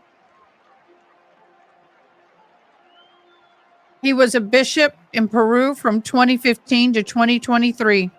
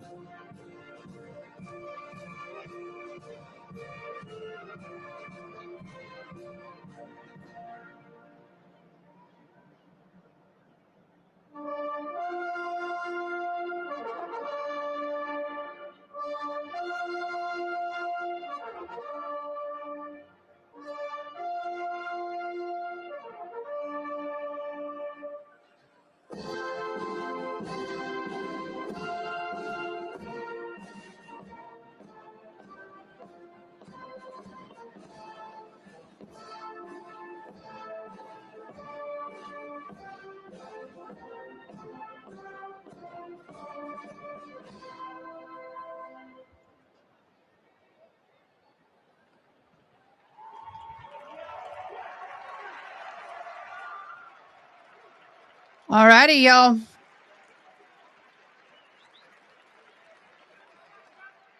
I think that's it for that. We're going to get back to court.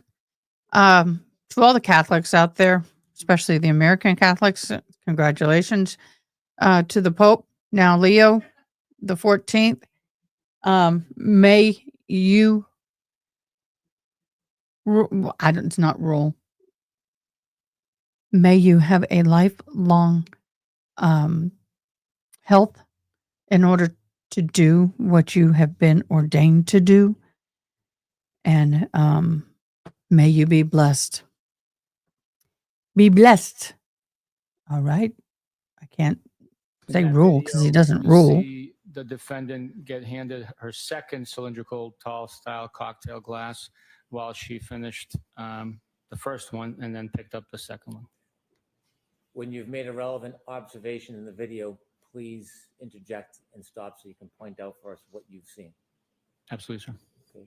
Next, please, 932. I don't think today has been a good day, honestly, for the Here, the Commonwealth. defendant is, They've had a lot of handed issues. shot. Stop, please. My humble opinion. Okay.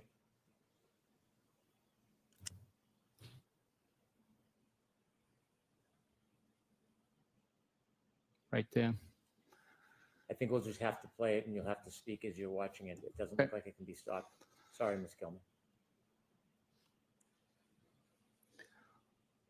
Hey, She's handed a I ain't shot gonna be by the joking. bartender on the left side of the screen. She picks it up and puts it into her second cocktail glass, making it a third beverage of alcohol content that she's consuming. What about everybody else? I'm sorry, I'm tired of just hearing about her consumption.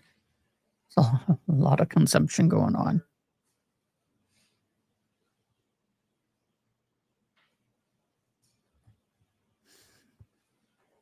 That's okay. It was really nice to get what we got.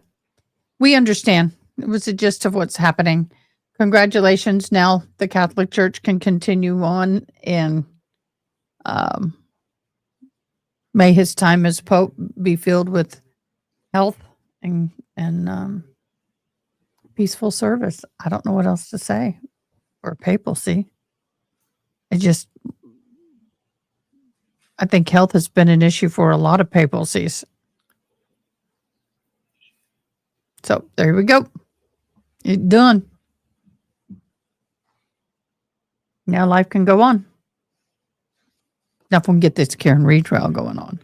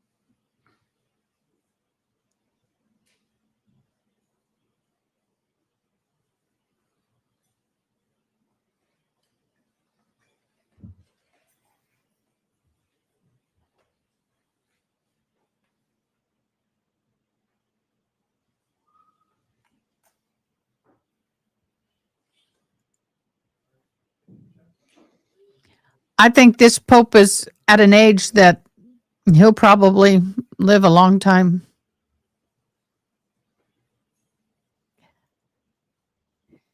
I just wish him well-being, good health, and good luck. I couldn't imagine being in his shoes, being the leader, whatever you want to call him, because I'm not Catholic, so I don't know the right terms, but of over 3 billion people. That's a lot of people. A lot of people. Hey, Gerald, check your text, please. We're just, if y'all don't mind, we're just going to zoom.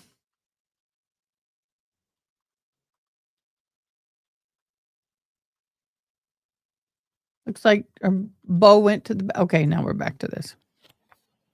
This is now 9:45 p.m. Yes, sir.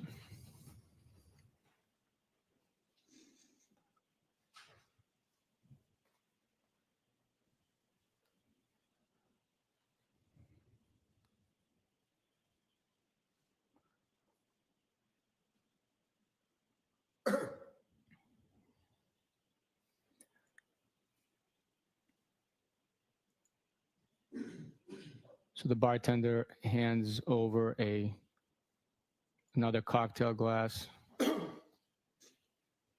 and some beers. The shot goes into the empty one after it's poured into the new cocktail glass. So that's drink number 4.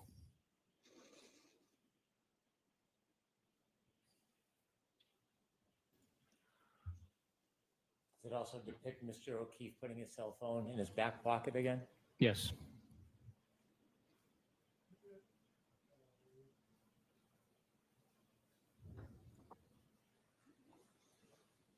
My fire radio is going off like crazy today. By 9:45, how many drinks have been served to the defendant? 4 drinks. 4 drinks between 9:10 and 9:45? That's correct. In 35 minutes, 4 drinks. Could we proceed to the next screen, please? 10:09 p.m.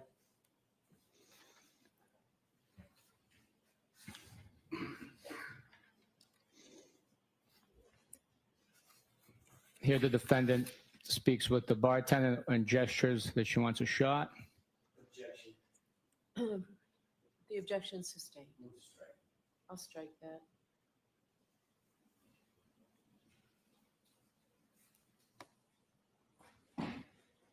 Yes.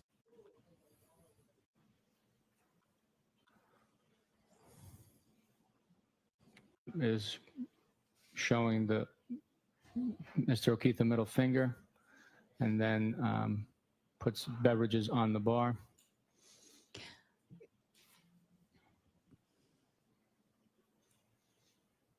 It must be creepy to sit there and watch yourself partying with your deceased boyfriend.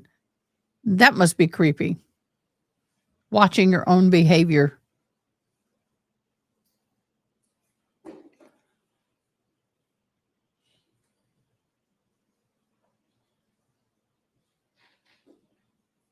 She's pretty animated. I knew that was coming.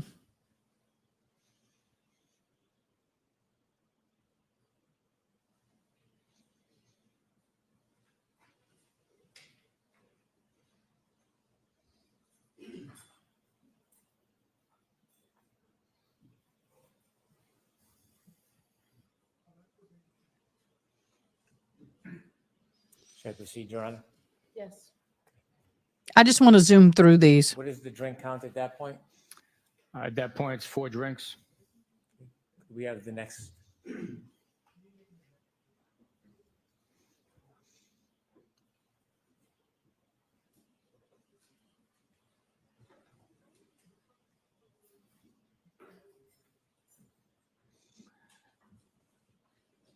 Mr. I don't know O'Keefe what brings drunk over looks like, a but she couple of doesn't look beverages. drunk.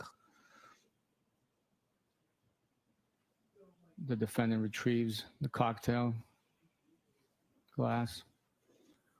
But look how tiny that small and tall that glass is. The glass they showed was thicker around. The diameter was bigger, what they showed in court. I don't think those are the same glasses. That one looks to be about like this round. You know what I mean? Yay tall. The one they showed was more like this big A shot around glass because is they picked held up it by one like of the patrons, that. and the defendant retrieves it from him and places it back on the bar.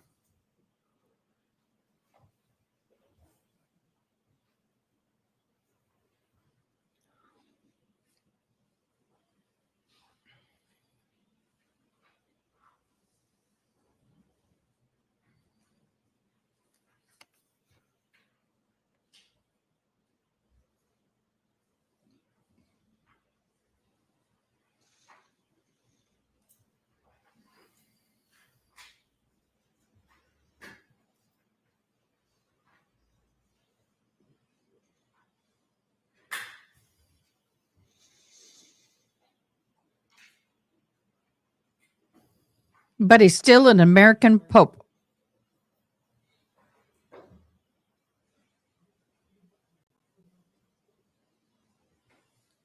He had dual citizenship, didn't he?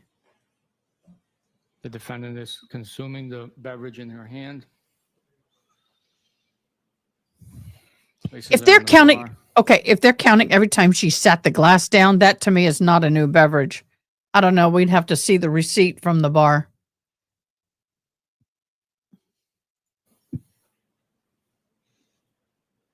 So, you know, Peru is celebrating too.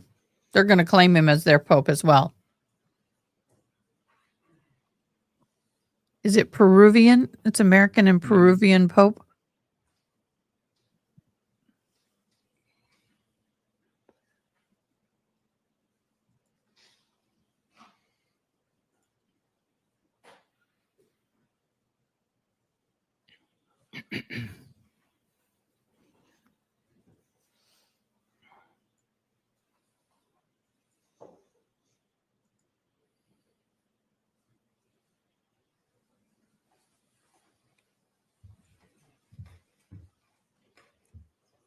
What time are we at now?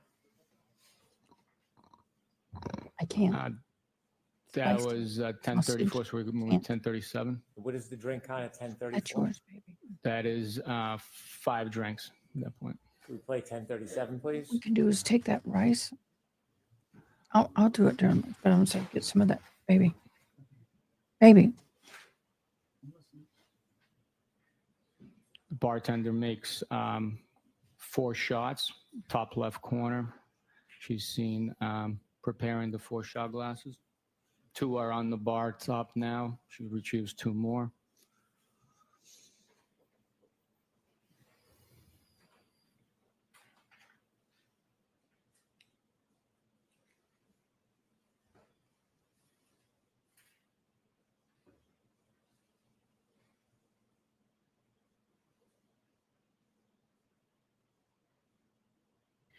We have lunch issues.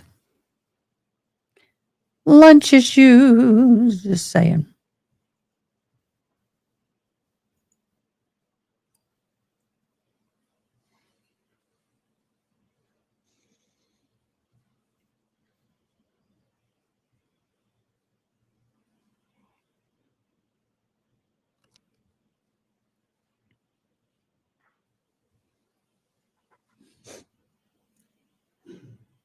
$10.41, please.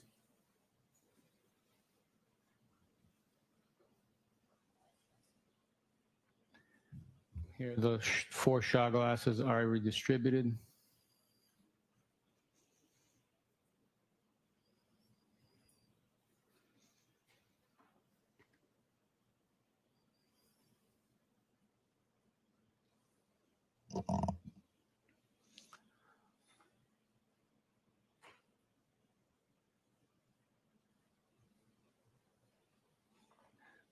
Pours it into her drink. She does not consume it from the shot glass.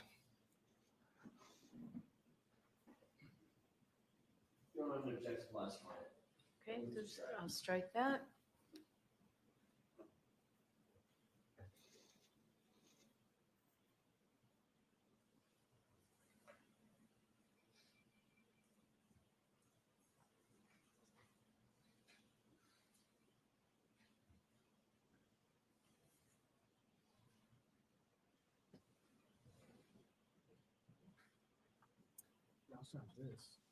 Next video, please.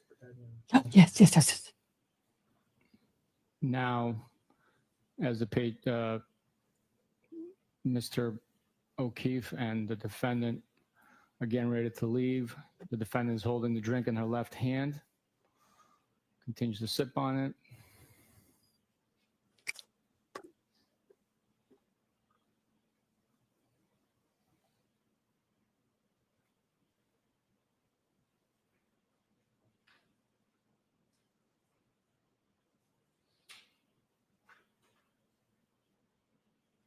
And the 2 walk out of the bar without the beverage in their hand being deposited anywhere.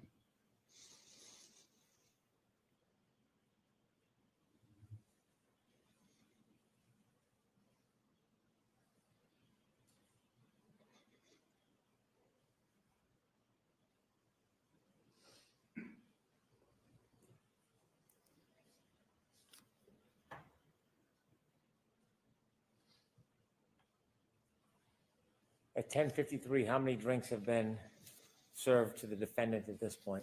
7. Objection, Your Honor. I'm going to sustain the objection. Move to strike. I'll strike. Next slide. And is So this, I'm going to actually seek. They're the receipts.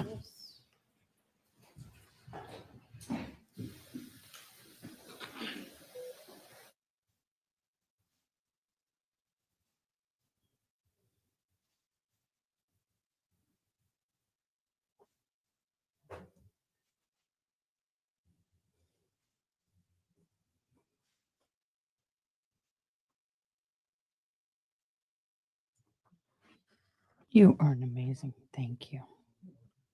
I love you. Mm. The lunch and break, it's 1:10. We'll see you at 2 o'clock. Yes, sir. All rise for the court, please. Even when I'm not. Oh, get out of here.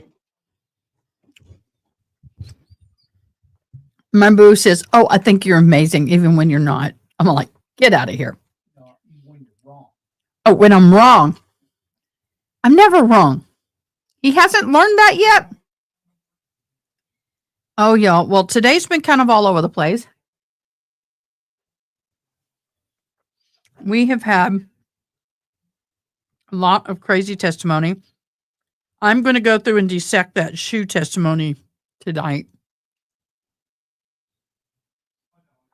I really want to look at that closely. But I think that we'll be lucky to get halfway through cross. Even we may not even get in cross today, but I'm sure he's going to be on the stand again tomorrow. I'm going there right now, Ronnie. I'm going to her DM. I know it's there.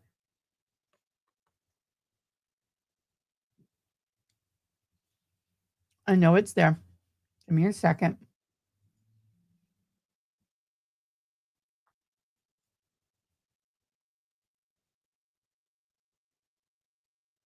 Yes, I did read them. I said I will bring them up right now. I wanted to wait till we were done. Here is a video that was brought to us by our wonderful friend Angela. I was waiting to break to play it. Let's watch this footage, and then I have something to read from her. She is fabulous, y'all. Love Angela. She's great. Hey, we're going to watch this. Brought to us by Angela while I eat. I don't think I'm going to be able to smash it out. Oh, I've seen this.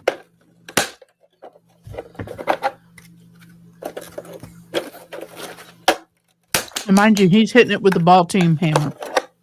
That's with the hammer. Look how thick this thing is. That's thick. I ain't These disputing it. taillights are extremely thick.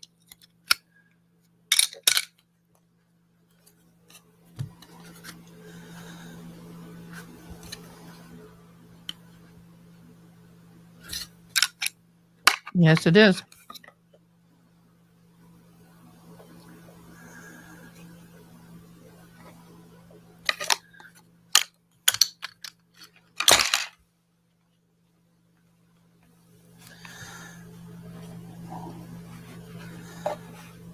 This one was already busted. That's why it was easy to shatter with the hammer.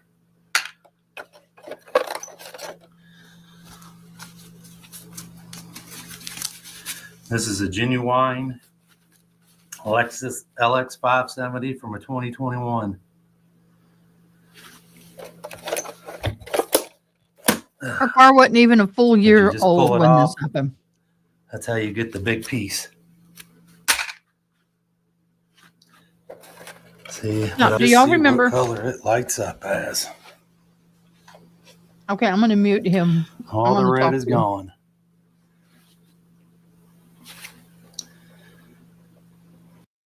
Okay, all the red is gone and it still glows red. Look at that. But what I was going to say is, I forgot. I'll remember in a minute.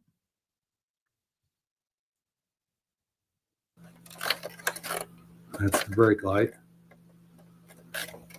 They're just so bright red. They're clearly red. See what happens when smash the Oh, it's only a diffuser. year old. That's what I was saying. I don't want to. Maybe not even a full year.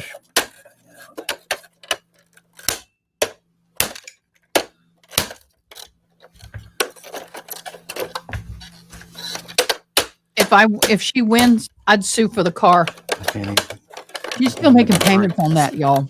draw a piece off there. That is so strong. That thing is thick. Look how hard it is for him to get that off. Look at that. I can't even break it.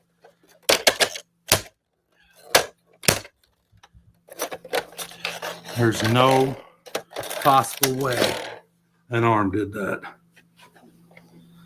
Especially breaking that chrome centerpiece. All right. Now with the diffuser off there, look at the taillight. That's all broken out right there. That's broken. When I move the diffuser, watch the light move. Now the light's gone because there is no bulbs back there. The only thing that makes the lights go down the taillight are these plastic pieces that have the bubble. Without that, the light does not go down the taillight. Now watch, I'll snake this diffuser back in there and the light will follow it down to where the end of it's broken off. Look, either if that light was broken in John's driveway, there would be no light going down the taillight whatsoever, and it sure would not be white.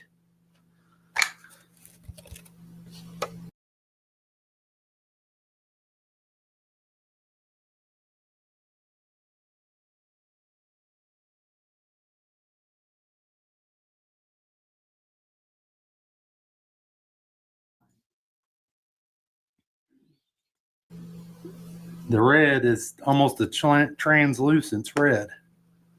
Yeah, that's not. What are Watch, you I'll guys take the thinking about diffuser this? part out of it and the light disappears. It's because all the light is up at the top and it shines down on that clear piece and the bubbles makes it reflect. This is what the tail light would have looked like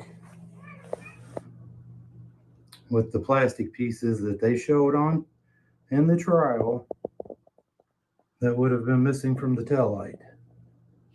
Okay, that's a good point because when we have the video and she brakes as she's driving off and she brakes, all of it lights up.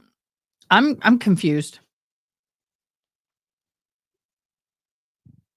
Okay, let's bring up.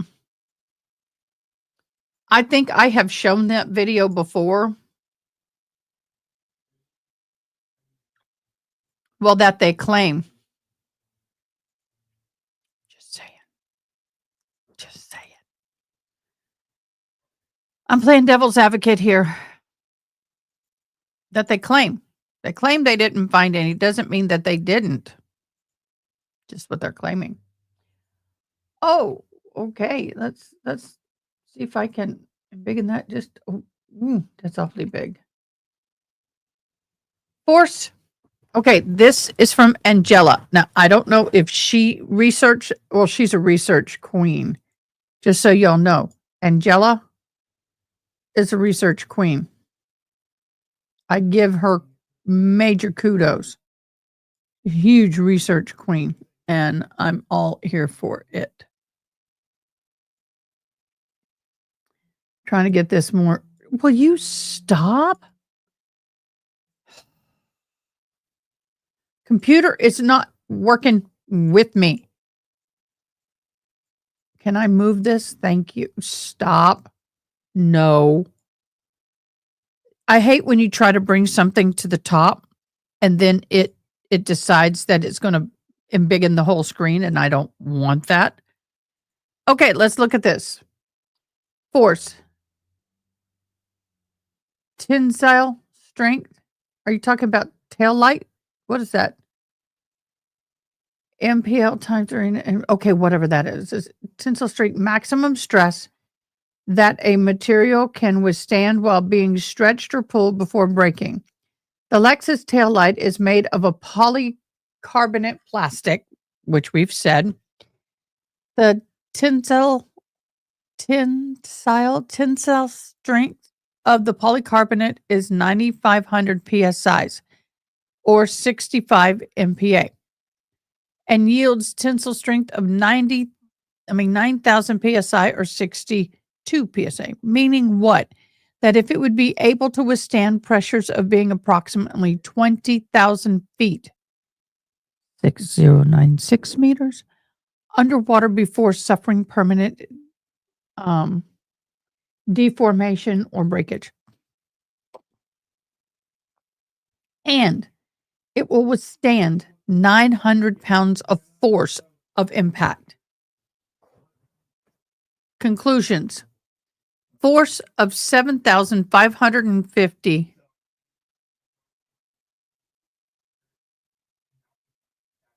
is that 771 something is needed to break the taillight of the Lexus. That's a whole ton of force, more than backing up and hitting an elbow. That's wonderful. Angela, thank you so much. That is amazing. I really love my little law nerds. I don't say little. I don't minimize you. Newtons, thank you. Law nerds.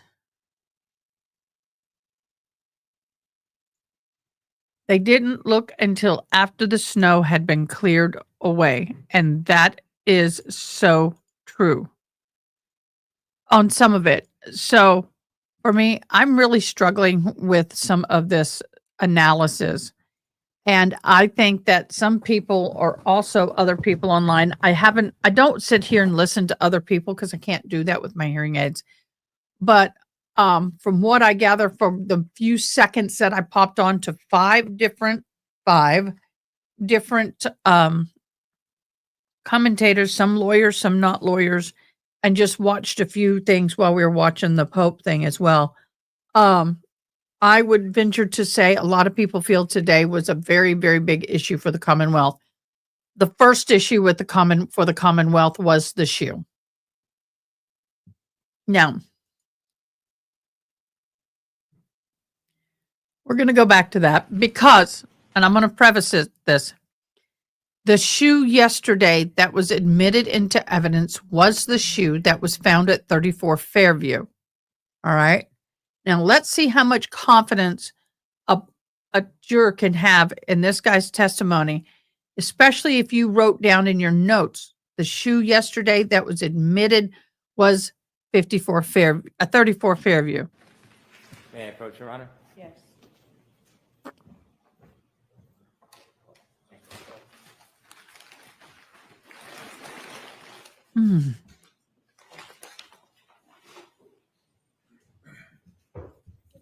Try and get all my stuff back where it belongs.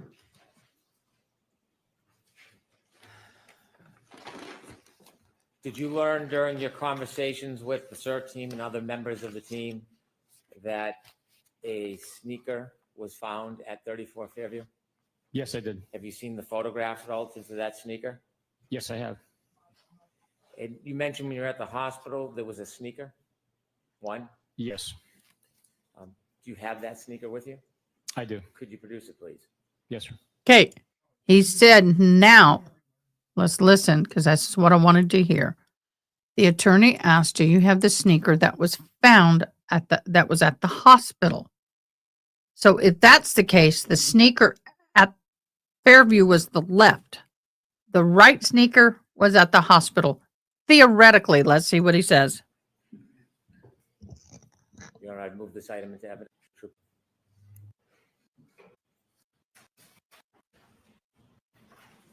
Okay. Trooper, is that the sneaker that was at the hospital when you visited Mr. O'Keefe? No, sir. This is the sneaker from 34 Fairview. Could I have that? 34 Fairview. Uh-oh, Houston. Is that a left or a right sneaker? We have a problem. This is the left sneaker. Excuse me. This is the right sneaker from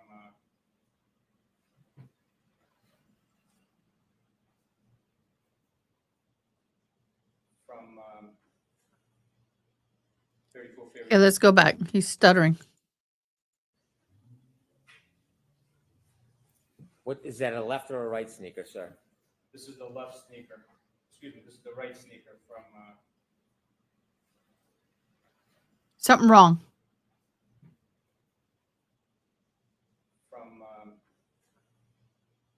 34 Fairview Road, Kansas. Uh-oh. Wait a minute, Houston. They know we have a problem. You got the wrong sneaker and the wrong shoe in the bag. Because he said left, he's holding the right sneaker.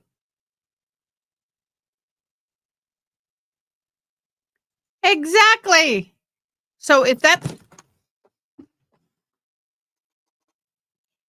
is the right sneaker, that was the one that was removed from the hospital. He's saying that one is marked on the bag from where? From where? 34 Fairview. Is it marked? Is it not marked? I mean, come on, guys. This is why you need to have an evidence log. This is why I get frustrated. Just saying. This is why I'm frustrated. For me, as if I'm sitting there on the jury and I see these inconsistencies with the evidence, then I'm going to really start questioning things. The evidence has not been properly handled, has not been properly marked, has not been properly identified, yada, yada, yada. Now they kick everybody out. They have a longer discussion. The prosecution and the defense come together with the judge, and now we're back in court. And now we get the plexiglass. Yep. So let's get back into court.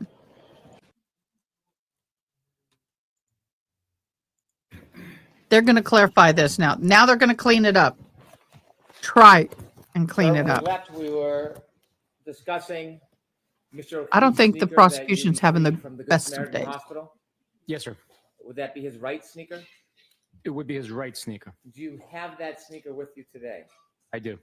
And again, could you open that bag and show that right? Now we're verifying. Yes, sir. This is the right sneaker from the hospital, not 34 Fairview.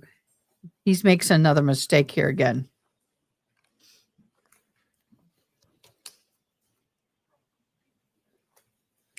I have to say, good catch, Auntie Bev. That was her catch. Or she saw the Is that the sneaker you defense retrieved from the Good rising. Samaritan Hospital? It is. I'd move that into evidence, please.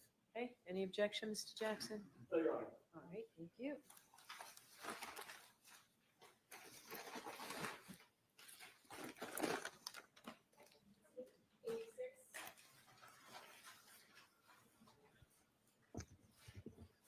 Trooper Mechanic, there are two more items. I'm sorry, Your Honor. Okay, go ahead. Thank you, Your Honor.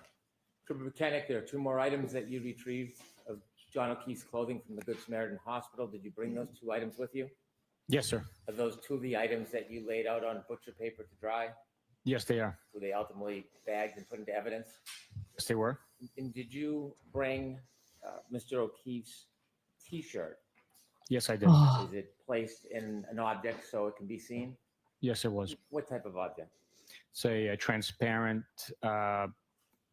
plastic sheet. I would move the T-shirt into evidence. No objection. With the court's permission, could Trooper Mechanic show it to the jury? Yes. I don't have a problem with this so long as it can be removed carefully and easily for the jury to observe if they so desire to do so. But what it does bother me, not so much on the shirt, because the shirt's pretty flat. It's not super wrinkled. It is well established. Okay, that's not bad. What bothers me more than anything, and the reason why I went a little bat nuts crazy on it, was the way the hoodie was forced into that same size containment Yes. and thus had to be wrinkled. It's not done well. I think that they could have gotten a bigger piece of plexiglass. That kind of bothers me because of all the wrinkling and the crumping. Look at the shirt in the front. You cannot get a clear image of any staining or patterns with this. Are they back? No, we're going through a few things. Are they back? Yes, they are back. They're just coming back on my end, but I just wanted to go over that and just say, I think that was not the best moment for the prosecution. Okay. Thank you very much. We're back. Ms. Gilman, could you begin at 10:54, please? Here we see the defendant, Mr. O'Keefe, walk into the bar and see their friends engage in hugs. If you, and okay, guys, and I'm not saying this to be mean, but if you notice, this video is a lot more washed out and more difficult to see than in the first trial. The same video in the first trial was darker and easier to see. greetings. We'll let the waterfall bar videos play. I'm sorry, sir. We'll let the waterfall video bars play. We'll just let them play. Okay.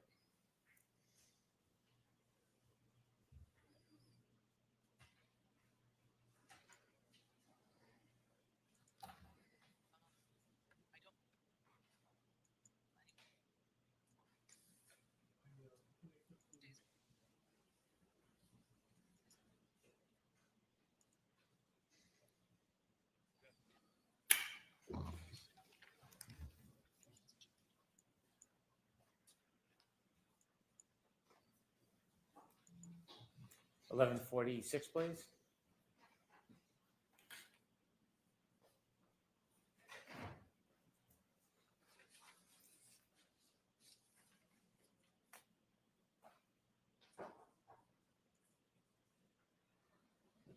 I think with a little contrast, which is something they can do without altering the video, they could get a better image. I'm not liking this image, and I'm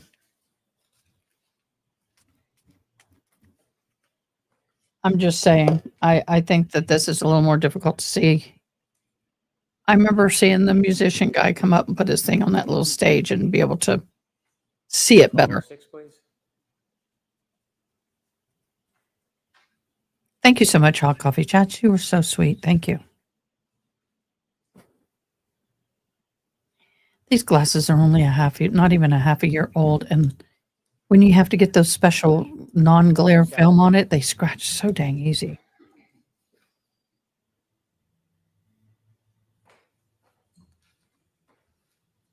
I miss having glasses that did not scratch so easy. Please. So you can see at the very upper right-hand corner, near the timestamp to the edge, is where the group of people are there. I don't see any of the women. I see mostly men. It's raining men. Hallelujah. It's raining men. Her Jenna McCabe's sister's favorite song. Well, I asked and they said they couldn't fix the scratches. I'll have to go back Walk out the door on that and video throw a footage? fit. Yes, I did. Did you identify? I only use these claws on my Yes, it's glasses, Mr. and they John are O'Keefe. He's so wearing a microscopically two-tone gray scratched. sweatshirt with the sleeves pulled up towards the elbows. Is that the same clothing that you found at Good Samaritan Hospital when you went to visit? Yes, it is. The baseball hat, did you have an opportunity to look at the hat he was wearing? Yes, I did. Is that consistent with the hat that No, they you say they allegedly cannot. found on February 3rd, 2010? Yes, it is. The pants? Yes, it is. May I approach, Your Honor? Yes. Showing you Exhibit 108C. This is already introduced to the evidence. When you studied that photo, do you notice anything in Mr. O'Keefe's hand? Yes, in his right hand, he's holding a short style cocktail glass. That's the with, one that was found unseen. Black drinking straw protruding from it as it is backdropped on the snow on the hood of the car that's parked outside. Could we show 108C, please? But they didn't test it, or did they? And they didn't test it against any of the cocktail glasses in the house either. Hi, Chris. Welcome in, love. Can you point I'm missing out our or Facebook people. explain where you see the drinking straw? Absolutely. Right there to the right of the red indicator, you could see the straw protruding out of the glass Mr. O'Keefe is holding in his right hand. Thank you. You can take that down, Ms. Gilman. I'm gonna email it. You can take that down, Ms. Gilman. Thank you. One last matter, Trooper Buchanan. In 2024, did you obtain ring video for that time period in 2024 from Mr. O'Keefe's home? Yes, I did. Did you provide that ring video to a person who works for a company by the name of Aperture? Yes, we did. And just very basically, do you know what Aperture does? Yes, Oh, I do. thank you. You're so amazing. They assist in scientific fashion to reconstruct, test, and evaluate, analyze vehicle-involved crashes and deaths.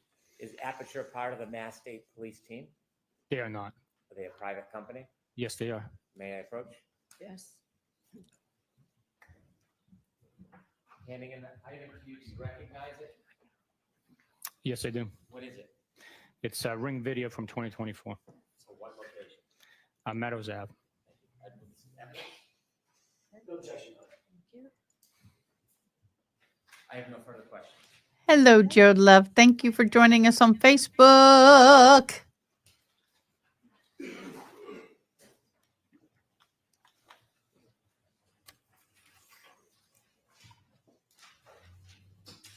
I'm happy for you, honey boo. Thank you for telling me. Y'all, we need to get our numbers up. Only got 9 likes. We've only gotten 2 shared and 0 bingos. Good afternoon. One of our bingos. I got to look. Good afternoon, sir. I want to talk to you for a second about roles in this case, in this investigation. Would you agree with me that Michael Proctor was the lead investigator as well as the case agent in charge of this case? He was assigned as the case officer for the case. In that position, given the fact that it was his assignment, would you agree with me that he had a leadership role insofar as the investigation of the case is concerned? I wouldn't call it a leadership role. No, It's they more didn't of a test it. It's what I facilitator, understood. Liaison between the DA's personnel within the office and the state police. He also helps facilitate any missions, outstanding tasks that need to be completed. He obviously had a supervisor, correct? I'm sorry, can you repeat that? He obviously had a supervisor, correct? He did, yes, that would be myself. That would be you. Yes.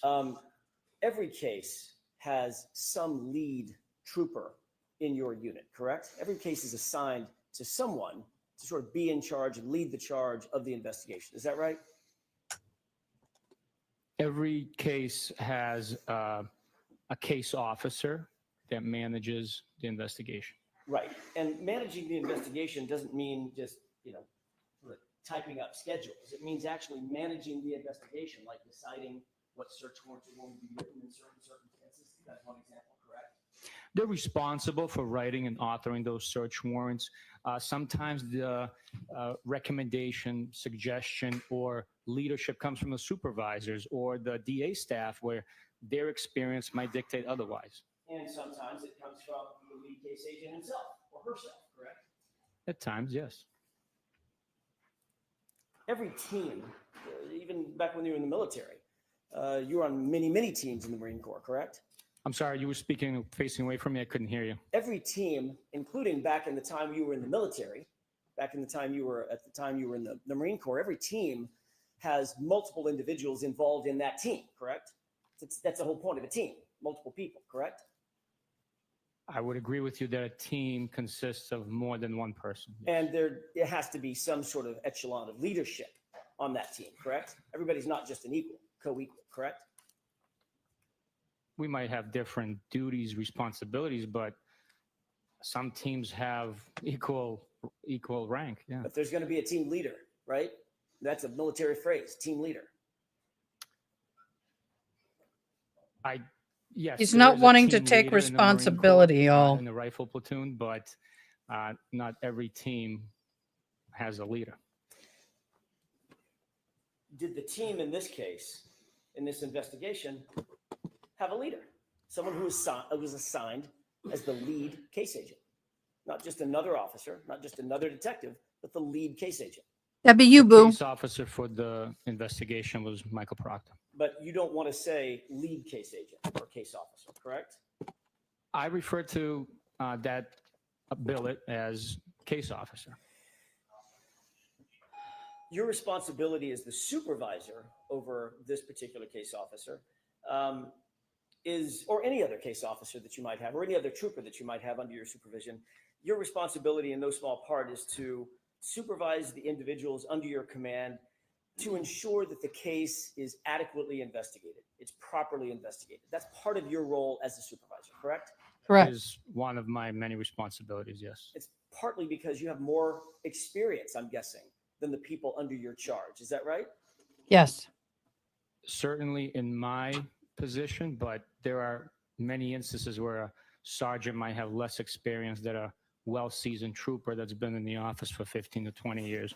So Fair it's- enough. Fair enough. That may be the case, but under ordinary circumstances, you earn your way into a supervisory role in the Massachusetts State Police through both not just time, Correct. but time and experience, correct? Correct. we take an exam and then get promoted based on the exam. Part He of is the not giving him an responsibility inch. As a supervisor is to make sure that the case is properly investigated, and that may include making sure you have the right suspects, right?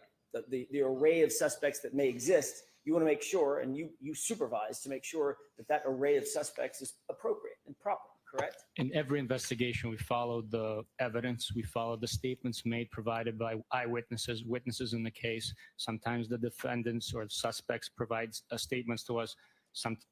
At many instances, those could be contradictory statements.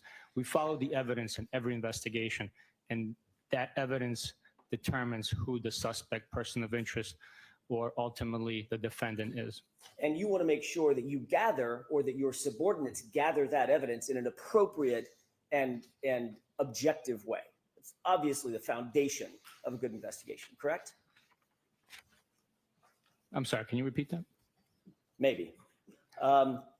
You obviously, as a supervisor, want to make sure, you talked about following the evidence, you want to make sure that that evidence is gathered in a way that is adequate, in a way that is objective, that in a way that is unbiased, so that you can gather the evidence that will lead you to the right folks, right? The right suspects. We always want to gather as much evidence as possible. We conduct that gathering in the most appropriate ways possible. Sometimes there are tough decisions that have to be made where we have to either decide whether we're collecting evidence A or evidence B, and those decisions have to be made on the spot. At times it's a time-sensitive matter.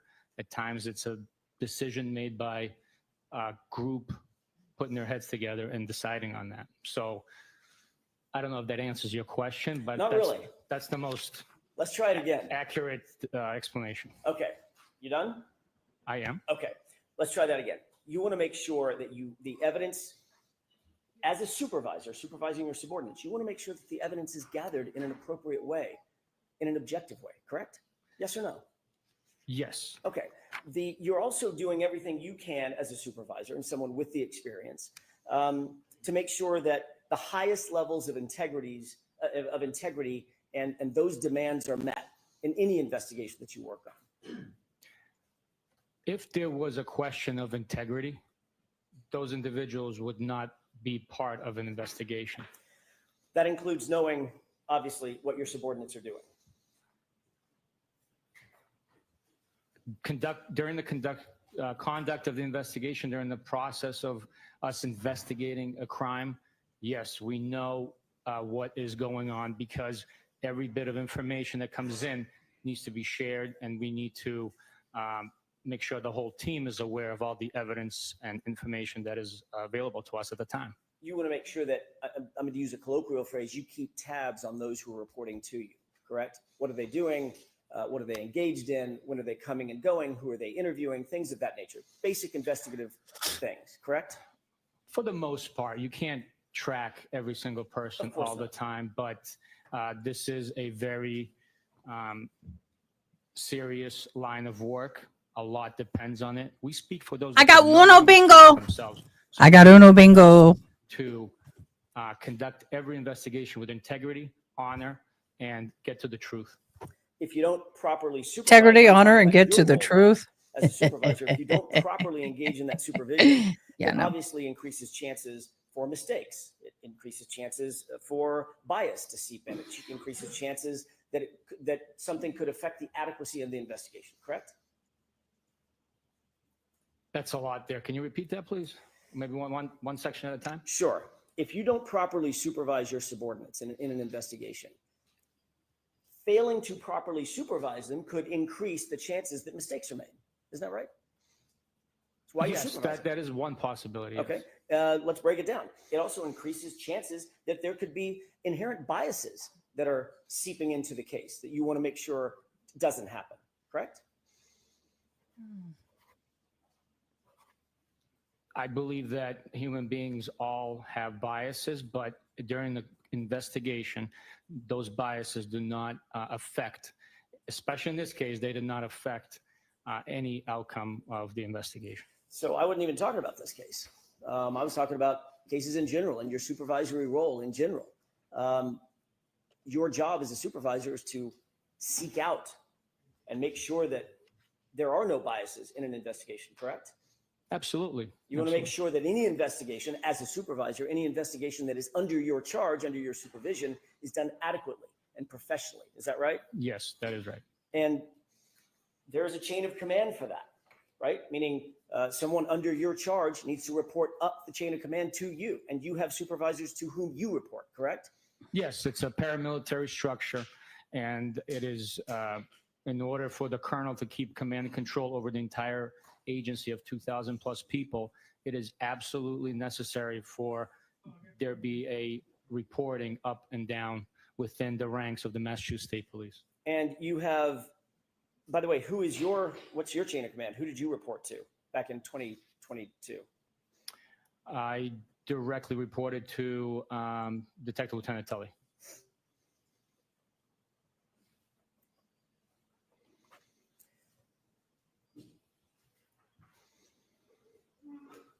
Especially in you mentioned this case a second ago, especially in a case like this, a homicide investigation, especially in a homicide investigation involving a police officer, you have to maintain your knowledge, an intimate knowledge of those under your command, under your charge, to ensure that what they're doing fits what you believe to be the proper protocol. In other words, you're not just going to let people loose. You're going to watch what they're doing and actually supervise them, correct? Yes, absolutely. We are professionals, and we conduct each and every investigation with that in mind and with the integrity that is necessary. You just used the word I was about to use. That ensures the adequacy of the investigation, correct? Yes. To use your word, that ensures the integrity of the investigation. Is that right? Yes, that's correct. As you sit here today, do you believe that this investigation, now I'm going to turn to this investigation. I'm listening, y'all. With professionalism, with competence, at the highest level of integrity. This investigation was conducted professionally with integrity, and all the evidence collected, all the statements collected pointed in one direction. There was no bias influence on the evidence, on the information that was collected, or which direction the investigation pointed naturally. Former Trooper Michael Proctor was the person who was the assigned case agent, the lead case agent. Oh, you're good, Angela. Correct? Michael Proctor was the case officer for this investigation. He was assigned, ultimately, to use another phrase, as the lead investigator, wasn't he? Yes, just answer it. I'm not going to agree with you. Is there a reason that you want to try to distance yourself from naming Michael Proctor as the lead investigator in the case? Is there some reason? I am not trying to distance myself. All I'm saying is the term that I use is the case officer. We're simply case managers. There's no leading investigation in any direction. So in your mind, well, let me ask you this. It's a case officer, another word for that. Synonym would be an investigator, right? He's a detective, an investigator, right? He is a detective, yes. And he was the one who was assigned by the Massachusetts State Police because of his on-call status that night, that morning, January 29, 2022. he was assigned to the case, correct? Michael, Yes or no? Assigned to the case. That's all I'm asking. I'm trying you said a to. lot before that. No, So I didn't. I said he was assigned to the case on what I said before, that was January 29th, 2022. He was assigned by the Massachusetts State Police as the case officer for this case, right? no, Who was? he was assigned to be on call a month prior. Just because he was on call, he was assigned the case as a result. He was not assigned the case right there and then, because his assignment began much earlier in the day. Sorry, we can do this all day, I suppose. He was on call. He on was. January 29th, correct? He was. Because he was on call, any case that happened to come in would be assigned to whom? To the on-call trooper that's on the schedule. Which was whom? It was Michael Proctor.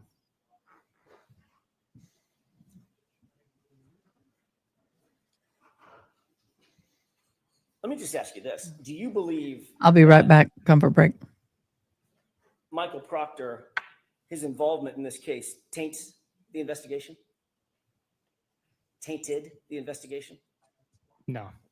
Not at all.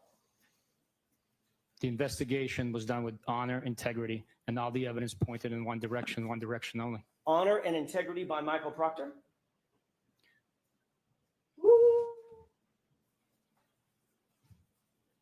Was that a question? I'm sorry. Sure is. Everything I say is question. Honor and integrity by Michael Proctor, Sergeant? Sustain to the comment. Go ahead and ask it again, Mr. I'll ask it again. You said honor and integrity. Honor and integrity by Michael Proctor? I'll allow it. The investigation was conducted with honor and integrity, and all the evidence pointed in one direction and one direction only. So, Sergeant Buchanan, you don't want to answer my question. Correct? I will answer your question, absolutely. Do you think this case was handled with honor and integrity by Michael Proctor, Sergeant? The investigation was handled with integrity by Michael Proctor. You do know that he touched or had input in nearly every part of this case, obviously, as the case officer, correct? He managed the case. So he had some input or had some connection to nearly every part of the case, be it the physical evidence, the search warrants, the interviews, things of that nature. He was one of the involved with collecting evidence, conducting interviews, and signing affidavits for the search warrants.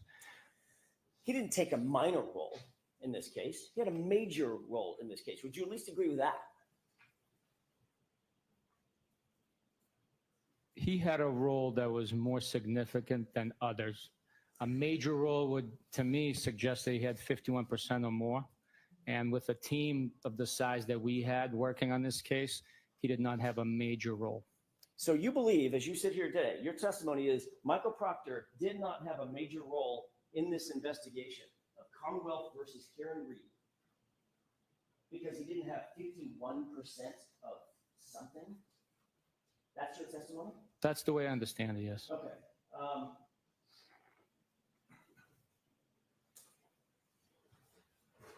You're aware of the search warrants that were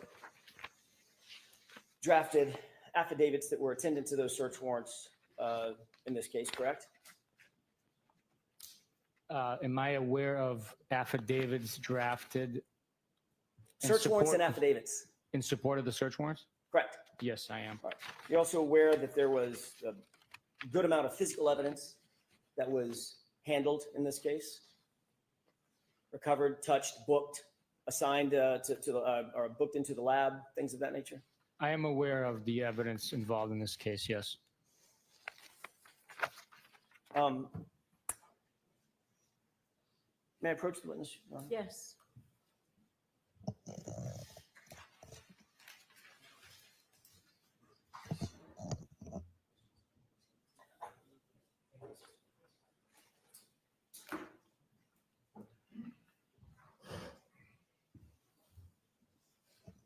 Sergeant Buchanan, I've handed you a binder, and it's tabbed just for your convenience, so I don't have to walk back and forth. With Thank the you, court's sir. permission, Yes. can you open tab 1? I'm not going to ask you to read the entire search warrant, but is that a search warrant that ends in 07?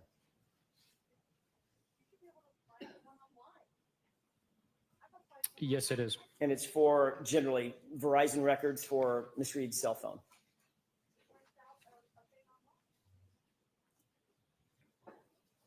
Oh, that's bullshit. You've got to go, you're going to the wrong site. I'll send it to you. No, I would not agree with you, sir. What is that search warrant for? Scam sites. It's for Verizon records for a VIN number, which looks like a vehicle. Is that the vehicle, the SUV, the Lexus SUV in this case? I do not know for sure because it doesn't have that identifier here, and I don't know the VIN number off the top of my head. Okay, fair enough. Who's the affiant?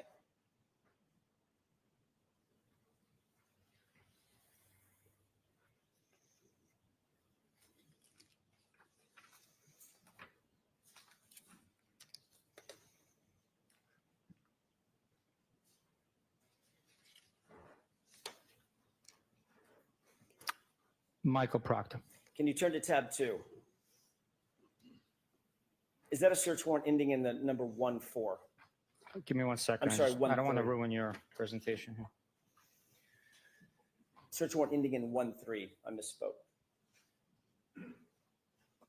Okay. Is that a search warrant for, generally speaking, Karen Reed's cell phone?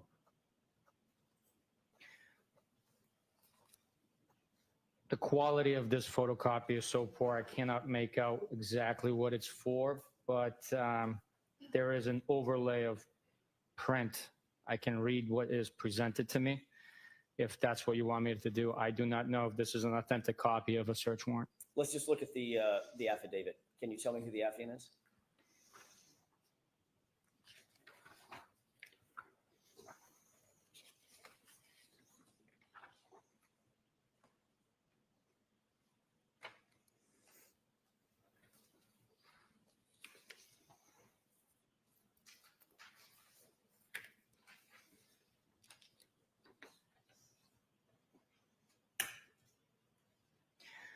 On this document, the affiant is Michael Proctor. Can you turn to tab? By the way, just staying with that for a second, you said you don't recognize it. Do you recognize it as being attendant to this case? The application or the affidavit? The search warrant. Well, Again, they go together. The application or the together? They go together. I understand that, but I'm asking which document you want me to. The document in total. In other words, it's not a search warrant dealing with a different case. It's dealing with Ms. Reed's case, correct?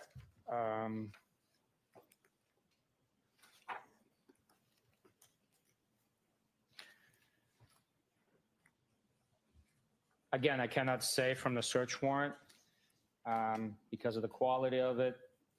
The addendum A appears to be with this case. Okay. Have And you ever the seen it before? I'm sorry? Have you ever seen it before, this search warrant? I haven't read the whole thing, so I can't testify to that. So this could be a search warrant that you never even saw?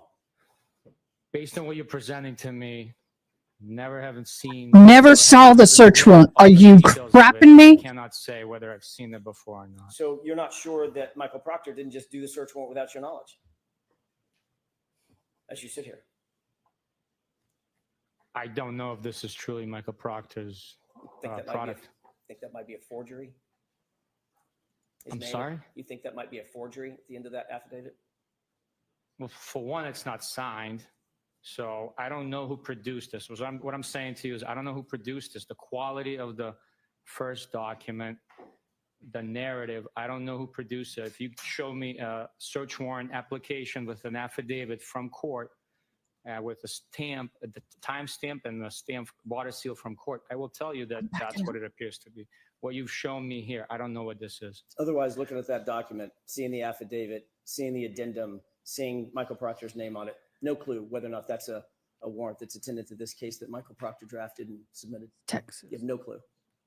I can't take you at your word. I'm not asking you to take me at my word, sir. I'm not testifying. I'm asking you to take the document at his word. Do you recognize it or not? If you don't, you don't. I do not know. Okay, let's turn to tab 3.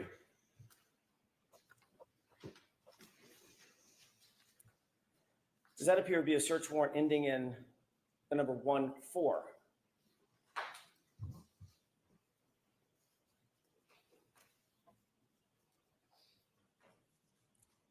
Yes, it is. And does that appear to generally be associated with Ring camera footage at One Meadows? Or can you not tell that? It has an email address, an associated MAC address. So yes, that's what it appears to be. Okay, can you tell me who the affiant is?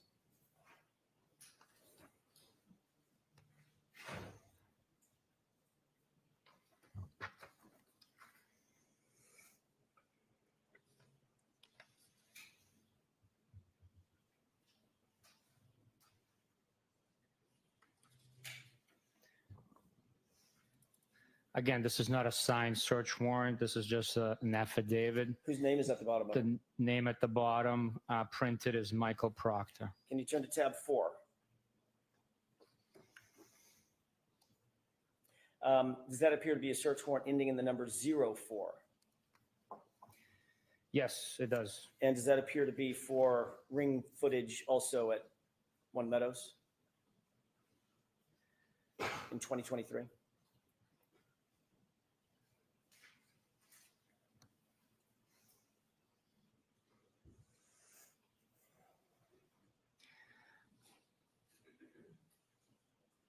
Based on the application addendum A, it's the same email address associated with the previous location of Meadows, yes.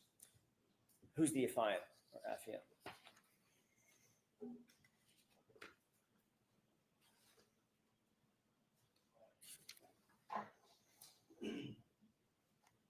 Michael Proctor. Can you turn to tab 5?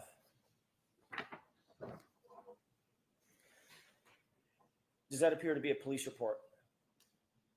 It does. And do you see a reference in that police report for a search warrant ending in 10 for a telematic system regarding Miss Reed's SUV?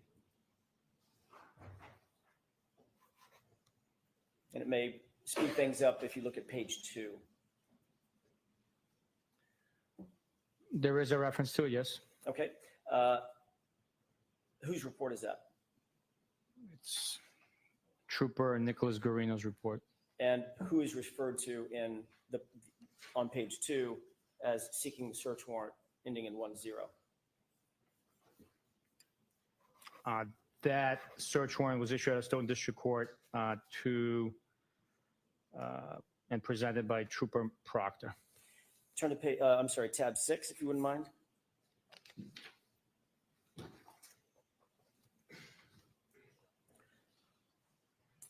Do you see a search warrant ending in the number 77? I see the application, yes. And this deals with Google, some geofence data, correct?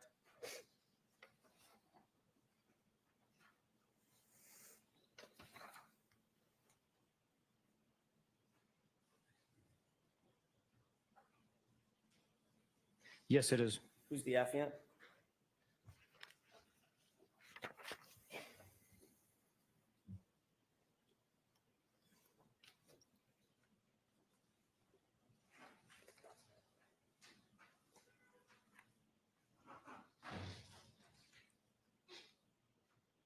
Again, this search warrant is not signed, but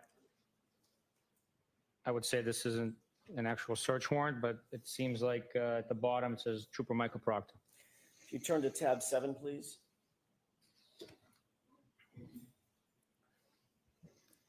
Does that appear to be a report authored by Nicholas Guarino? It does. Does that deal with John O'Keefe's cell phone?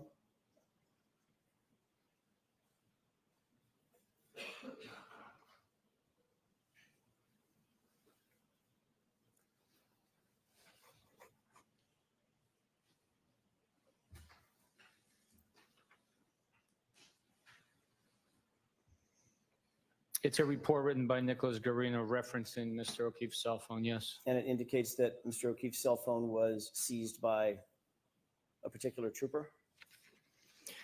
That's what the report indicates, yes. Who's the trooper? In this report, it says that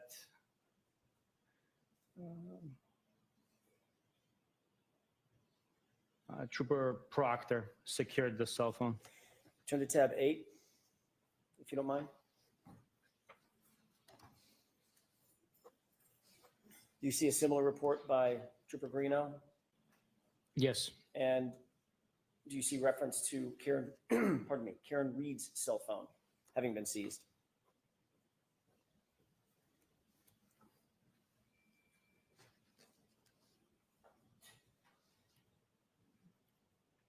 Yes. And that was seized by Trooper Proctor also, correct? Yeah, him and I were there together. His name is in the report, though. Yes, his name is in the report. Your name is not in the report, is it? I'll have to check. Give me a second, please.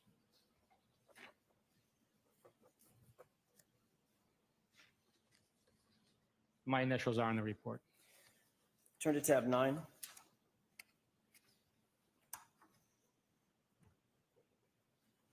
Do you see a report by you I do. indicating early spring 2022? There was a CPD video requested by somebody, correct? Yes. Who did you indicate requested that CPD video? The case officer, Trooper Proctor. And you went and actually, in this instance, you actually went and got the video and delivered it to him, correct? At his request. Yes, as the case officer, I would, yeah. Because as the case officer, he's entitled to ask for things, have them delivered, correct? Anybody's entitled to ask for things, absolutely. We are pursuing justice. We're looking for any and all possible evidence. I'm sure you are. As the case officer, he's entitled to ask for things to be delivered to him. Yes, yes. Even by his supervisor. Yes, absolutely. If you don't mind turning to tab 10, please. Do you recognize that report? I'm sorry, I was still turning.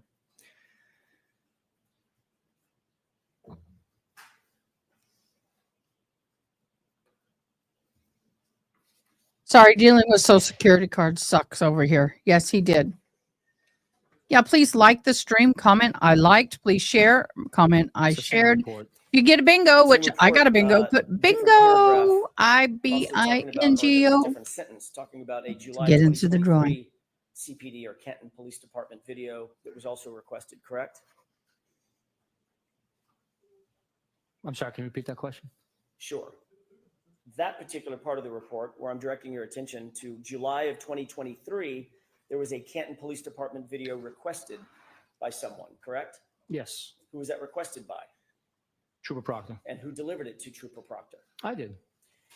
Turn to tab 11, please.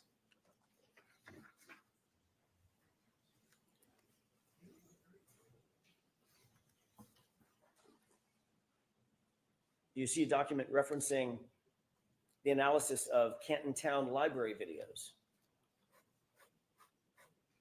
I do. And who is it that's listed as having received and reviewed and analyzed the town library videos? Give me just 1 second. I have to read the report.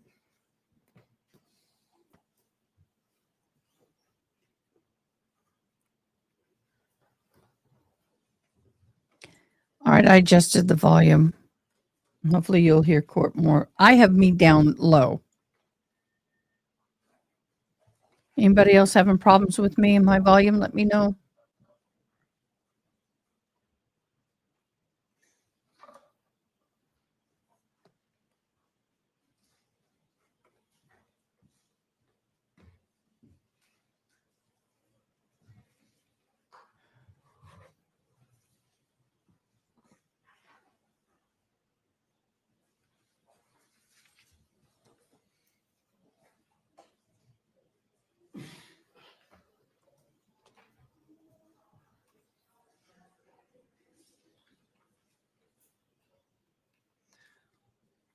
It was Trooper Proctor that analyzed the video and wrote up the timeline. Thank you. Sergeant, if you'll turn to tab 12.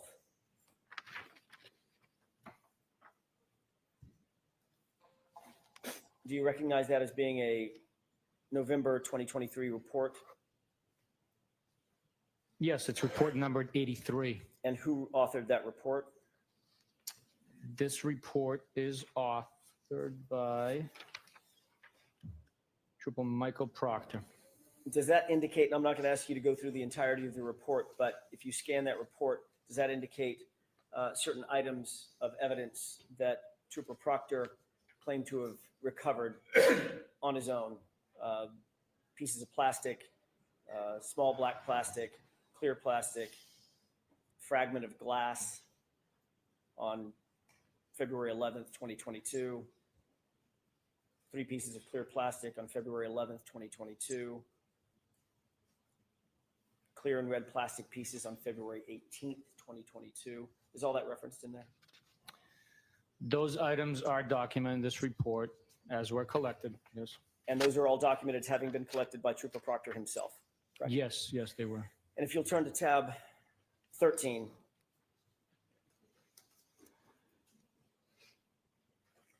This is an evidence submission form, correct? I'm sorry, 13? Tab 13, yes, sir.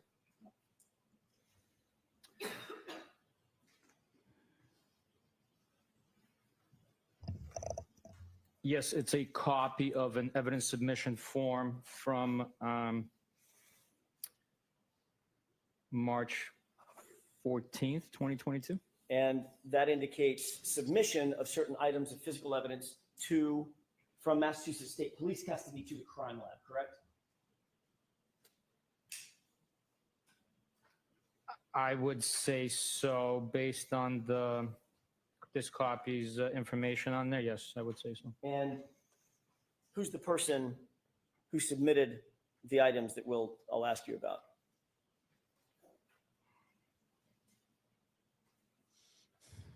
It is Trooper Michael Proctor. And those items include clothing, is that right? We don't have to go through them line by line, but generally, you see clothing items mentioned on there?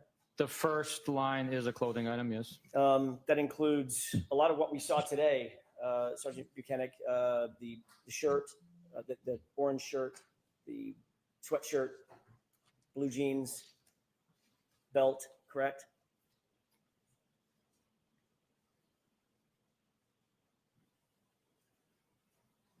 Blue jeans, belt.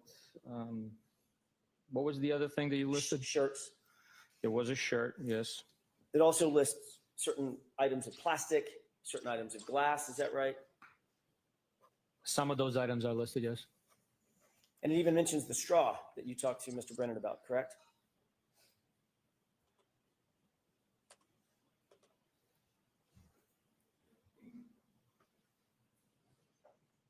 Yes, the straw is mentioned and numbered. And all of those items were submitted on March 14th, 2022, correct? That's what the form indicates, yes. And all of those items were submitted by Michael Proctor from his custody and control to the crime lab, correct? That's who signed the form. So the things that, according to the form at least, and your experience with forms of this nature, it was Michael Proctor who possessed and controlled those items before they were turned over to the to the crime lab, correct? That would be accurate, yes. So he would have maintained all of it, is that right? At least at some point? They would have been in his custody as he's transporting them for processing at the lab, of course. And then after he maintained control of it, eventually he turned it over and submitted those items, correct? If the form is accurate, then yes, that's absolutely right. So we've just gone through a few things. What you and I have just gone through is not nearly everything that Michael Proctor was involved with in terms of this investigation, correct? We didn't talk about witness interviews, right? We did not talk about witness interviews, no. So there's a lot more that Michael Proctor on a day-to-day basis as the case officer was involved in addition to what you and I just talked about, correct? Yes, there was many more things he was involved in. As I mentioned, that was just report 83. There's 100 plus reports in this case that were written. There's a lot of evidence that was collected and processed. So he had a part in the investigation as the case officer managing the tasks. But there's a lot of people involved in this investigation. So he touched or authored or reviewed or controlled at least every bit of what you and I have talked about this morning, all these items that we've just talked about, correct? He is referenced or is his name appears on most of these documents, yes, if not all. Of the ones that we just went through, he's not just referenced, he's the author of every single one of them, correct? No. Nicholas Garino wrote some of these reports. Sorry, the author of the search warrant. I asked you to look at Nicholas Garino's report to reference the search warrant that Nicholas Garino referenced in his report, and Michael Proctor was the author of that search warrant, correct? Again, I'd hate to do this to you, but Oh, I don't think you do. some of these search warrants could not be authenticated. I don't know what these documents were. I didn't read them, so I can't tell you that he was the author. Like what you presented, I can't speak to. You just made my point. Even as a supervisor, you don't know everything that Michael Proctor was doing, do you? No, it's impossible to know everything somebody was doing. Got it. Especially the case officer on this case, as busy as he was, right? I'm sorry? Especially the case officer on this case, as busy as he was, Michael Proctor, right? He was keeping us and his supervisors abreast of what was happening, the next step, the search warrants he was writing, the evidence that was being collected, the interviews that are being conducted, court dates and motions and stuff like that. So he would do the work and then keep you, the word you just used, keep you abreast of that work. Right, unless I was involved with the investigation myself. We did a ton of interviews together as I authored some of these reports as well. I said there was 100+ reports. Sir, you were notified on January 29th, 2022, that a Boston police officer was found gravely injured in front of 34 Fairview in the lawn, in the yard, correct? No, that is not correct. What were you notified of? When the notification came in, it was that there was a male party found in the snowbank. At some point, you learned that male party was John O'Keefe, a police officer, correct? At some point, we did learn that he was a Boston police officer. Matter of fact, you learned that morning. May not have been the first notification, but certainly early that morning, you knew that John O'Keefe was a Boston police officer. At some point, we learned. I don't remember exactly when, if it was morning, just after 12. I don't know when, but we did learn that he was a Boston police officer. And I'm not asking about what Trooper Proctor learned, but what you learned. You learned that he was a Boston police officer, correct? At some point, I learned that he was a Boston police officer, yes. And on January 29th, did you ever respond to 34 Fairview Road at any time? On January 29th, 2022, at no point in time did I or Michael Proctor, who was with me the whole time, ever respond to 34 Fairview Road. So the answer to my question, very simply, is no, right? That's correct. You just answered this question as well, but I want to make sure we're absolutely clear. Your Honor, may I approach? I don't want that binder to be in the way.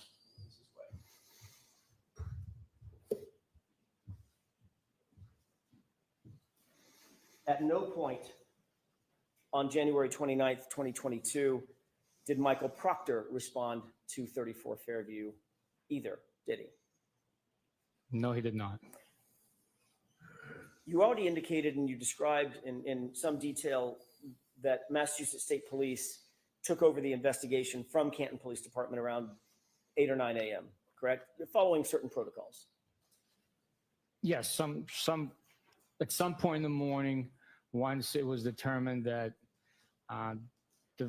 Mr. O'Keefe was gravely injured and was being transported to the hospital with no signs of life, and we were advised that he had a estimated 10% of survival rate, we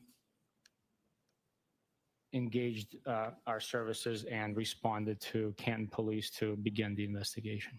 So the answer to that question is yes. Correct? Yes.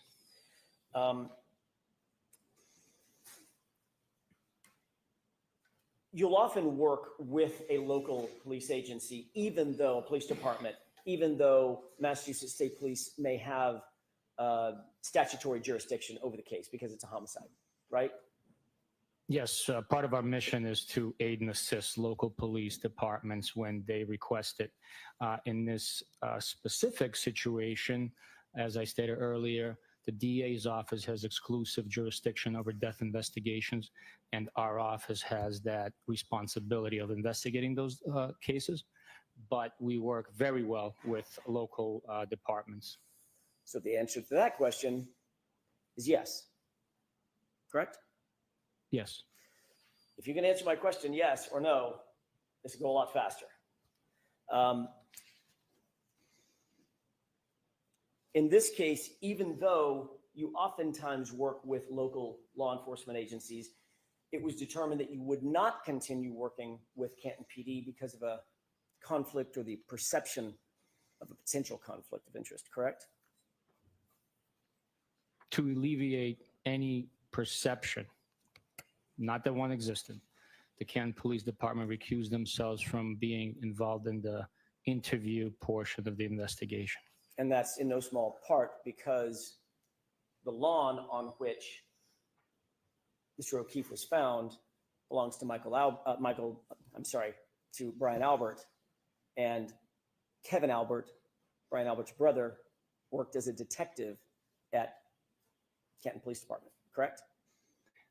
That was my understanding why they chose to take those steps.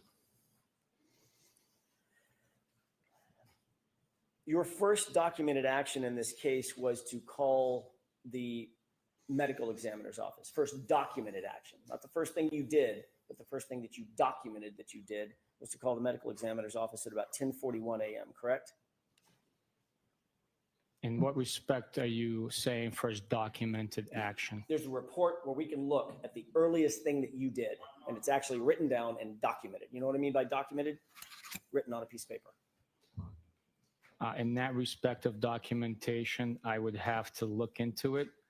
I believe there was something probably before that, since there was a documentation of us getting notified of the incident. At 10:41, let me just ask it a little bit more straightforward if I can. Just get to the point. At 10:41 a.m., you called the medical examiner's office to inform them that Mr. O'Keefe, quote, was struck in the face with a cocktail glass, or at least appeared to be, correct? That is in part what I advised the medical examiner's office, where they are responsible for the medical portion of. Objection, Your Honor. May we approach briefly? Okay.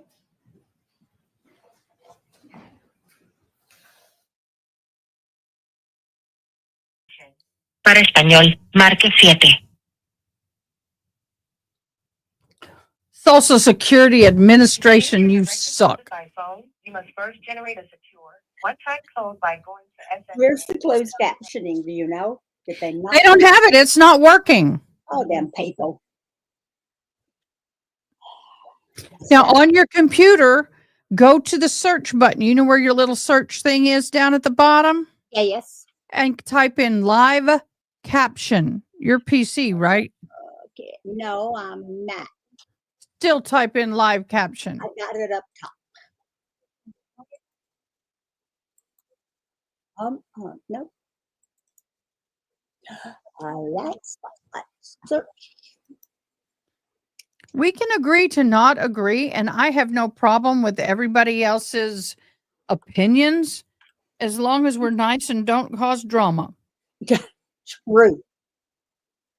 Okay? I mean, I don't always agree with Miss Diane, and I don't agree with everybody. And my job is to keep the arguments and the topics, and well, I say arguments. My job is to keep the topic and the talking going.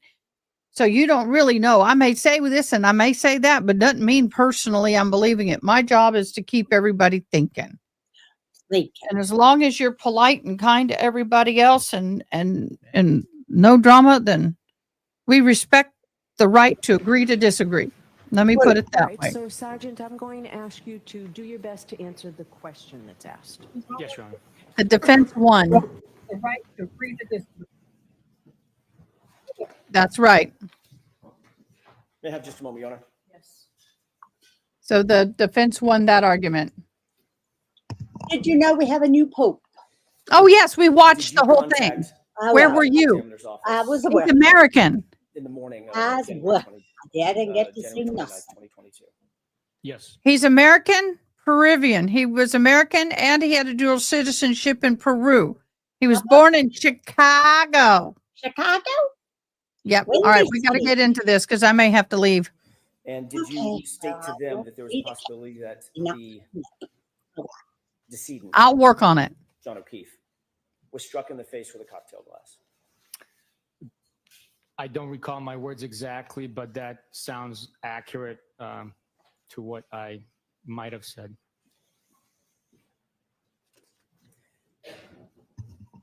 At least your initial investigation during those early morning hours, or those critical hours, led you to believe at least that there was a possibility that there was a physical altercation, correct?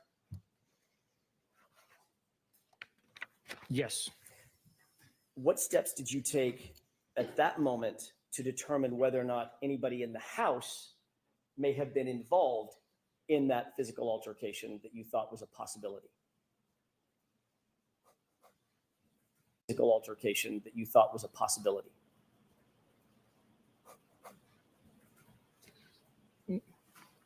That's a compound question. I have to answer it separately. Answer it however you want to. It's an open-ended question, which is unlike me. What steps did you take to, at that moment, to determine whether or not anybody in the house could have been involved in that possible physical altercation that you just described? We interviewed the homeowner and two witnesses that were in that house. You never went into the house, did you? On January 29th, at least. I personally did not go in the house. You did not secure that house or remove the occupants, did you? Which day? January 29th. I'm talking about the morning of January 29th. I did not know. You did not secure the yard as a crime scene, correct? That's correct. You didn't conduct any search of that house. No, I did not. You didn't take any photographs of the interior of that house. I did not. You didn't ask a forensic criminalist to join you and process the house, correct? That is correct. You didn't set up a crime scene log to determine who is coming in and going out of the potential crime scene. I did not.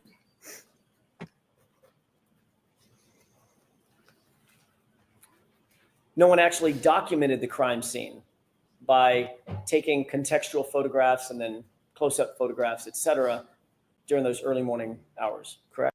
By the way, I don't know if you can hear me because I can't. Oh, there we go. I hear me now. It's the same feed. Why it's better, I don't know. I cannot speak to that. I was not there. So the answer is you didn't do that, and you didn't cause that to be done. I did not do that. Crime scene services section. What is that?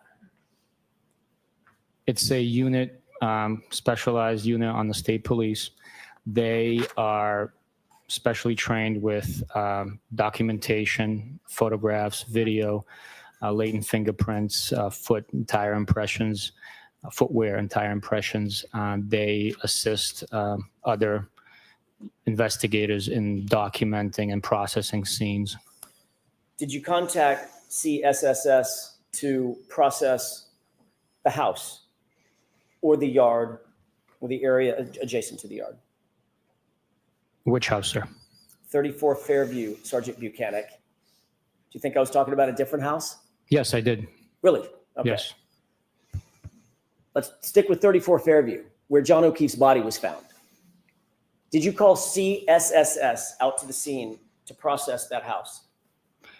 I did not contact crime scene services on January 29th to the area of 34 Fairview Road to the lawn where John O'Keefe's body was found. You mentioned that you conducted interviews that day, correct? That's correct. Where were those interviews conducted? The first interview was conducted at Canton Police Department. The second, third, and fourth were conducted at a residence in Canton. The What was the fifth, I'm sorry, what was the first interview at Canton Police Department that morning? Sergeant Good. So other than Sergeant Good, I'm talking about civilian witnesses. You mentioned 3 civilian witnesses. Where were those 3 witnesses interviewed? At a residence in Canton.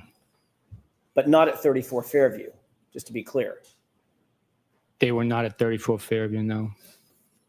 They had been at 34 Fairview, though, hadn't they? All 3 of them. Yes, they had. As a matter of fact,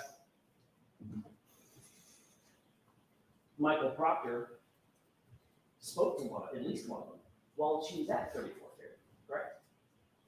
I don't know. Weren't you with Michael Proctor when he spoke to Jennifer McCabe? Which time, sir? The first time he called her to set up the interview that morning on January 29th. I don't know where Jennifer McCabe was. I can't testify to that. I have no idea. So if that call was made, she talked about that call being made, that was made by Michael Proctor, not by outside of your presence. Can you repeat that? Sure. If there was a call made to Jennifer McCabe by Michael Proctor that morning, that was outside your presence. Not necessarily. I just did not know where she was. So the only 3 people you interviewed were Jennifer McCabe, Matt McCabe, and Brian Albert, correct? Not correct. Who else? The defendant. Other than Miss Reed, and before you got to Miss Reed, because you didn't get to Miss Reed till 3:34, correct? In the afternoon. In the afternoon. I don't know exactly what time we began the conversation. Right. I'm talking about in the morning when you were trying to figure out what was going on. You interviewed 3 people. Yes, we did. 3 civilians. At one point, we interviewed 3 civilians, the homeowner at 34 Fairview Road, and 2 witnesses that were with Mr. O'Keefe and the defendant the night prior, and then one of the witnesses that was with the defendant when Mr. O'Keefe was discovered. And these are individuals that you made the assessment had either been with or shortly been with at the time or shortly before he was last seen alive, correct? Based on the information that we had at that time, one of the individuals was with him right before he was seen alive, and the other 2. Before he was last seen alive. One of the individuals was with him right before he was last seen alive, and 2 of the individuals saw the defendant and Mr. O'Keefe together. And those same 2 individuals were also with Mr. O'Keefe just minutes before he was last seen alive. The waterfall, correct? All 3 of the individuals were with Mr. O'Keefe and the defendant at Waterfall, yes. And all 3 of the individuals were also at 34 Fairview when Mr. O'Keefe arrived. You had that information, didn't you? We did not have information of Mr. O'Keefe arriving at the house. He was dropped off on the lawn. And all 3 people, were either named McCabe or Albert. Those are the 3 people that you had information from, correct? Which information? We had information for a lot of different sources at that point in time. I'm talking about the first 3 interviews that you did, the first 3 civilian interviews you did that morning. Still on the same thing. You mentioned talking to 3 people at a residence in Canton. Brian Albert, Jim McCabe, Matt McCabe. Mm-hmm. All 3 were at 34 Fairview when they indicated John O'Keefe arrived in an SUV. They all told you that, right? They were inside the home when the defendant and Mr. O'Keefe arrived in the SUV. These are the very people that would have a motive to lie if they were somehow involved, right? Can you answer that, Sergeant? No, Your Honor. You're a professional investigator, Yes, you could. That's correct. homicide investigator, right? That's correct. Many years of experience, right? Is that yes? I don't know what many means to you, No, but of course not. Let me, how many years of experience do you have? in homicide, Correct. 10 next week. Okay. Does that sound like many?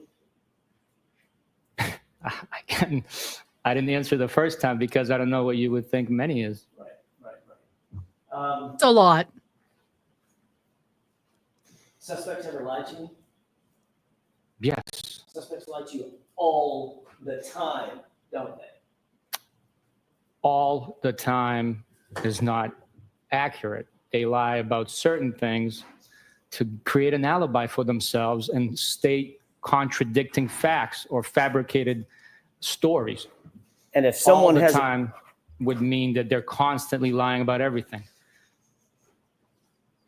you understand the colloquialism all Hate the the time? word play. I do not know the term colloquialism. Okay, let's try it a different way. Let's see how educated you are. Let's see what your vocabulary strengths and weaknesses are. Colloquialism. You don't know what that is? Diane, what is colloquialism? It means let's do it different. Oh, I hate word games. If these three individuals were involved in the death of John O'Keefe or Yes. knew others who were involved in the death of John O'Keefe, who they were close to, they would have a motive to lie about that, correct? Objection.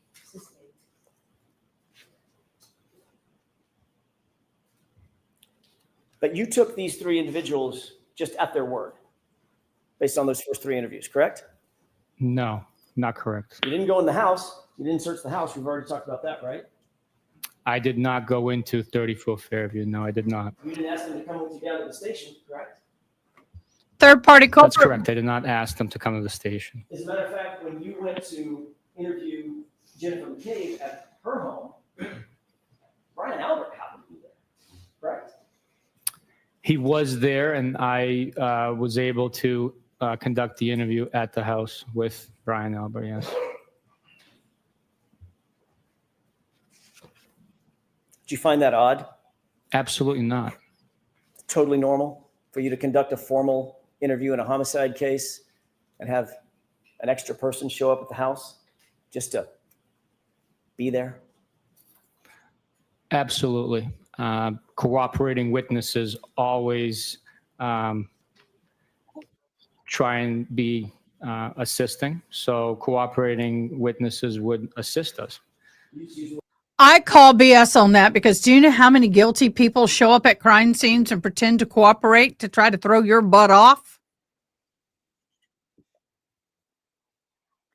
She was in finances and making like financial investments and something along the lines of that. And she made a ton of money and she lost it all because of this case.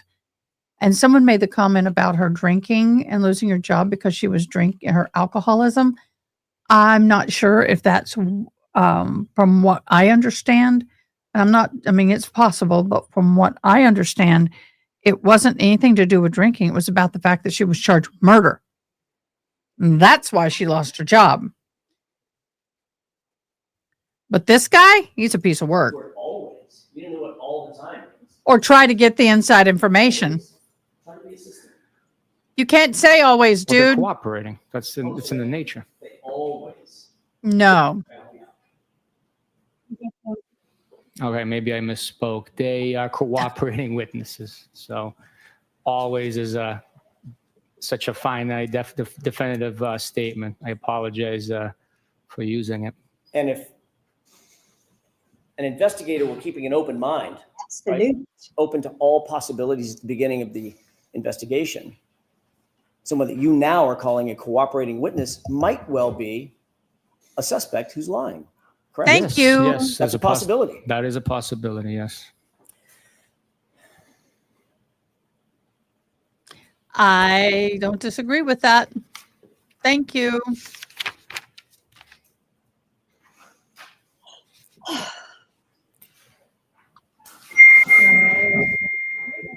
May I have just a moment, Your Honor? I don't know what the heck that was, but that sure did hurt. Sorry, I'm looking. I'm having to depend on my monitor here for volume control. Can you hear me okay, Diane? I want to shift Okay. gears for a second, Sergeant Buchanan, and ask you about I agree. some of the physical evidence in the case. Number 2. You and Mr. Proctor collected the gray sweatshirt and the orange T-shirt that we saw entered into evidence today, correct? That's correct. You talked about finding that evidence at Good Samaritan Hospital. Is that right? That is where it was seized from, yes. You described it as being on the floor, correct? That's correct, yes.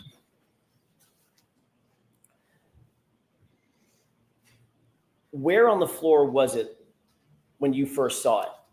So on the hospital floor, not the ambulance floor, correct? When I first saw it, it was on the hospital floor, correct? All right.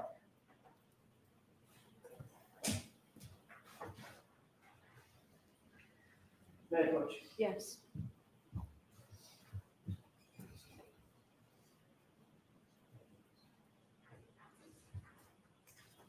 Take a look at that photograph, please.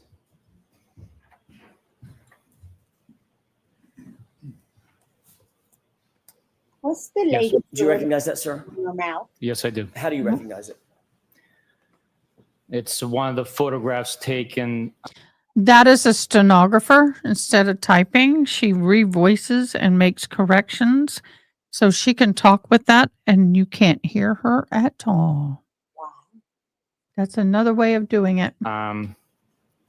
She has a From She has a computer in front of her that she can also make corrections. Mr. O'Keefe's emergency department room. Do you recognize the shirt or shirts that you earlier described as being in that photograph? There is Thank you for taking us orange with you. shirt depicted on the floor to the left side, yes. Your Honor, I'd ask that be marked and entered into evidence. No objection. Okay. While that's being marked, may we approach very briefly?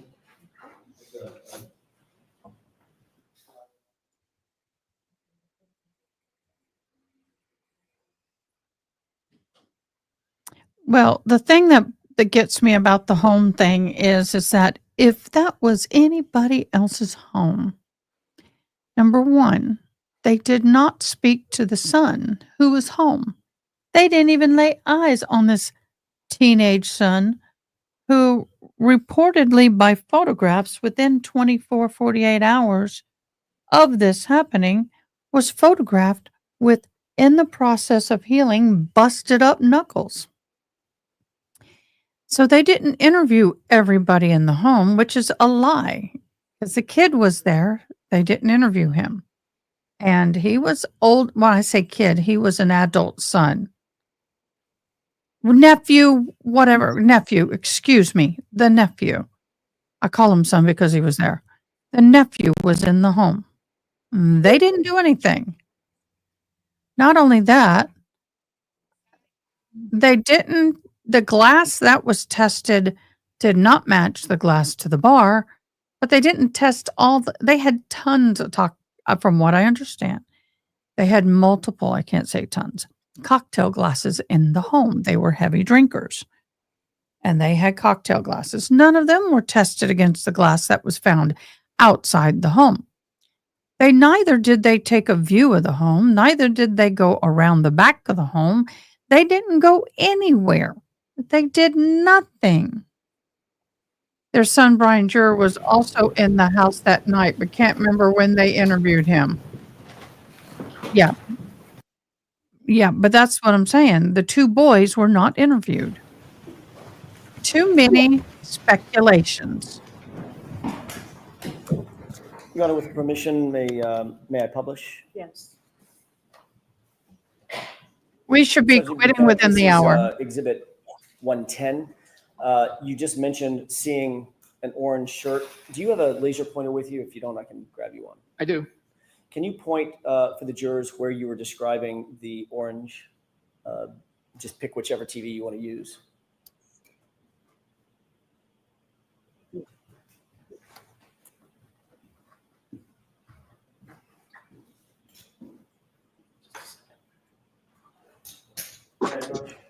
What's that? This is It did, yes. That's a beast. That should work. Just tell me which TV you're going to look at so the jurors understand and can follow.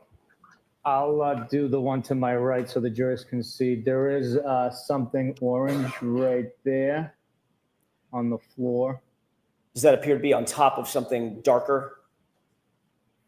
It does appear to be on top of possibly a darker item of clothing, possibly the jeans. I'm not sure exactly from here what that is. Do you believe as you sit here, and I'm asking it open because I don't know what the answer is. Do you believe as you sit here that that's the orange shirt and or the gray sweatshirt and or the jeans? If we can zoom in, I could probably pick out the pattern. So from here, it looks like it's a cut fabric, indicating that it most likely is the orange shirt. The jeans, you can see the belt loop through the jeans on the left side. I would say that that is Mr. O'Keefe's clothing that we picked up and bagged. Okay, if you could unzoom that for me. One more question. You see Mr. O'Keefe's left leg and right leg from about the little lower than mid-thigh down, correct? Mid-thigh down, I see his legs, yes. Okay, you see his right knee? The interior portion of it, yes. Okay, do you see any scrapes or marks or cuts or abrasions on that right knee? Not from this point, no. Thank you, we can take that down. May I approach? Yes.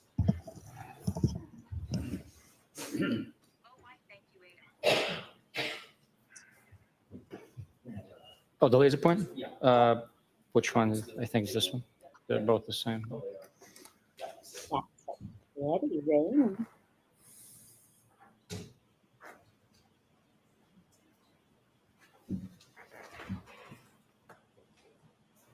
I have one more question on that photo. Sorry about that. Can we display the photo one more time, Ms. Johnson? We don't need to turn the lights off.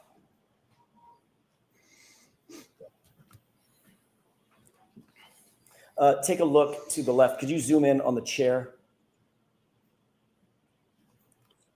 Do you see that item sitting on the chair, Sergeant? Yes, I do. What is that? That is either mine or Michael Proctor's notepad binder. Thank you. We can take that down.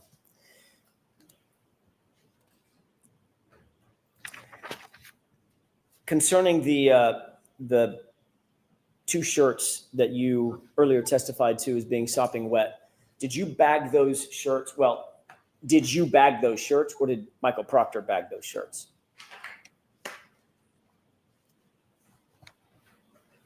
We bagged them together. If my memory is not failing me, I believe he picked it up and I held the bag open. But I could be wrong. Maybe I picked it up and he held the bag open. That's fine. The two of you together got them in a bag. Yes. Was it a paper bag or a plastic bag? It was a large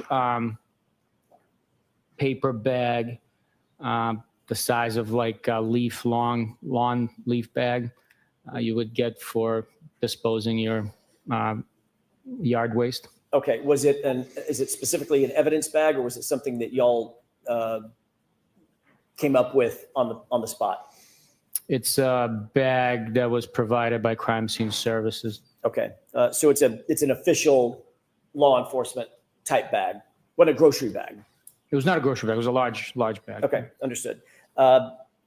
Did both shirts go in the same bag? All the clothing items that were in the pile went into the same bag. Does that include the jeans and belt and boxer shorts? Yes. Okay. You went from Good Samaritan, straight to Dighton. correct? Yes. And you are the one that put the bag in your, the super cab of your pickup truck? Yes. And then from Dighton, you went over to Canton PD, is that right?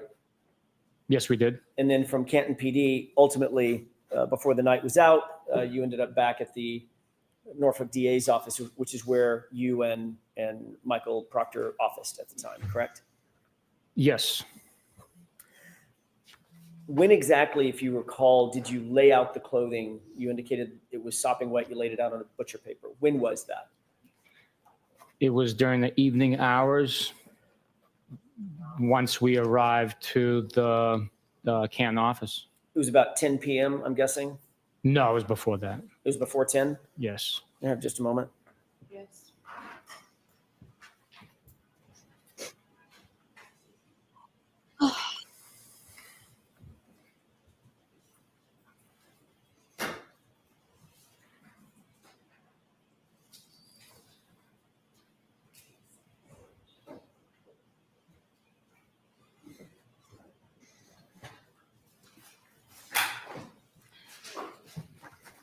Sergeant, I just want to get the record as clear as possible. Did you testify at a hearing last year, at a proceeding last year here in this courtroom, that it was about 10 o'clock at night when you finally got the clothing laid out on the butcher paper?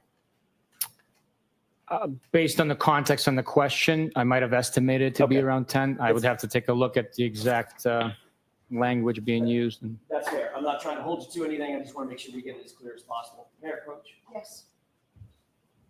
We're trying to get a replacement social security card for Gerald so he can start his job, and we can't get it.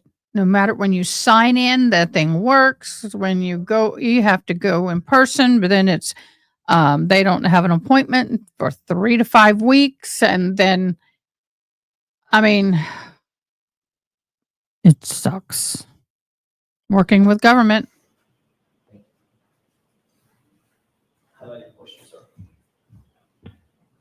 Hey, Brian. Welcome, Brian. Thank you for hopping in. I hope you're having a good day.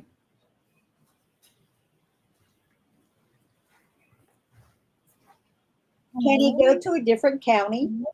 We can, but they don't. You can't just walk in anymore. We tried going in here. We can't just walk in.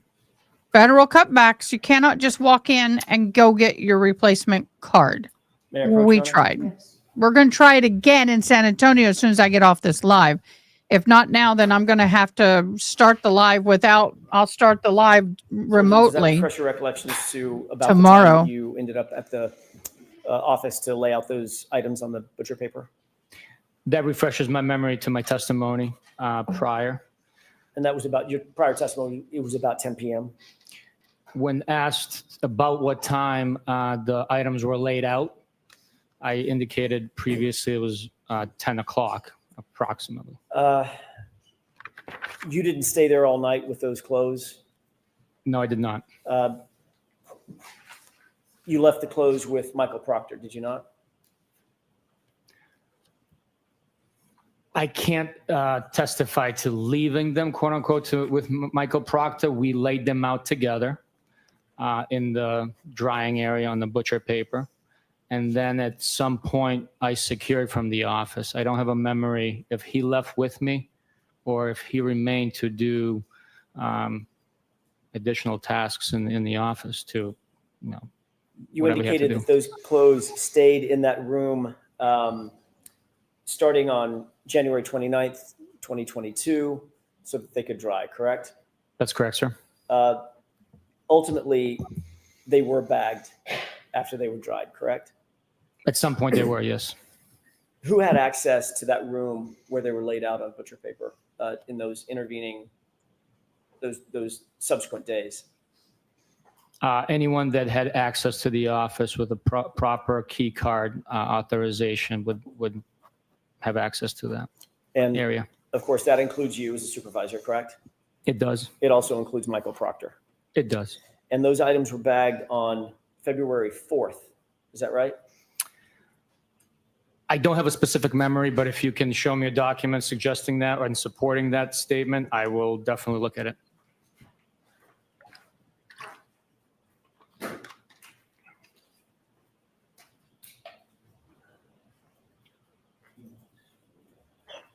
May I inquire of the clerk briefly?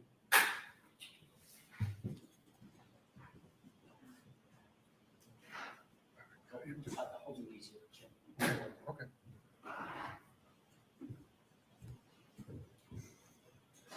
Sergeant, while we're looking for this piece of paper, you remember looking at the bag that the clothing items were in, at this point, just the jeans? Earlier today, sir? Yes. I do remember looking at the bag, yes. Okay, and the bag has a label on it, obviously, that's generated when items are bagged? It has multiple labels, yes. Okay. Did you see the label today that it indicated it was bagged on February 4th? I didn't pay attention to it, no. May I approach, Your Honor? Yes.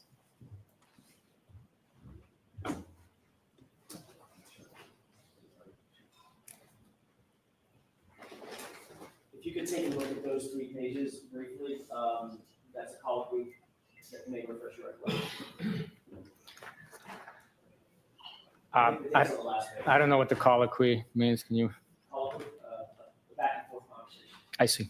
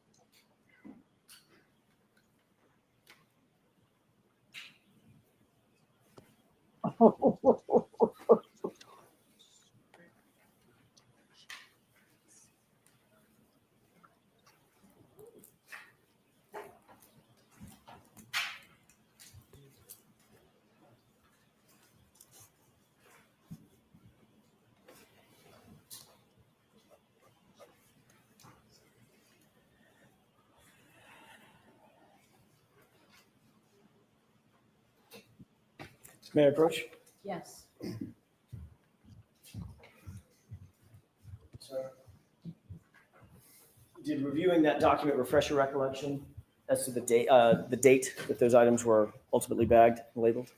Yes, based on the tag on the bag, when I previously looked at it, it appears that the tag was printed on 2/4/22. And that would be consistent with the time that the items are actually placed in the bag? I don't know that to be true. Because you didn't place them in the bag, Trooper Proctor did, correct? I'm sorry, former Trooper Proctor did. I don't know who placed them in the bag. But it wasn't you. It was not me, no. But the case officer, Mr. Proctor, had access to that room and was taking control over those clothing items for those 6 days that they were drying on the butcher paper, correct? That's not necessarily correct. It could have been the evidence officers bagging the evidence once it's dried and processing it. I highly doubt Trooper Proctor had access to the beast machine to print that label. Right. I'm not asking if he printed the label. I'm asking if he bagged the item and walked it up to the evidence locker and the label was printed up there. Again, I don't know who bagged the items. That would be normal protocol, though, correct? Somebody else bagging the items? No, the case officer bagging the items. He's the one that seized it along with you. He laid them out on the butcher paper along with you. He would be the one to gather them up. I mean, the evidence officer is not going to come down there and do that without the case officer knowing, correct? Not necessarily. The evidence officer's responsibility is to handle the evidence. So I don't know who handled the evidence that day. How would the evidence officer know to go down there? How would he know that there were clothing items being laid out to dry on butcher paper unless the case officer told him? They would walk by it every day and see it. That's their workstation. So Right. they would know that, hey, this evidence is drying.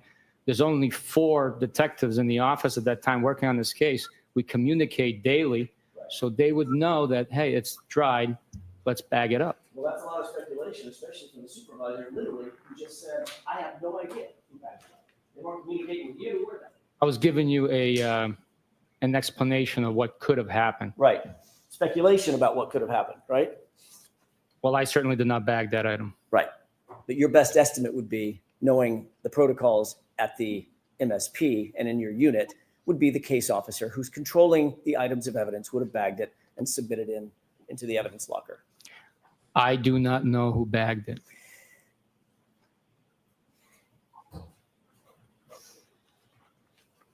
So for 6 days, anybody who had access to that room could have handled that clothing in any way they wanted to. That's correct. And that includes former Trooper Michael Proctor. That's correct.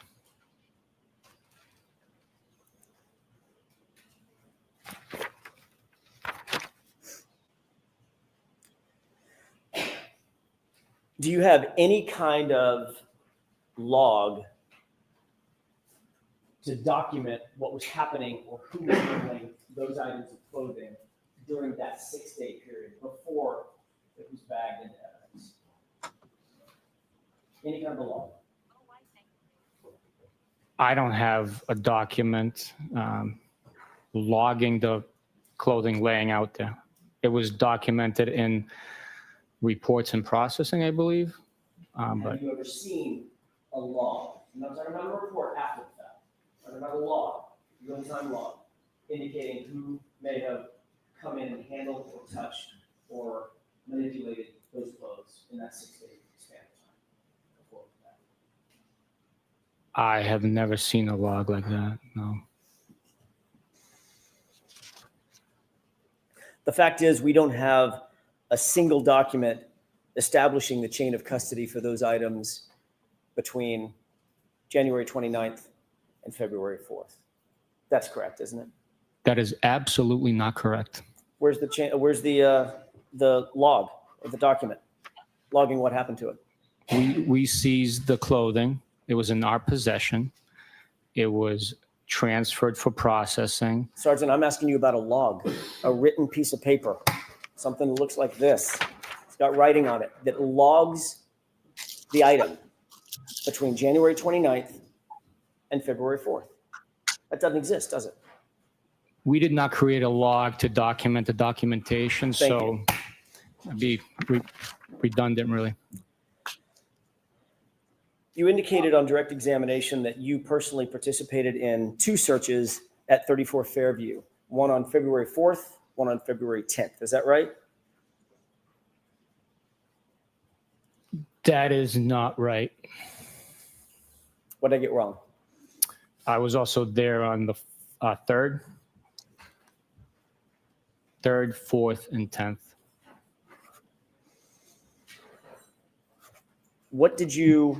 Who did you go with on the 3rd? That was Trooper DeChico, Michael Proctor, and I conducting the first excavation. And about what time was that? It was during the morning hours. I think earlier I said it was somewhere between 8:30, 9:30. I could have been half an hour later. I'm not exactly positive on the exact time we began the excavation. And the other 2 searches were the next day, February 4th, and then February 10th. The next time I was at Fairview Road and involved in a collection of evidence was on the 4th, when Canton PD documented a 1 piece and I collected, and then the 10th.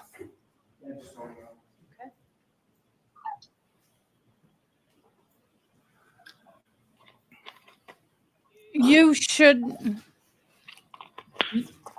That bottle of water is massive, and this is like his 3rd one. You should have already collected all the evidence. There should not be evidence collecting for 10 freaking days.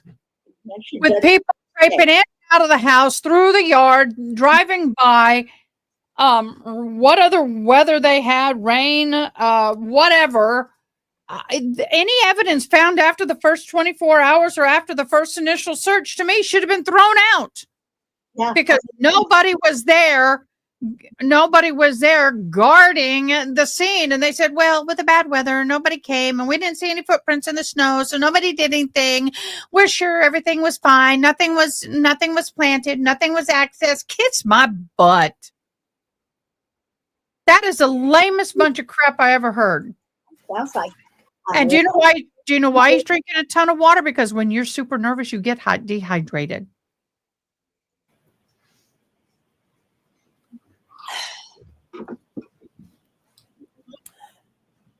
Was anything recovered on February? Let's take them in order. On February 3rd. Yes, Mr. O'Keefe's hat, straw. Oh, I'm ginger snapping. I believe red and clear plastic taillight pieces. Oh, and speaking of that little white thin piece of plastic that they pulled out saying it was a part of the taillight, it was not part of the taillight. That piece has nothing to do with the taillight because we saw the video of the guy destroying the taillight and that piece wasn't a part of it. So that clear piece of taillight that they said that was real thin and shaped kind of almost like a circle, an odd shaped circle, has nothing to do with the taillight. There was those are the items that were recovered amongst. That's on the 3rd. Okay, what about the 4th? The 4th was the red taillight piece that we displayed, I believe. That Canton PD notified me of when I was already en route there. When you say Canton PD, thank you for lurking. Who was it that notified you, if you remember? There was at the scene. There was Chief Berkowitz, a couple of detectives. Sergeant Lank, does that sound right? I do not know. I can't say yes or no. I don't recall specifically. It was raining hard, so I grabbed the item and left. Okay. Were there? Oh, did you write a weather report? again. I'm gonna combine these into all 3 dates together. Did you write any report? Actually, I won't do that. Let me ask them individually. Did you write any report about your search on the 3rd? Somebody authored a report. I'm not sure. I'm asking about you. I can't. There's over 100 reports. I'd have to take a look which report documents my activity that day. Do you remember, as you sit here, authoring a report about your conduct or your activity on February 4th, the next day? I don't have a memory of it, no. Do you have a memory of authoring a report yourself about your conduct on February 10th, or your activity on February 10th? I don't have a memory of it. It could have happened. I just don't have a memory. The reality, Sergeant, is that no report was written about any of these searches until November 4th, 2023. Correct? That could be possible, yes. So literally the documentation of these 3 searches about which you've testified today, the documentation did not exist until, what is that math, 17, 18 months later? That is not true. Each bag that the evidence went into was documented, the time, location, who recovered it, where it was recovered, and brief description of the items that were recovered from the scene. And by the way, we're going to get to that in a second, the evidence bags. A report is designed to memorialize exactly what happens, when it happens, why it happened, who was there, what time it happened, things of that nature, correct? That is one of the purposes, or some of the purposes behind the report, absolutely, yes. And the report in this case that documented these 3 searches involving you, Trooper Proctor, I think Trooper DeChico, even Canton PD officers, there was no memorialization in a report until nearly 18 months later. Is that right? It's possible, yeah. We write reports at different times. Yeah. I want to ask you about this February 4th visit to the crime scene. You indicated that sometime in the morning, 8:45, 9 a.m., something like that, you responded? On the 4th, sir? On the 4th. I was driving to work, so I would have to say 8:45 or so. Yeah, I mean, I don't have the exact timestamp, but if you know, if you have something to refresh my memory, I could tell you if that's accurate. I'm not going to hold you to the exact time. It was in the morning on the 4th. It was. All right. Did you know Chief of Police Ken Berkowitz before you responded on the 4th to 34 Fairview? Yes, I knew who he was. I had met him previously, and he was present on the 29th when the vehicle was delivered to the Sally Port. He was actually in the Sally Port, at least at some time, when the vehicle was delivered, correct? He was there at some point. I had a conversation with him. Okay. Tall guy, short guy? Chief Berkowitz was a shorter guy. Yes. Okay. Do you know who Brian Higgins is? I do. Yes. What's your relationship with Brian Higgins? Or what was it? I should be more pointed to this, Sergeant. What was your relationship back in 2022, January of 2022? Brian Higgins was a federal agent, and I crossed paths with him on a couple of investigations, strictly professional relationship, a federal agent and a state trooper. So not a personal relationship, more of a professional relationship. Correct. Did you know him to have a personal relationship with Chief Berkowitz?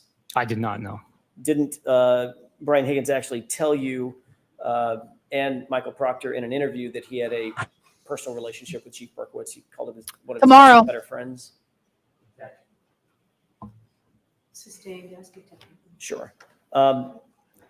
During the course of your investigation, did you learn, although you may not have personal knowledge of it, did you learn that Brian Higgins and Chief Berkowitz had some sort of a personal relationship? If you show me a report stating that, I would like to take a look. If it's written in a report authored by me or that I approved, I will take it for to be fact. As you sit here now, you don't have a memory. He can't do that. Conversation with Brian Higgins. Do I have a memory of having a conversation with him and him sharing that information with me? That's it. I don't have a memory of him sharing that information, but if you have a report that was authored by me or Michael Proctor or any trooper in our office that says that, I will take it as gospel and testify to it. Okay. Well, I don't want to take up the time to look. He knows he doesn't have it. On that, but in the meantime, let me ask you a few other questions.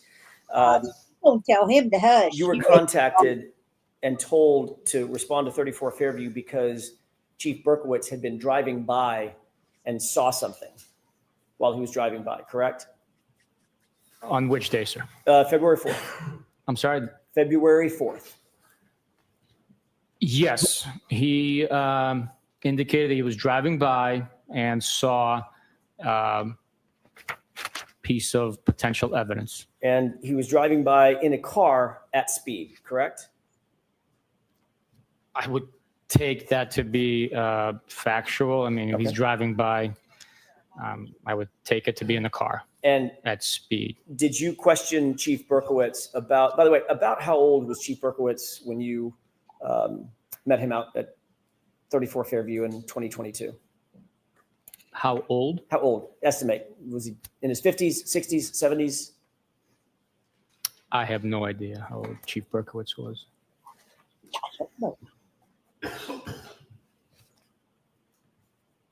He indicated to you that he was driving by and saw a small piece of red taillight from his car. Is that right? Objection. He indicated to you that he was driving by and saw a red something from his car, correct? Objection. Did you question Chief Berkowitz after you learned this information about him driving by? Did you question Chief Berkowitz about how he could possibly see a piece of red plastic from his car? No. Did you question Chief Berkowitz about why he was driving by 34 Fairview in the first place? And how far away from the vehicle was that piece of glass? And how good was his eyesight? Yeah, but did you measure from the road? Did you grid it? Did you document it? Did you photograph it? How many feet from the road was the piece of glass? I guarantee you he wouldn't have seen that. If I'm on the jury and I don't have those facts, I'm going to throw that information out because there's no documentation. It didn't happen. Did not happen. That's right, Ada K. No. Good. I'm ginger snapping again. God help y'all. Did you question Chief Berkowitz about the fact that his department had been conflicted from the case, at least in part, big because time. of a, as you put it, a perceived or possible perception of a conflict of interest? I'm sorry, can you repeat that question, please? Did you question Chief Berkowitz about whether or not he was aware that there was a conflict of interest between Canton PD and this investigation? No, I didn't question, no. Did you think that was important at the time to talk to him about that conflict of interest? No. Because just days earlier, the Canton Police Department had in fact recused himself from interviews because of a potential conflict of interest, right? To prevent any perceived conflict of interest, they recused themselves from being involved in interviews. I wasn't pairing up with Chief Berkowitz to interview the taillight piece. I mean, I don't. No, I didn't figure that you were going to interview the taillight piece. We all get the comment. I'm trying to get to a point. Trying to get to a point, Diane. 3 to 4 days after. 3 to 4 days after, 5 days after, 6 days after. After 10 days. Why did he not refuse himself from the part of the investigation? The brother of the homeowner being a detective. Conflict of interest. The brother of the homeowner being a detective, the chief of the department drives by. Are you not hearing this, Diane? Nope. When he steps away, I can't hear squat. And you don't have the ears I gave you. No, I can't hear it when. Yeah. Okay. He's too far away. I'm sorry? I'll read it to you. All right. Got the word system. Was your understanding, at least at the time, that the whole purpose of the recusal was so there would not be a perception of a conflict of interest? To avoid that? I didn't give him much thought of the understanding why there was a recusal. I was told that they're not going to conduct interviews with us, and me being on the mission of conducting this investigation, assisting with this investigation, collecting evidence, I just knew that I needed more manpower. And the Canton police being, having recused themselves, weren't going to be available to provide that manpower to conduct interviews. And They already did. It was the chief of that very department that was standing out in front of 34 Fairview when you pulled up that morning. With his detectives, they were at the location. They weren't standing outside. They were in their vehicles because it was raining really heavily. Well, Of course. we can, Your Honor. Sure. All right, so Sergeant, we'll be bringing you back tomorrow. Thank you, Your Honor. Folks, that's it for today. Y'all, this is bad. Do not discuss this case with anyone. Don't. Y'all, this is bad. And I've got to go because I got to get Social Security office. So we're going to get this going on the giveaways and such. Or I can do the giveaways tomorrow. Yeah. I'll leave them up. Y'all, nobody bingoed. We need a bingo. Nobody bingos. I got one bingo. Very good bingo cards. What? Tomorrow, I'm doing a graduation from 1 to 4. All right, no problem. Diane, thank you so much for being here. We love and appreciate you. You have a fabulous evening. I tried calling you last night. I'll call you again tonight. All right, darling. Bye, love. Love you. Bye, everybody. Bye. Okay, so what we're going to do is we're going to quickly do the giveaways. If you have bingoed, make sure you put I bingo before I even get to it, okay? I hate to be quick, but we got to get to Social Security office. This is the biggest bunch of BS I've ever seen. Let's go. Good luck.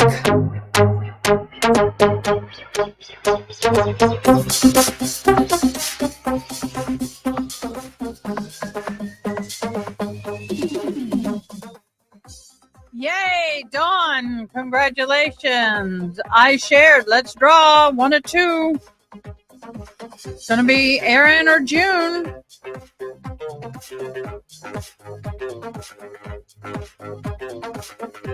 Aaron, congratulations. And of course, we have 0 bingos. We have 0 bingos. So that's where we is. I will say that I don't remember him saying that Karen told him that John had hit his head a few days prior to the incident. That's all news to me. Hadn't heard that. Okay, guys, today's been an interesting day. We got a new pope. We've got some interesting trial stuff going on. I can't stay. I got to get to Social Security office, which royally sucks. Look on the bright side, Angel. You're not trying to get a green card. Yeah, but he can't work until he gets his his social. And now we may have to get a birth certificate from out of state. Oh, this is just so much fun. Happy Mother's Day to everybody who won't be here tomorrow. I will be blessing everybody tomorrow. And don't forget, today is World Donkey Day. Don't forget to kiss your ears. Yay, World Donkey Day. I just couldn't resist it, y'all. Just couldn't. It was too cute. Okay, guys, thank you so much for joining. We will see you tomorrow. And Sunday night, we will have a Sunday Night Live. And we got a lot to cover. All right, see you then. Thanks for watching. Please comment, like, share, and most importantly, subscribe. I hope you have an awesome day. Till next time, take care.